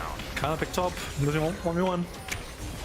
Not ideal. Good look for Dignitas. Yeah, it's tough. It's kind of just like last game, right? Where they lost both side lanes very, very early on, and now it's going to be incredibly difficult for them. Even used his flash, Ghost is a shorter cooldown, so that feels a lot worse too. And it's going to be Umpty just starting up the dragon now. Bot lane has full control. Top lane just died and there's no TPs, so no real way for them to answer. They know that Dove base, he has no TP either. And Syle's going to look for a little bit of trade, but it's going to really amount to nothing. And TL are just going to still continue grinding out these slow incremental advantages. Yeah, I was going to earlier praise the top lane control from Rich, who had Prio for a lot of the first few minutes of the game. It's what allowed XU to be able to grab those first 3 grubs after things didn't go the way he wanted with his invades and his gank attempts. But then Impact just getting the solo kill, getting the punish on him. You cannot underestimate this guy, man. He became a world champion in 2013, and he's been like a top laner in the region like ever since. The guy's just, he's damn good at League of Legends. 11 years ago. Insanely consistent. 11 years, 2013. I was still in college. I was... You're gonna make me feel real old now. Viper wasn't born yet, so. Yeah, it's crazy to think, and he's always been such a rock for every team he's been in. You know, EG, TL in the past, TL now. Yep, C9 even. Yeah, he's won with a lot of different rosters. Yeah. think there's never been a team where you said impact was the reason this team didn't succeed. Yeah. No, I mean, even when his teams were doing really poorly, even on FlyQuest, right, where a team was doing really poorly, everyone's like, ah, man, this team's really falling apart. But Impact's doing pretty good. He's been around the yes. block. And on a lot of top rosters. I mean, I will say he's never really been the hard carry on the Fiora or the Jays, but he can play, champs like the Jays and the Bruisers, and he's been really good at the tanks all his career. You know what you're getting with Impact. Yeah, he can play what the team needs him to play to execute and win the game. And nowadays, tanks are so overpowered, you can solo kill your opponents with them. Well, or do we really want to call Cassante a tank here? Tank, assassin, bruiser. Yeah, somebody do the pasta. Mods, don't time him out for the pasta. This is an appropriate time for it. Core JJ on his Lulu, just roaming around, trying to be a nuisance. It's a 1,000 gold lead for TL. It's not the end of the world. The second set of grubs are spawning here in about 20 seconds, so we'll see if they can test for those, if they want to try to control them. Top side, River, Vision, there's not a whole lot of it from either team right now. Yeah, once Rakan gets level 6, it's where Exio and Isles need to start looking for plays. Around the second grubs, perhaps. The mid lane is also an easy target. AP is kind of immobile on the 6. Not that immobile, but he's long range, so they can push mid, they can open up Dove to move side lanes, make plays as a 3-man unit. Their 3v3 is way better than TL's 3v3 because they have no damage on the Lulu, Rel, and the 6th and 3v3. So I think Isles should try to play on the mid lane, leave Tomo alone, 1v1. Try to open up Dove. All right, Umty's just walking on through, not too worried about it. Isles looking for a potential engage, but Yon's ready to just go after him. Zeri ulti gets popped. Tomo back underneath the turret. Meanwhile, the 2v2 back up in the river as Umty gets the kill on XU. This is not going Dignitas' way. And used the ulti as well while dying. Yeah, used the ulti at about 5% HP there to go back in. Dies anyway. So now all 3 lanes here winning for TL. Umty going to take this time to start up the grubs. We can see Rich is heading over there to try to stop him, but TL could actually reinforce. Rich uses the yeet button to get rid of him now as Yon has to flash back. Isles and Tomo trying to make a move. Enough damage onto Yon to at least force Team Liquid's bottom lane to retreat, but hey, they got the wave shoved up. They're probably fine just taking the back here anyway. Yeah, he's an award though, so he will get cancelled here. Yeah, he's going to back it all the way up to actually start his recall. But they need plays now. Dignitas needs something to be kind of that spark to get them back into this. They got Yon's flash now. Isles did use his own flash and his ulti, but next ultimate, maybe Exu can, use the ultimate to get in, and then he can bring Isles in with the Rakan shield. And can't gank top lane, so it's got to be bottom mid at this point. Yeah, and Impact's got enough control over the top side now to just make sure that nobody's going to walk up and really mess with Umty here. So those grubs should all go over to the Team Liquid side. Here's another look at the 2v2 mid. Yeah, we saw the initial scrapping, but as they stack up, I assume Umty just kind of goes in on both of them. Yeah, just flash in, crash down Megastorm, Ziggs ult hits, and then at that point, that's just a bit of a panic ult. Like, you're already dead, you kind of just have to accept it. And that's one of the really painful things about Nocturne. It's a 2-minute cooldown on your ult. Yeah. And you don't build CDR in these more modern Nocturne builds, so it's painful when you use that thing and it doesn't work out. Yeah, all you have is the Ultimate Hunter, right? He didn't even get a stack on it with his first ultimate, so over 2 minutes. Very punishing death for sure. And they just missed their spells. They just used the Nocturne Q with the Auri Charm, and they're like, oh wait, they have no spells now. I'll just go and kill them. Yeah. This game number 3 really seems rough for Dignitas between the misexecution there in the bottom lane and then also that fight in that 2v2 around mid. XU definitely seems to be rattled from the outcome earlier on in this series, and it's one of the difficulties of having best of 5s versus just, your 1 game a day regular season type of thing. You've got to be able to reset in between the games and be ready for each new challenge. Yeah, absolutely. I mean, the winner of this would be playing against 100 Thieves, I do believe it is. And then, potentially you could move on and fight either C9 or FlyQuest. TL, I think, would really love to get in their crack at FlyQuest, given how close that series was. I agree. Pretty devastating loss for them in the Game 5. Yon, in particular, looked absolutely heartbroken after that one. And I thought he played an incredible series he played really against well. FlyQuest. I think Yon's Vars and his Kalista were nuts. Some of his best matchups. I think those are his champs he's the best at currently, but enough about that. Impact is very far forward. He just doesn't care. Yeah, Cassante can just stand there and walk right on out of the CC. Yeah, why not? No reason not to. Team Liquid grouped up as 5, ready to control this bot side river. They've already got the first Drake. They'll be looking for the second. The Grubs tied 3-3. Dove is still over there on the flank. Yon's got the firepower, though. Keep your eyes on the Zeri if this breaks out into a team fight. It's very hard to imagine Dignitas win this team fight here. Yeah. Yeah, it has to be a perfect engage and one shot on one of the carries, right? But like when you're behind, it is very hard to do that. Yeah, no position, no vision, no TP flank. There's a ward behind. XU. XU goes in. They immediately try to force Yon back. There's the Poppy ejection as Impact is coming in with the Ghost. Isles is low. Poor JJ flashes to pop him.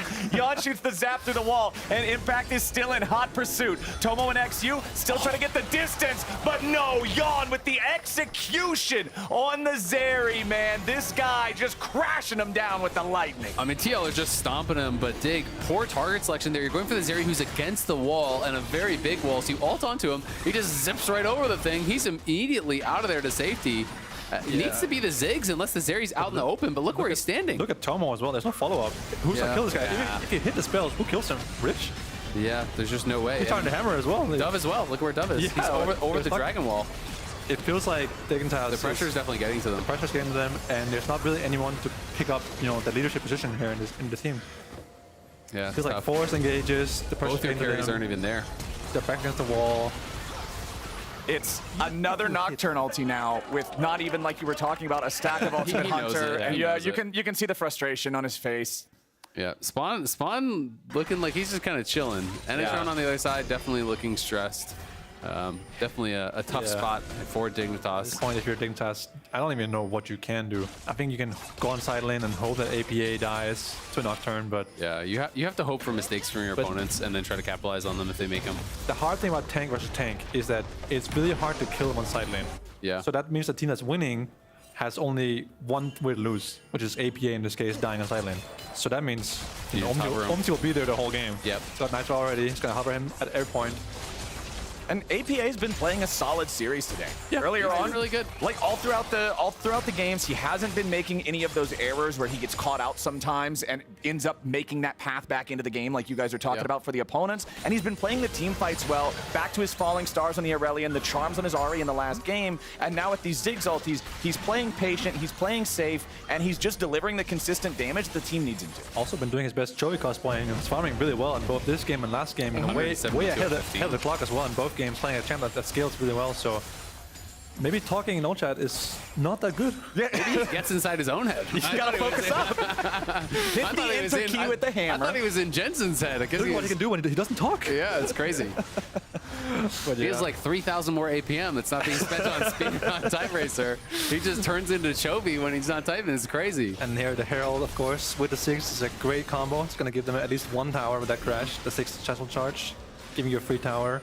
All jokes aside, though, this is I think going to be a bit of a confidence booster for APA, who he got gapped really hard by Jensen. Jensen definitely gave him the smackdown. Obviously, Dove is a different mid laner, but still to be able to have a really good series, I feel like it's fair to say he's up there as one of the top, if not the top performer from TL in this series so far. His ASOL game, he got out to a good start, was really strong. The Ahri game, it felt like he wasn't missing any charms. This game, it's been a quieter game, but he hasn't really done anything wrong. So yeah, I agree. I feel like it's maybe between like him and Core as kind of the best performers. Absolutely, yeah. Core has also had a really good series, had some good engages. Oh yeah. If Impact had a better first game, I think he would be the front runner. Yeah.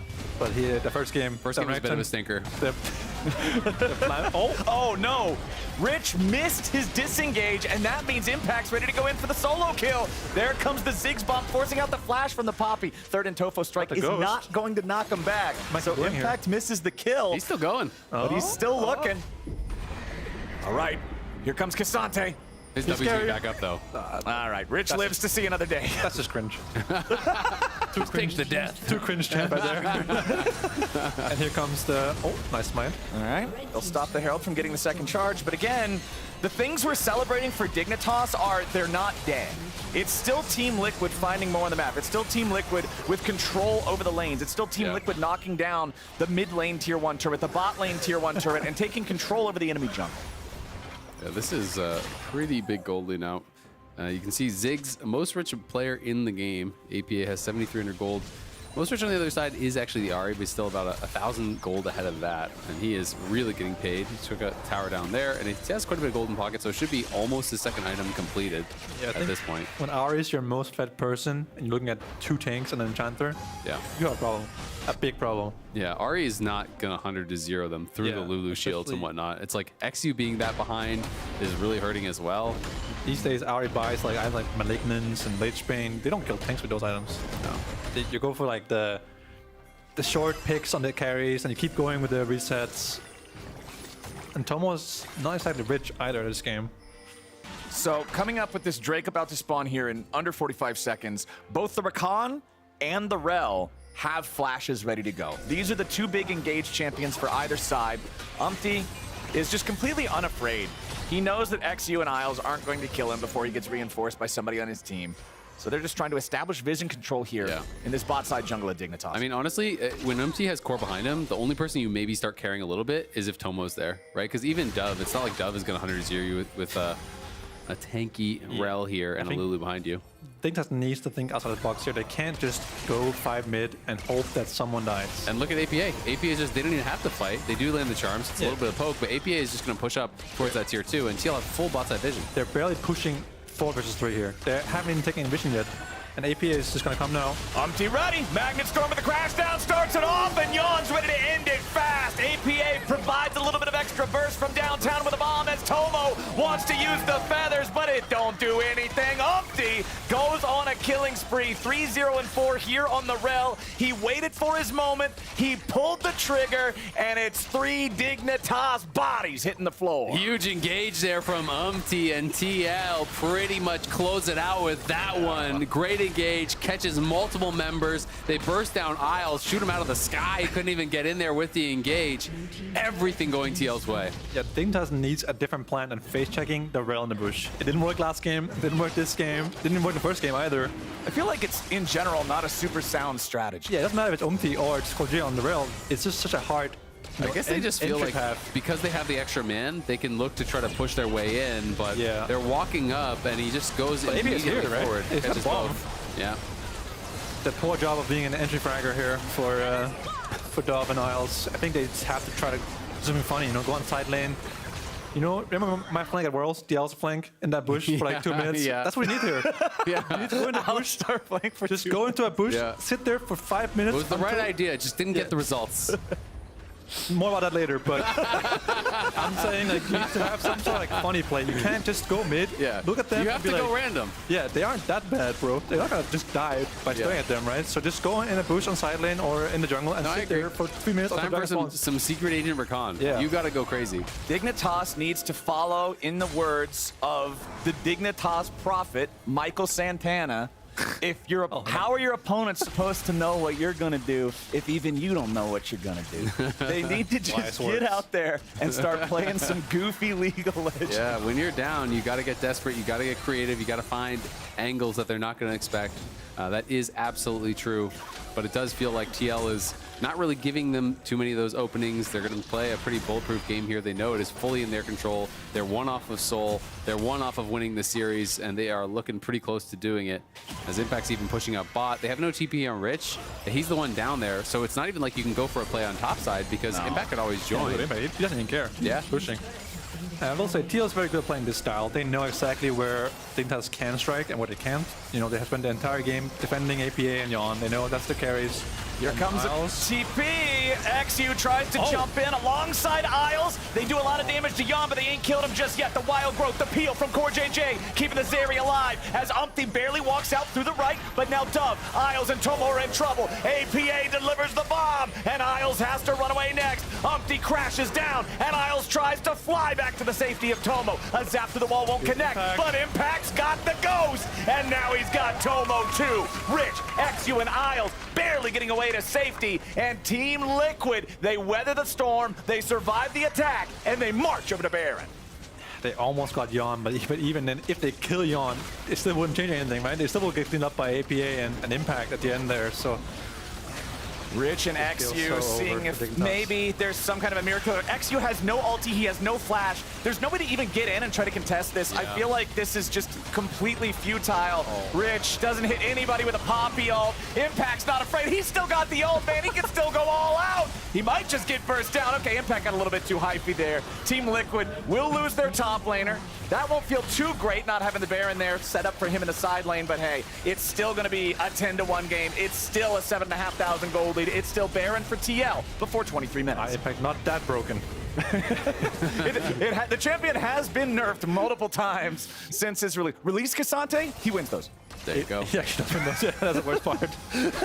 But I mean, again, like Dignitas just staring at TL in their face, and it's like so hard to disengage on. Even if they hit him with everything they have, it's like a 4 versus 2 for the most part of the fight. Yeah, I mean, Jan is just positioning well in this area as well. Like, he's always staying close enough to the wall that he can get over it, and then we're back to live. Jan may be caught. We're right back in there, but Jan is not worried about it. He's just so far ahead. The Shattering Strike locks down Dove. They try to slam Jan back into the wall there with a Poppy, but they still have no damage. XU wants in. The Nocturne finally gets his mark as APA, Umpty, and Core are still scrapping with the rest of Dignitas. Umpty's low, but now Impact has once again joined the fight. They try to chase him down. Another bouncing bomb goes forward, but it won't find health bars. Rich on the front, trying to just keep these guys away and make room for Tomo's escape. He finds another wall bang, and it's Umpty. Now again, just playing around on the front lines. He knows he's low HP, but he knows they still can't break him. Team Liquid pick up a couple more.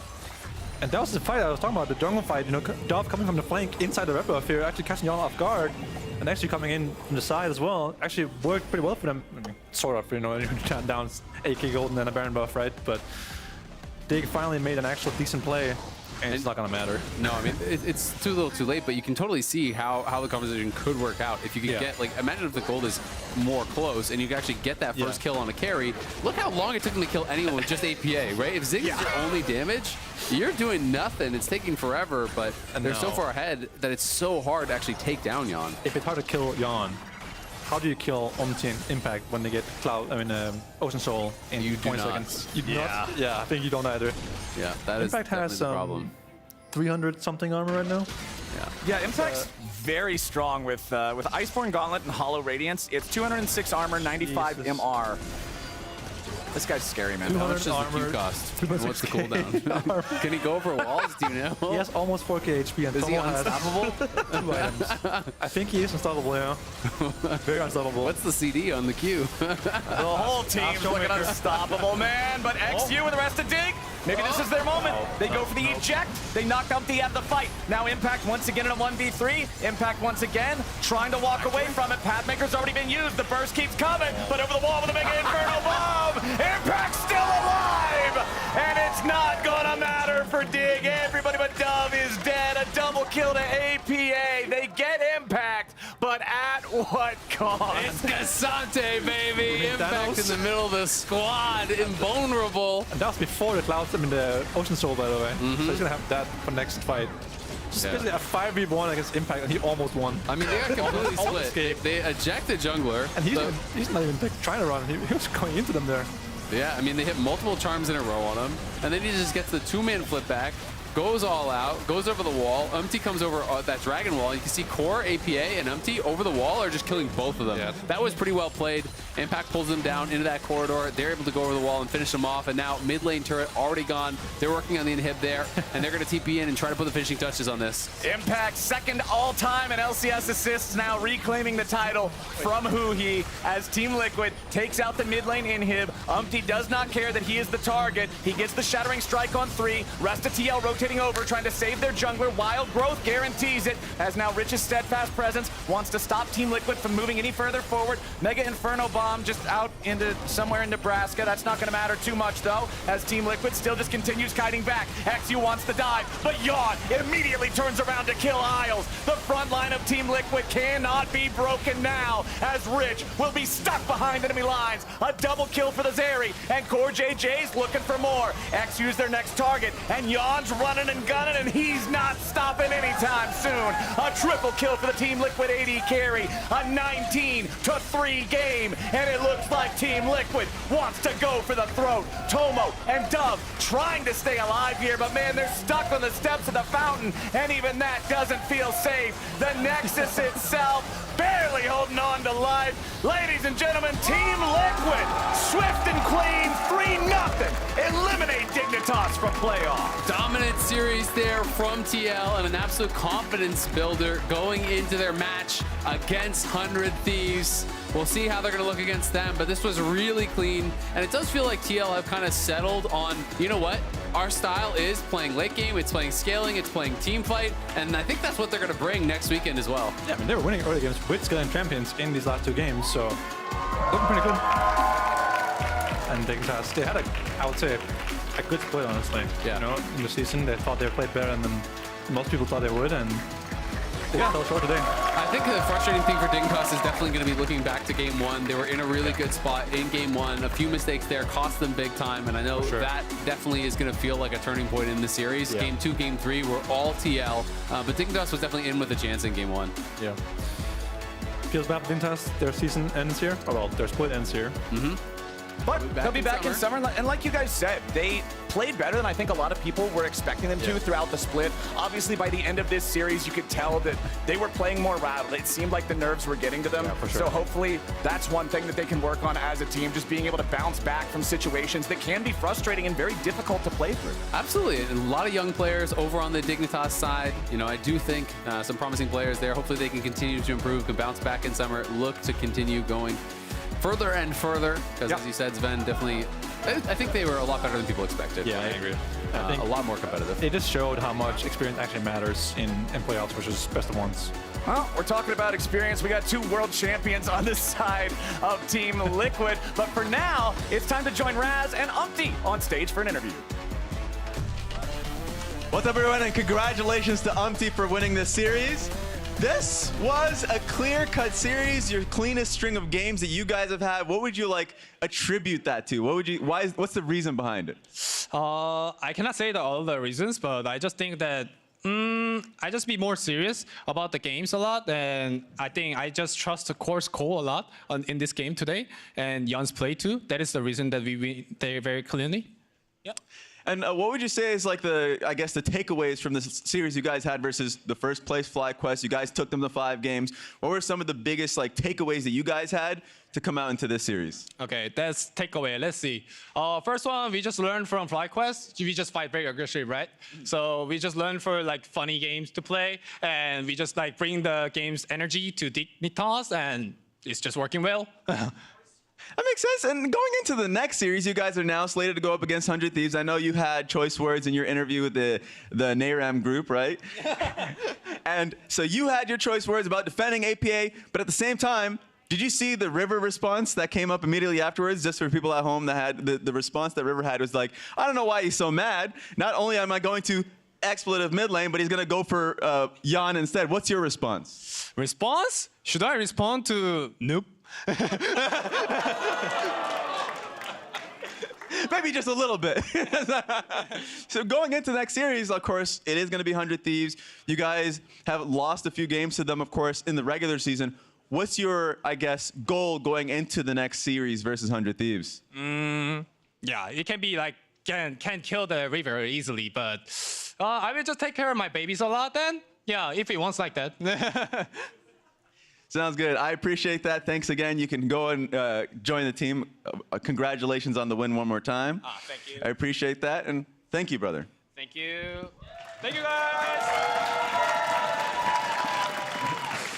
All right, appreciate that, of course. And then we're going to be having a losers interview with XU, if you can come and join us. Once again, I appreciate that, XU, for having the interview, be able to do the interview with me. Actually, you can come over here. Actually, you know what? No. He's over here. This is perfect. This is perfect. So, a question that I have for you, first of all, I appreciate you taking this interview. What would your, conclusion and takeaways be from the season that you've had? Oh, do you want me to hold it? Or? You can hold it. All right. I think the biggest thing is that I think for us, it's definitely more important that we take scrims more seriously next split.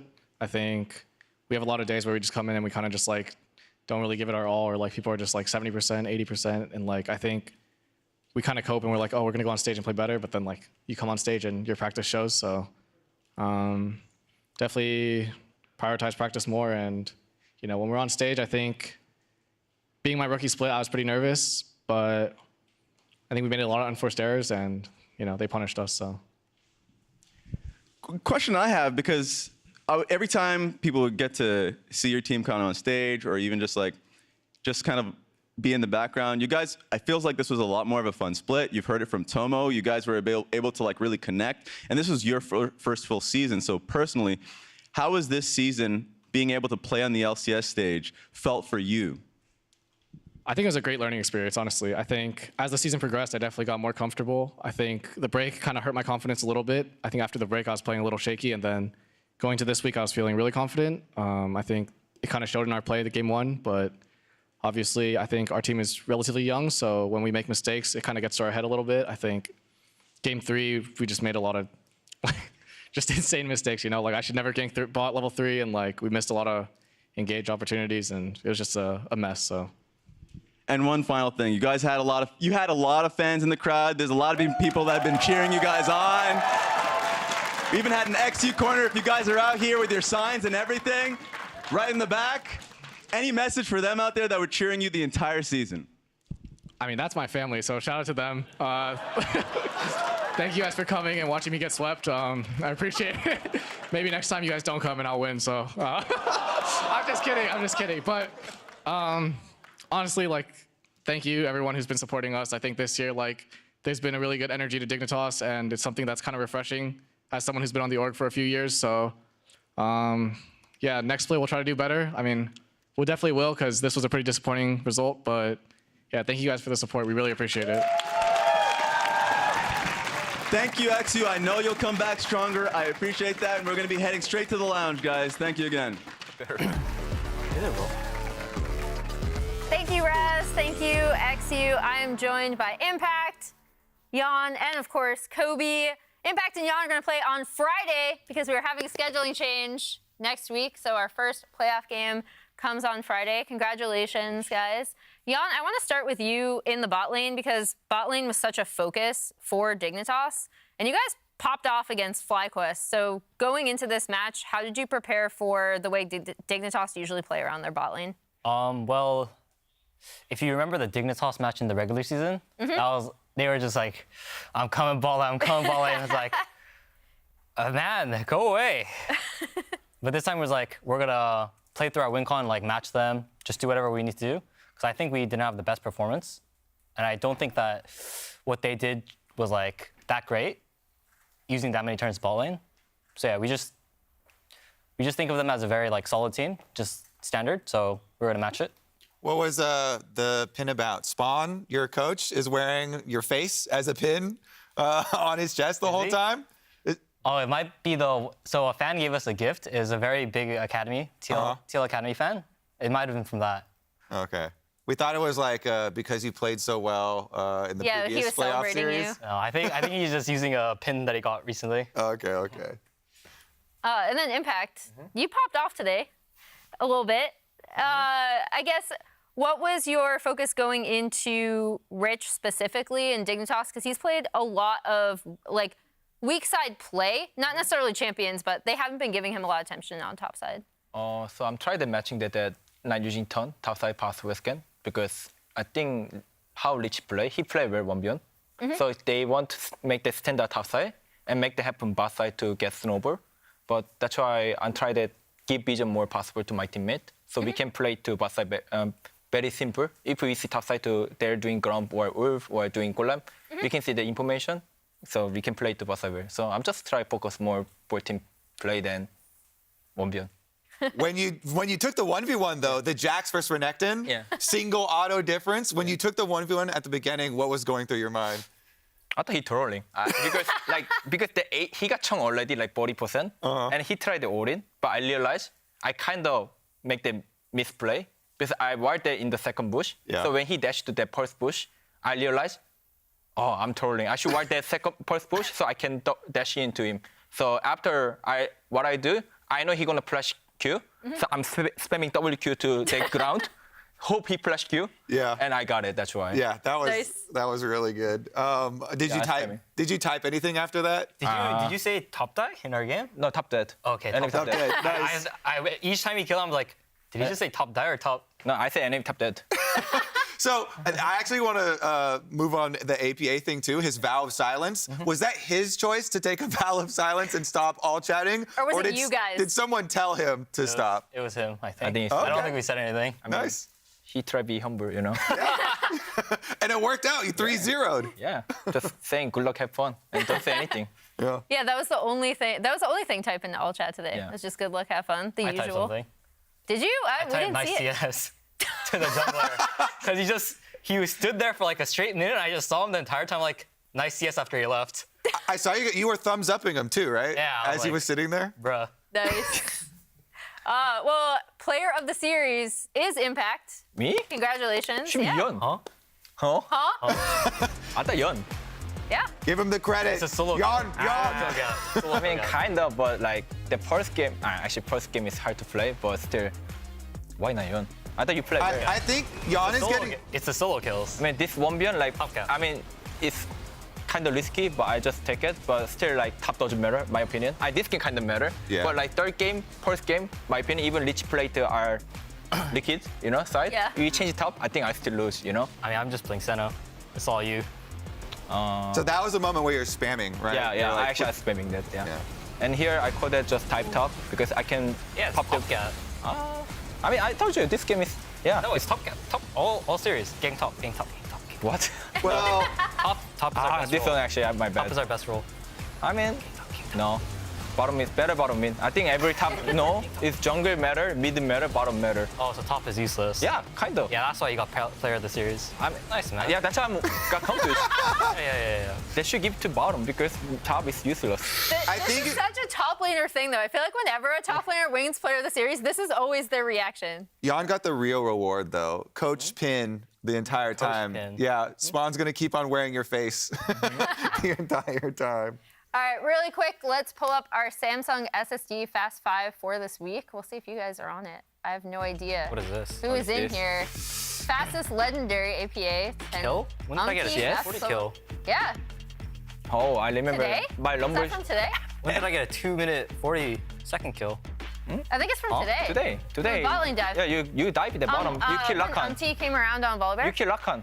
No? That was like 4 minutes. That was like wave 5. Let me I think. That was like wave 5. swear it was earlier. Then Really? Am I trolling? The Senna Nautilus game?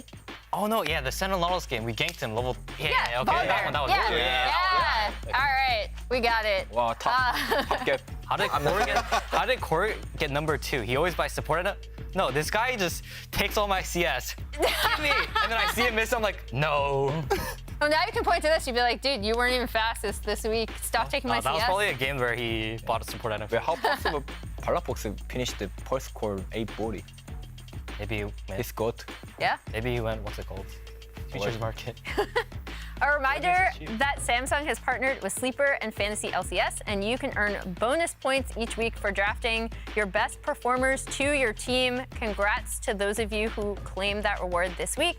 Plus, use code SSD990PRO-LCS through March 29th to get 20% off 990 Pro 1, 2, and 4 terabyte SSDs. It's time to announce the player of the week. Who do you guys think it's going to be? So for the whole week across all playoffs.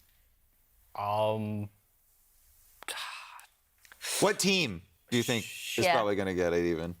It's C9 or FlyQuest, right? Since they won. They're the winners. I mean, I think C9 need to see that. C9, everyone played pretty well, so it's hard to pick like a. Yeah. And then I think Jensen, Mosun, like, I don't know. Our series is like back and forth, so it's hard to say. It's probably someone else. roller coaster. Yeah. I didn't actually watch the C9 game that intensely, but I'm guessing one of their shoulder laners. Good guess. We're close. Good guess. Jojo? MasterCard Player of the Week is Fudge. Oh. Actually, I think it's pretty much because you could tell. Top lane's OP. Yeah, What the heck? There you go. In the 100 Thieves match, they did basically blind Aatrox twice, and Fudge had answers for that, including the TF top. So it was cool to see. And you guys are going to be facing 100 Thieves next. Impact, you know, you're going against Sniper, of course. One of the biggest things in this series was Fudge having a lot of advantages over Sniper, a lot of these counter picks, playing the aggressive matchups into his Aatrox. How have you felt about Sniper? Oh, I think he's consistently, and he's not consistently, like he's not play safe, but it's good to like, I think it's good to play, he's have good advantage about doing 1v1, but I think his problem doesn't counting like enemy jungle, where when enemy have a turn, like try bite, because he always die in the side easily, and like top situation, he getting ganked so easy too, so I think I was looking for that. I mean, I'm just saying jungle gap, you know? I kind of want to do something too, since the Cloud9 bottom lane actually said you guys, Jan, you and Core JJ were the best bottom lane in the LCS. And Vulcan was one of the people who said it, and he's a bottom laner. So that says a lot. How would you rank the 100 Thieves bottom lane? If you guys are S tier. Hard to say. It's so hard because every bottom lane is very similar in a sense. Not sure, like middle of the pack, I guess.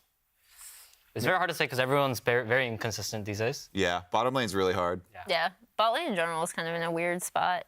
As we look at the upcoming schedule, another reminder, these guys, as you just heard, take on 100 Thieves on Friday, and then C9 take FlyQuest Saturday. As we take a final look, they're going to keep flashing that. We start on Friday.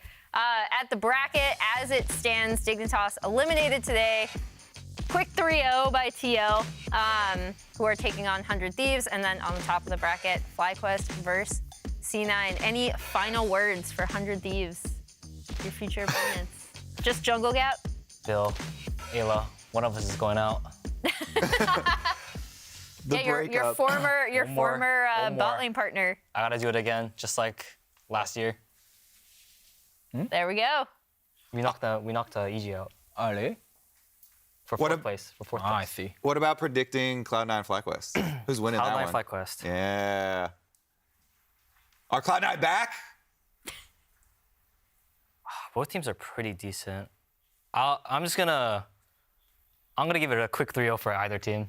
Ooh. Oh, wow. So you think like mental advantage, whoever wins game one just takes it? I think 3-0, quick 3-0 for any team. C9 3-1. C9. All right. We'll see what Kobe and I think next week. We'll be back next Friday at 4 p.m. Eastern, 1 Pacific for 100 versus TL. Thank you so much to Impact and Jan for joining us today. And now let's send it over to LCS Challengers. Woo!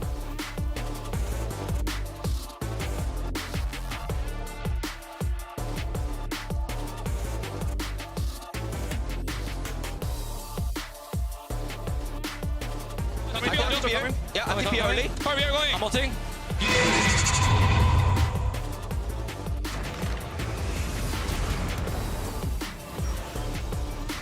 Close. Okay. 달려. We go forward. Dead. Can we go forward? Yeah, we can. I can still go forward. Yeah, go forward. I can still go forward. Go forward. No, slow. No. End game.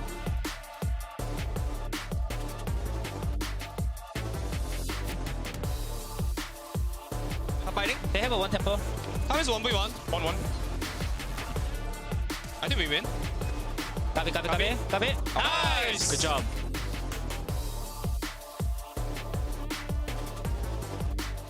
Yeah. I'm here. Battles of flash. Go. Watch Stellas, okay? Yeah. Battles of flash. I'm looking slowly. Like to kill. Watch Silas. Can we go Silas? Battles of flash. Nice, flash. Battles of flash. I got Bears. Go. Source. Begin. Yeah, I can go forward. Okay. Yeah. Battle. Nice, good job. Team Liquid, 21-8, 11,000 gold ahead. Only 25. Impact is coming in with the ghost. Isles is low. Poor JJ flashes to pop him. Jan shoots the zap through the wall, and Impact is still in hot pursuit. Tomo and XU still trying to get the distance, but no, Jan with the execution. And it looks like Team Liquid wants to go for the throw. Turns first. Turn first. I'm already happy. Focusing on ending. Well played, everybody. Good job, guys. You guys play great this game. Very aggressive. Very good. Very happy. GG.